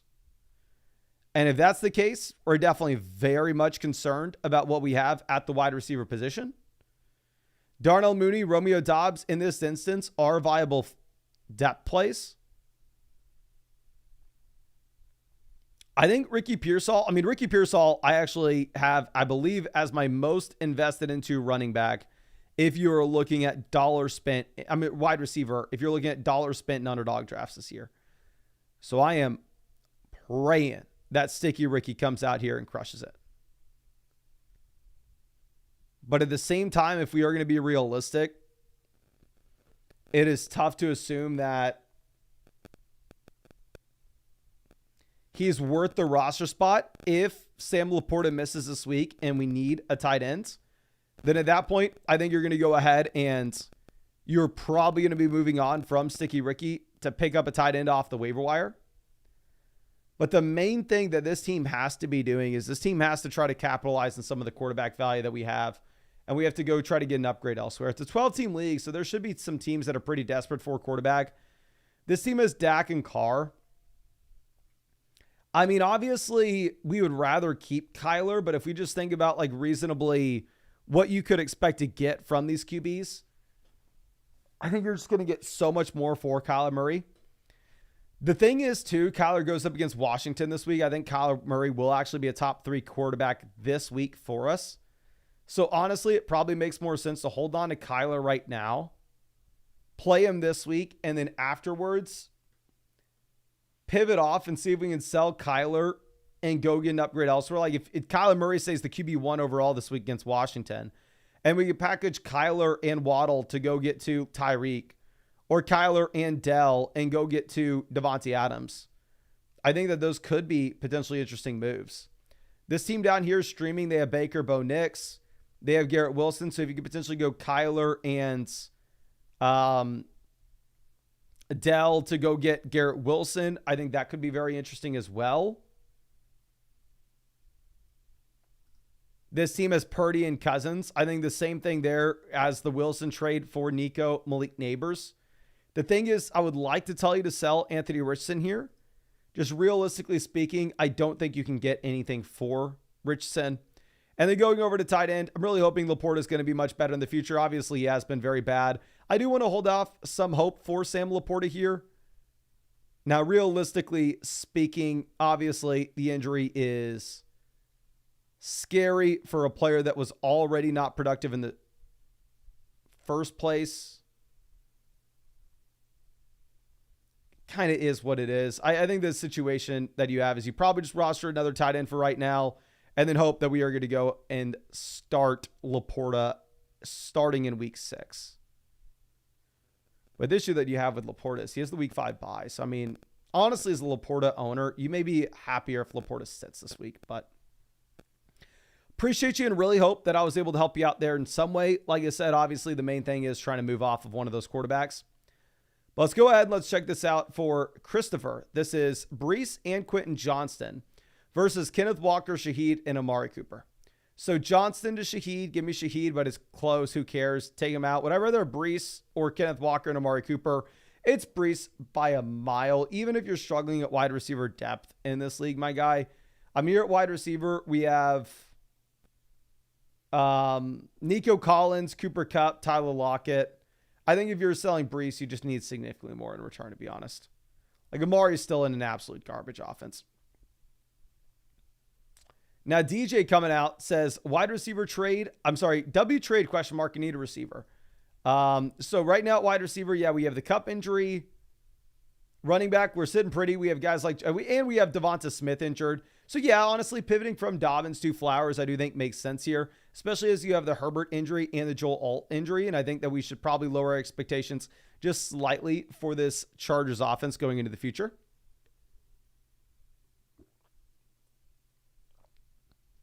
Now, Kizium coming out with our team review.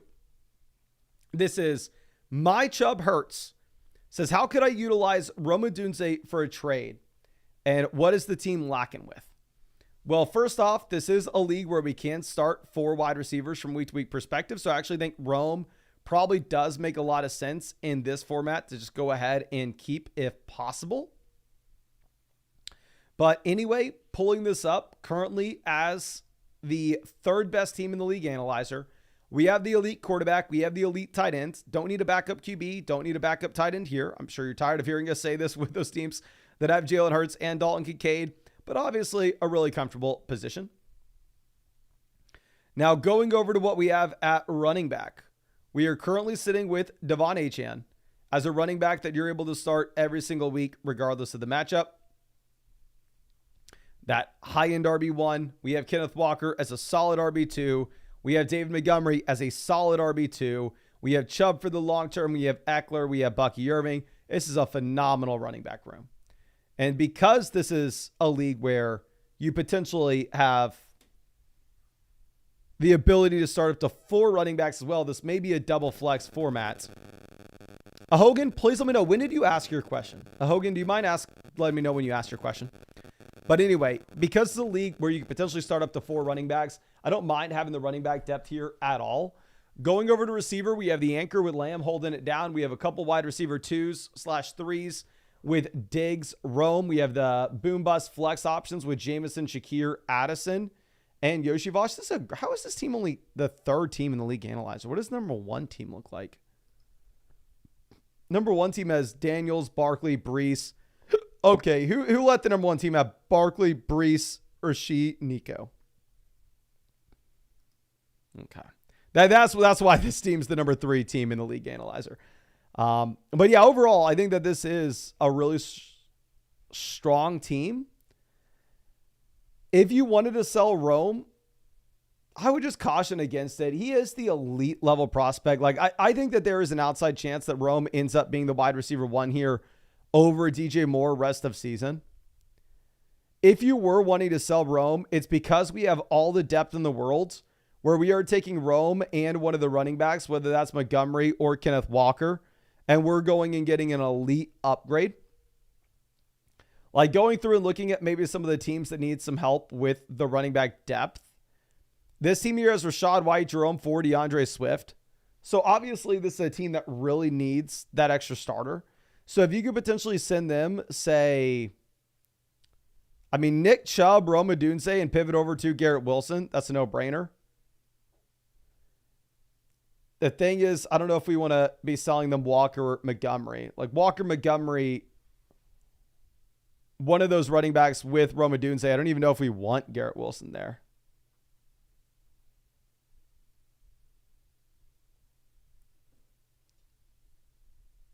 Another viable option that you could have is if you wanted to take Rome and one of these depth receivers like Shakir that has been absolutely crushing and make this 2-for-1 deal to try to just get a better wide receiver in return. If you can find a team that is lacking wide receiver depth in particular. Like this team has the Puka injury and they have Deontay Johnson banged up as well. So one thing that you could look to do is target a team like this that potentially has that Puka injury and needs somebody that you could put into the starting lineup right now. And if we can go ahead, if we can possibly say trade away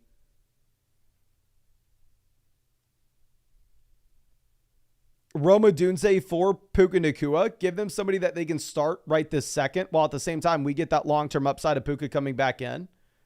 I think that could be a viable move for you as well, because you have the depth, right, where we are sitting here and we have a very comfortable starting lineup that we're able to go out there. We're able to go put out there every single week. So I think that would be the move if you're looking to sell Rome. Definitely not something that you're having to do with this team. I think you are in a really strong spot in general.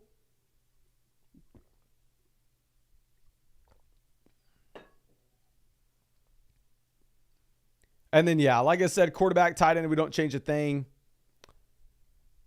And the preferred option is to make that 2-for-1 deal where we can upgrade if you're wanting to include Rome. But the lateral move is maybe trading Rome to a team that needs the wide receiver production right now to see if we can go get somebody like Puka Nacua, to see if we can go get somebody like Cooper Kupp. But it's obviously a really strong team. I think in most leagues, this would probably be the strongest team in the league. It's just that in yours in particular, somehow somebody accumulated all the top end assets. But I really do appreciate you. I really hope that I was able to help you out some way here, my guy. But yeah, it's just a phenomenal squad overall. But let's move this over. Hyatt says, I thought I got a free team review when using code FLOCK. Yeah, I've used promo code FLOCK on Underdog and made a minimum of a $10 deposit. You get a free team review on flockfantasy.com. But you have to just wait a day. Underdog sends me the list of email addresses that signed up to Underdog with promo code FLOCK and made that deposit. And we go ahead and we manually credit them with that free team review voucher the following day. So if you just signed up with code FLOCK on Underdog, just wait till the morning, please. But anyway, this next question, this is a trade question from Hogan. This is Jerome Ford, Deebo Samuel, Ladd McConkey versus Chris Godwin and Austin Eckler. So Ford to Eckler, lateral move, kind of going to be up to you. Deebo versus Chris Godwin. Short term, give me Godwin, of course. Long term, I'd probably take Deebo. And then long term, Ladd McConkey on top of this. This is a team that doesn't have a team linked. Mahogan, I saw you in the chat earlier. Is there like an explanation here of what makes this trade really interesting for you? Because in my mind, I think it's just kind of a lateral move. I don't necessarily see it as something special.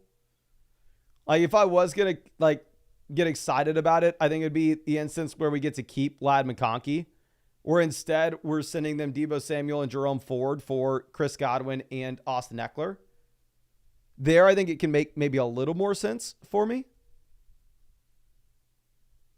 But yeah, I saw you in the chat earlier, so if you could let me know like the context of why we're really excited about this. And Daniel says, Mason on that grind today. Yes, you can probably tell I'm running out of steam. I'm running out of gas. But we are live for over 4 hours now officially.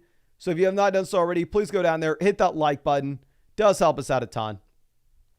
Okay. But I don't see a Hogan in the chat. So we're going to just say, yeah, we'll take the Deebo side unless you can go with this trade without involving Ladd McConkey. And then if it doesn't involve Ladd, I'll take the Godwin side. Now going over to the next trade. This is from Jason. This is Jalen Waddle and Pittman versus Ayuk and Shakir. So going from Waddle to Ayuk is an upgrade. Going from Pittman to Shakir is that downgrade. I think I probably just prefer the best player in the trade. I think once Tua is back in, Waddle's in a similar tier of Ayuk rest of season. But I do still expect Ayuk to just absolutely crush here this next week. Like Ayuk had 10 targets last week. I think that it's obviously just a weird game where Juwan Jennings comes out here and drops almost 50 points.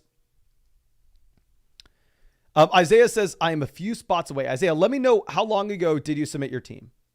Just so I can have a gauge of how backed up we ended up getting earlier today. But looking at this, this is a trade of London versus Tyreek Hill. In the short term, I think that they're very close. In the long term, with the expectations that we are going to be getting back in Tua, it's Tyreek easily. I think that Tyreek just gives you so much more upside here in the long term than Drake London will. And like I said, the gap between these two players in the short term, I don't think is that big. Okay. Isaiah sent that last night, so we are actually further behind than I thought. Ooh. I was maybe going to go ahead and maybe I was going to cut the live stream in the next 30 minutes or so, but it looks like your boy will be live streaming for another hour. We'll be answering free questions. We'll be going through team reviews, the whole 9 yards. So if you have not done so already, go down there, hit that like button. And since I'm going to be live for much longer, I definitely need to run and go pee. Give me 1 second.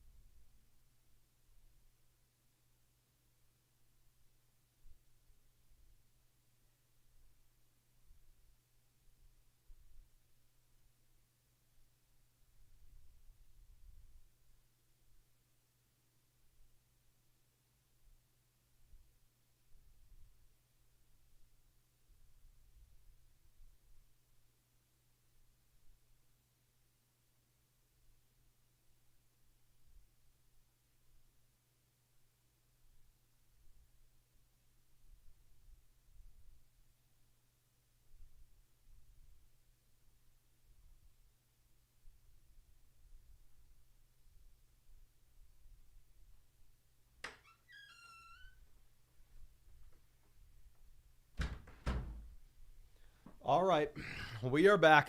We are back, ladies and gentlemen. Ooh. This is a breakdown from London Jaw, something like that.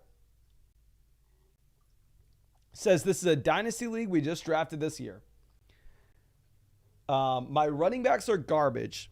I'm basically willing to trade anybody but Jefferson and Rice Also, Jonu's no longer on the team. All right. Well, this is Jimmy Stroudon, I believe, team name. But anyway, checking this out. It is a 1 quarterback start 8 dynasty league.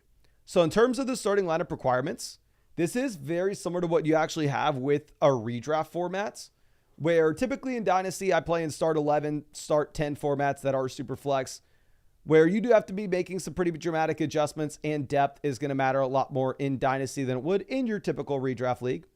But here, no, this is the instance where that's not necessarily the case. You are highly incentivized to just have, say, I don't know, the ability to go out and get the top end starting lineup assets.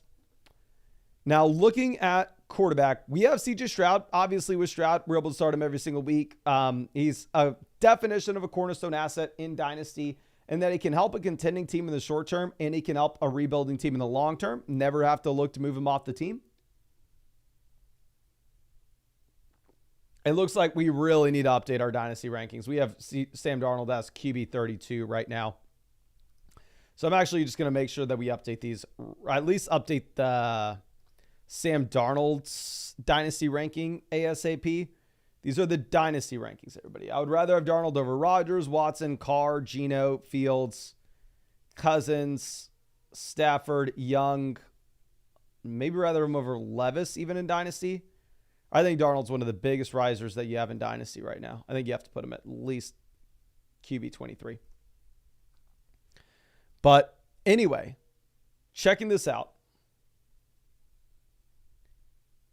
Running back typically is going to be a position we only care about on a contending build. Running back is so hard to pivot. Focus in on in the long term. We are focusing on this season, and not necessarily concerning ourselves with what the projected opportunity looks like for these running backs in 2025, 2026, because it's almost impossible to know. For this year, Rachaad White looks like a running back 2 from a redraft perspective. Dynasty, I don't know if you can rely on Rachaad White in 2025. We probably need to lower Rachaad White down our rankings as well in Dynasty. Probably rather have the contending backs with like Jacobs and Kamara at this point. I'd probably rather have Brian Robinson over Rachaad White. And yeah, of course, these are our Dynasty rankings. But yeah, anyway, we're not strong there. Our running back 2 presumably is J.K. Dobbins, which is okay, but in a full PPR format where Dobbins is catching the ball, it's like we're a little underweight at running back 2 as well. We have some interesting depth pieces like Roschon Johnson, like Tajee Spears, maybe DeAndre Swift in as like a quote-unquote depth piece at this point. Your boy definitely wants to be moving Roschon up these ranks. Roschon jumps probably up. He for sure jumps well over Marshawn Lloyd. Well, we're going to have to do a complete overhaul. But anyway, looking at the running back room, if you wanted to contend this year, yeah, we have to go through. We have to address things. Like, there's no way that this is a running back room that actually contends this season. Going over to receiver, we have 3 cornerstone pieces. Jefferson, Rice, London, all 3 assets fit a rebuilding team, fit a contending team. You have no reason to sell them unless somebody was going to dramatically overpay. Looking at Ridley, Wandale, and Troy Franklin. Obviously, Franklin looks like he's just an absolute zero. But this is a league where you can start 4 receivers from week-to-week perspective. Side note, why do I say week-to-week perspective? The sentence should be, this is a league where you can start 4 receivers. Week-to-week perspective makes no sense. I feel like I started saying that once, and for whatever reason, I've never stopped saying it. But anyway, if we're looking at this, because of these league settings, I probably want to hold on to Calvin Ridley.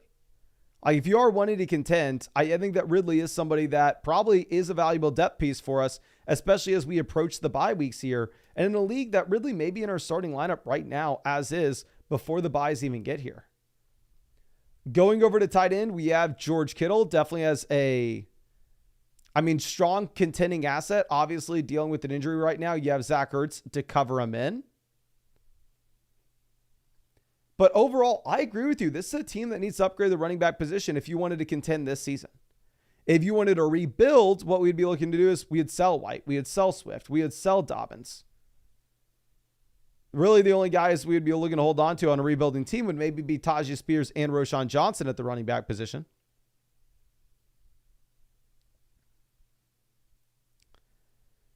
But I think this team's probably too good to pivot over to that rebuilding roster. So to be honest with you, I think this is a scenario in which it would make sense for us to potentially attack one of these teams that looks like they have no shot to win it this year, and instead they're looking to build for the long term. That team looks like they can contend. This team with the Puka injury, the Smith injury, the Laporta injury, the Mixon injury, this team may all of a sudden pivot over to a rebuilding roster.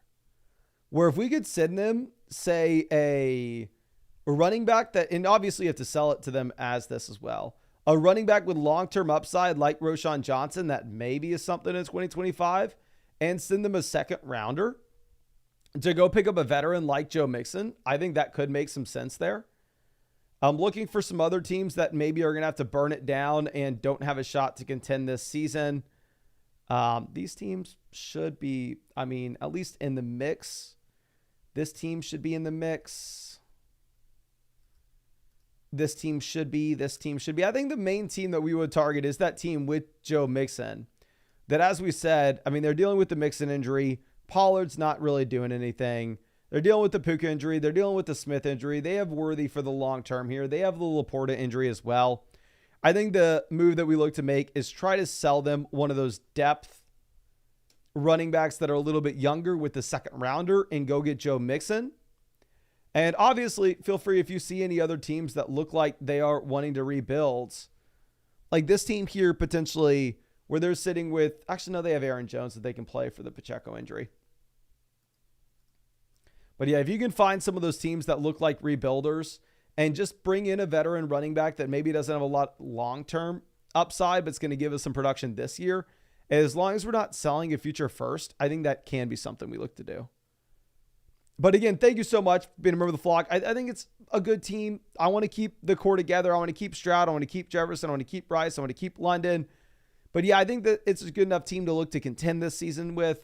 So if we can try to target one of those rebuilders, send them a player like Roschon and a second rounder for a productive veteran running back, I think that would be interesting. Now let's go over and get this question answered for Isaiah. It says 3-0 Rook. It says, hey Mace, my team's quite well balanced. I'm 3-0 to start the season. This is my first year doing fantasy and just looking at some guidance through the next few weeks. Should I pivot off Barkley for Jamar Chase and James Cook or some other combo like that? Just want to bolster our wide receiver depth. So a couple different things. We can start 4 receivers here, so I don't blame you for looking at wide receiver depth. But at the same time, since it is a 10-team format, typically we are not wanting to sell the best player and get 2 pieces in return really ever. It definitely can do it if you need to, but I don't think this is a position in which we need to, because we look at this with the league analyzer. There are 2 teams that stand out from the rest. The one with the boob emojis. And here ours with Lamar at quarterback, where we have Lamar, clearly don't need a backup. Good to go regardless of matchup. Kittle probably need to be bringing somebody else in here, of course. I think the guy that I would look to cut with this team would most likely be Xavier Legette. Obviously, if Kittle's good to go this week, then in that instance, we don't need to roster another tight end. We should just be good to go ahead and start George Kittle every single week that he is healthy. But in the case that we have the absence of Kittle, I think you drop Legette, go pick up a tight end off the waiver wire. Going over to running back, we have Barkley, Kenneth Walker, Braylon Allen, Roschon Johnson, and Emmanuel Wilson. So we have the running back 1 overall. Love to see it. Beyond this, we have Kenneth Walker sitting there as a solid running back 2 coming back in. With Braylon Allen, Roschon, and Emmanuel Wilson, these are all running backs that could be desperation plays if we really needed somebody in the starting lineup. But more so, they're premium handcuff backs. If the starter were to go down in front of them, then all of a sudden you are interested. Going over to receivers, we have the top options. We have Rice and Harrison as the cornerstone pieces. We have Rome, JSN, and Ridley as depth pieces that we could look to go to if we really needed to. But I honestly think that this is a team that has more than enough wide receiver depth. Especially as you're looking at Rome Odunze with the full-blown breakout this past week. It's different between seeing like the Juwan Jennings breakout and the Rome Odunze breakout, where Rome was that top 10 NFL draft pick, has all the pedigree in the world. The priors that we have is he's an extremely talented option. Where Juwan Jennings is, I think we looked, this is his second game ever with over 20 fantasy points, and he's 27 years old. I think Rome is somebody that we can definitely rely upon as wide receiver 3 here rest of season. So honestly, I don't think you need to be selling Saquon Barkley here at all. I think you're chilling with this team as is. I think we drop Leggett, go pick up a tight end off the waiver wire if we need to, if George Kittle's looking like he's going to miss. And if not, I already love what you're doing. We're churning the waiver wire, looking for the next guy like Zach Charbonnet, looking for the next guy like Jordan Mason. I can tell we recently picked up Braylon Allen, Roshan, Emmanuel Wilson, and Xavier Leggett here. So yeah, I think that this is a great team. And honestly, I don't have much for you. I think we're 3-0 for a reason. I think we're at the very top of the league analyzer for a reason here, my guy.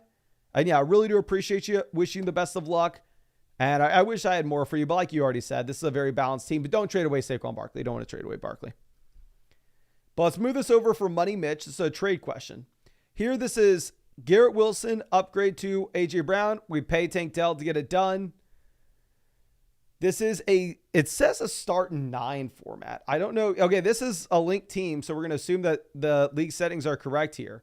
If this says start 9 format, I'm going to go with the 2 starters in Garrett Wilson and Tank Dell. If this was a league where you started 2 wide receivers and 1 flex, where we're just chasing the highest upside we can possibly get, then in that case, I think we're going to go Garrett Wilson. But in a start 9 format, let's go with Dell and Wilson. I'm sorry, go A.J. Brown if it's a 2 wide receiver, 1 flex. But let's move this over to Bigger Fish. It's going to be another team that took advantage of that free team review promo that we have with Underdog. And I do want to reiterate, of course, if y'all don't know, you can ask a free question over there on flockfantasy.com, literally whenever you want. And even if, you can ask it even when we're not live streaming, because if you ask it when we're not live streaming, then actually we'll just answer it during the stream.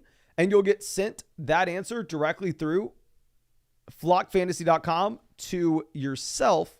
I'm sorry, I can't talk. We've been live for almost 4.5 hours. But yeah, if you wanted to send that question, it's with this expert advice button here. You can submit a team review, a trade question, a start sit question.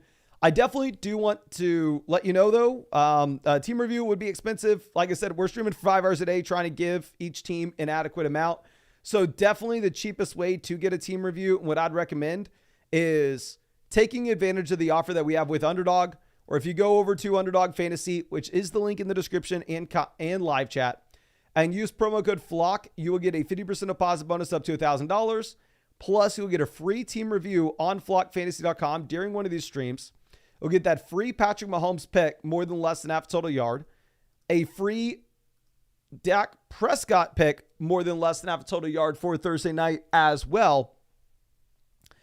And if you wanted that free team review, all you have to do is make sure that you set up an account on flockfantasy.com with the same email address as your account on Underdog.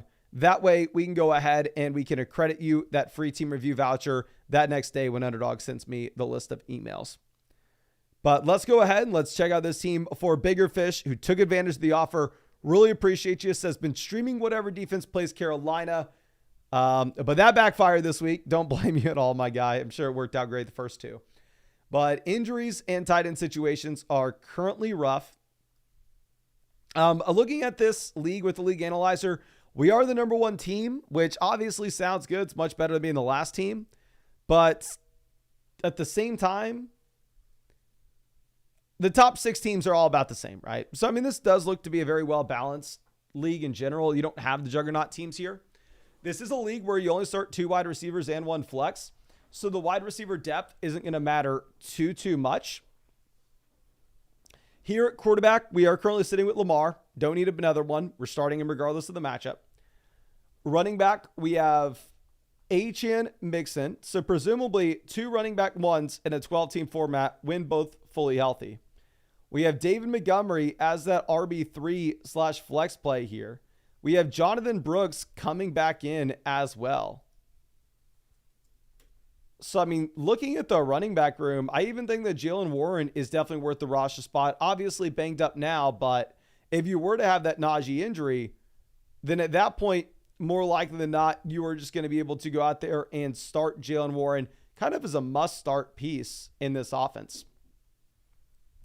Going over to receiver, we have Lamb, Kupp, Rome, Jameson, and Shaheed. Lamb, that cornerstone piece. Kupp, the long-term asset. We have Rome, Jameson now as viable plays, of course, but we're not super, super excited about what we have here. Now, I will say, looking at tight end, for sure, one thing that we are wanting to do is we are wanting to cut Colby Parkinson.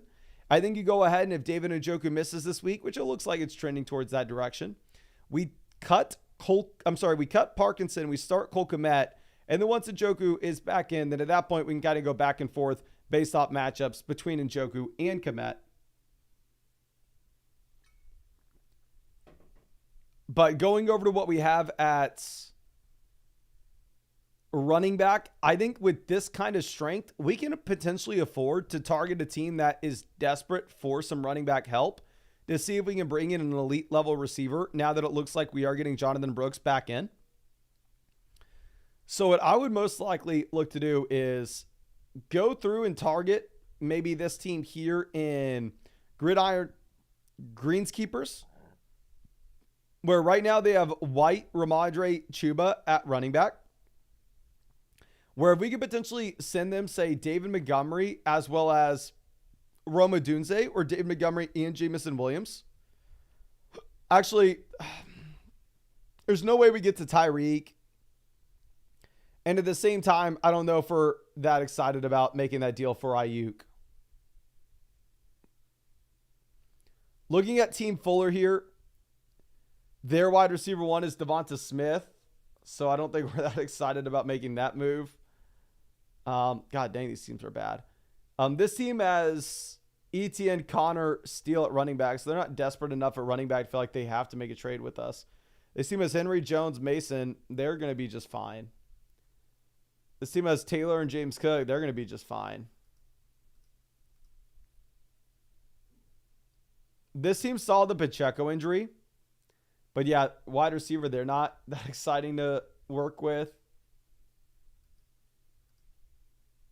Honestly, I don't see a very easy trade partner here. Maybe this Tuck Fex's team, if we're able to send them, say David Montgomery and a depth receiver like Rome Odunze or Jameson Williams, to pivot over to Marvin Harrison Jr. if they wanted to start Montgomery instead of Zach Moss here. I think that would be very interesting.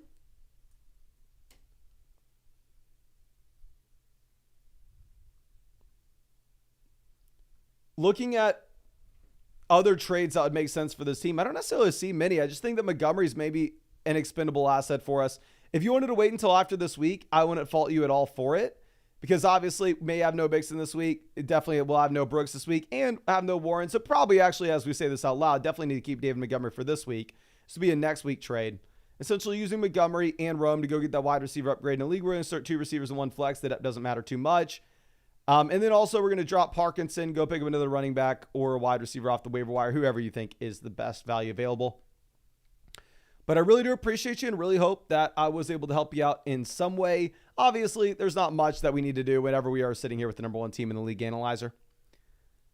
Now, let's move this over to Stampeezy. This is another one of those free Underdog signups. Here, this is another team that's number 1 in their league with the league analyzer. We're currently 1-2, however, with this team. We traded for McCaffrey before week 1, traded for Harrison and Kyler with separate deals in week 2. I'm sure we got a great price there. I also picked up Likely and traded for Jordan Mason in week 2. Like some advice on how to improve and any suggestions, who we're going to target. Keep up the great content. Thank you so much, my guy. But yeah, this is a 2 wide receiver single flex format. So yeah, the depth not going to matter as much here at wide receiver. And I already love what we're doing at running back, rostering this many RBs here with this squad. Quarterback, we have Kyler and Jordan Love. If you are in a situation in which you can get a decent amount of value for Jordan Love coming back in when we have Kyler Murray, obviously we'd be completely willing to do it. Not necessarily something that you have to do, but always a thought here. At running back, when we're sitting with Jacob, CMC, Kenneth Walker, Jordan Mason, Jonathan Brooks, Bucky Irving, Emmanuel Wilson, we are just loaded up. Jacobs, Walker, running back 1, running back 2, short-term, long-term. Jordan Mason, running back 1, short-term. McCaffrey, running back 1, long-term. Jonathan Brooks, RB2, long-term. Bucky Irving, Emmanuel Wilson, both have upside as well. So, I mean, this is a phenomenal RB room, and I think that you can actually have a considerable amount of flexibility based off this running back room in particular. Now, if we are going to be getting back, say, Kenneth Walker this week, then honestly, at that point, what I would potentially look to do is see if we can target a team that's desperate for some running back starters here and see if we can send them Jordan Mason, where we may not necessarily need the Jordan Mason production here anymore in the short term as we're getting Walker back in, we're getting Brooks back, and maybe go ahead and send Jordan Mason and Mike Evans to get a stud receiver here in a league where you only start 2 receivers and 1 flex, and we're rostering this many running backs, which I love. Going over, this team is starting J.K. Dobbins, Rachaad White. So potentially if you can sell them Jordan Mason and say Mike Evans and pivot over to Justin Jefferson, I think that would be an absolute no-brainer. I mean, maybe we can even think about T. Higgins. Don't know if that's as easy of a spot to go down. This team here is starting Najee Harris and Brian Robinson, and now Charbonnet is probably no longer viable for them. So if we could send them, say, Jordan Mason and honestly, probably not Mike Evans, maybe Jordan Mason and Jaden Reed and get Garrett Wilson in return, that could be a viable move. That team's going to be fine at running back. This team has Chuba Hubbard as their RB2. They had the Pacheco injury. The issue with this team, though, is it's absolutely garbage where there's nothing that we're really interested in. I mean, these receivers wouldn't even start for your own roster. So, yeah, that's kind of going to be the issue when we look at some of these teams here at the bottom. Now, they could definitely use Jordan Mason, but they just don't have enough to give you for them. And if instead you wanted to wait a week and then look to move Jonathan Brooks in week 5, you could also look to do that in that 2-for-1 deal. But I really like the idea of pivoting up and getting an even better wide receiver 3 there over Mike Evans. And then just continuing to roster as many of these running backs as we possibly can. That way we can find the next Jordan Mason, right? But yeah, it's a phenomenal, phenomenal squad, my guy. But really do appreciate you and really hope that I was able to help you out some way here. And again, thank you so much for everything. And if there's anything I can do for you, don't hesitate to let me know. Okay. Now let's move this over to Josiah's team. Says, I'm considering picking up Cole Kmet and starting him over Kyle Pitts. What would you do? I would still start Kyle Pitts over Cole Kmet. I mean, especially if Keenan Allen looks like he may play this week. Looking at the starting lineup, Jalen Waddle would be my favorite guy to get in here over Ridley, Worthy, Pittman. I can't start Waddle over Metcalf or DJ Moore. However, I can't start Waddle over Drake London, the flex. Running back, we are loaded up. I think the main consideration that you're going to have here for the flex is, are we going to start Travis Etienne or Drake London? That's the main thing that we need to figure out for this question. Can y'all spam the chat? Please, would you rather help me out? I've been live for 4.5 hours. Would you rather start Travis Etienne or Drake London? I'm kind of thinking that I would rather have Etienne at this point, but obviously I'm a little bit delusional here. I could be wrong. I could be wrong.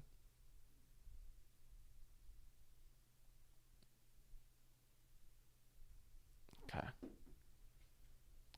We got London. Etienne's been blowing. All right, it looks like everybody is on the London side, so yes. Looks like I may need to go to sleep. Looks like I may be a little delusional. So maybe we keep Drake London in your lineup. I do know we want to start Kyle Pitts over. We want to start Kyle Pitts over Cole Kmet for sure. But Motherflocka, let's go ahead and let's answer this for you. This is Puka Nacua versus DJ Moore. We're 0-3 and playing the other 0-3 team this week. If you're 0-3, you need to get a starter in right now. You need DJ Moore. I think if you look at my rest of season rankings, We have these guys very, very close to each other. But yeah, if you're 0-3, I don't think it's close. You just need to go ahead and you need to get DJ Moore. But I think we are to the point of the live stream where I'm losing my mind. Looks like I'm just going to have to go live extra early tomorrow. I may have to do a live Q&A after the game as well. So I will most likely see you tomorrow, ladies and gentlemen, where we'll be breaking down more teams, answering more sorts of questions, answering more trade questions, all through flockfantasy.com, of course. You can ask a question literally any time of the day. We'll answer it in the live stream, and then you'll get sent that answer directly through flockfantasy.com. All you have to do is copy and paste the YouTube link, and it'll take you to that exact clip. And if you wanted that free team review, of course, definitely the best way, or at least the cheapest way to get it, would be to use the offer that we have with Underdog Fantasy, where you go over to Underdog Fantasy with the link in the live chat, comment section, or description. Use code FLOCK, and you will get that 50% deposit bonus up to $1,000. You'll get that free Patrick Mahomes pick, more than less than half a total yard. You'll get a free Dak Prescott pick for tomorrow night as well, more than less than half a total yard for the Dallas game. And a free team review through flockfantasy.com. Just make sure that you set up an account on flockfantasy.com with the same email address as the account that you used on Underdog.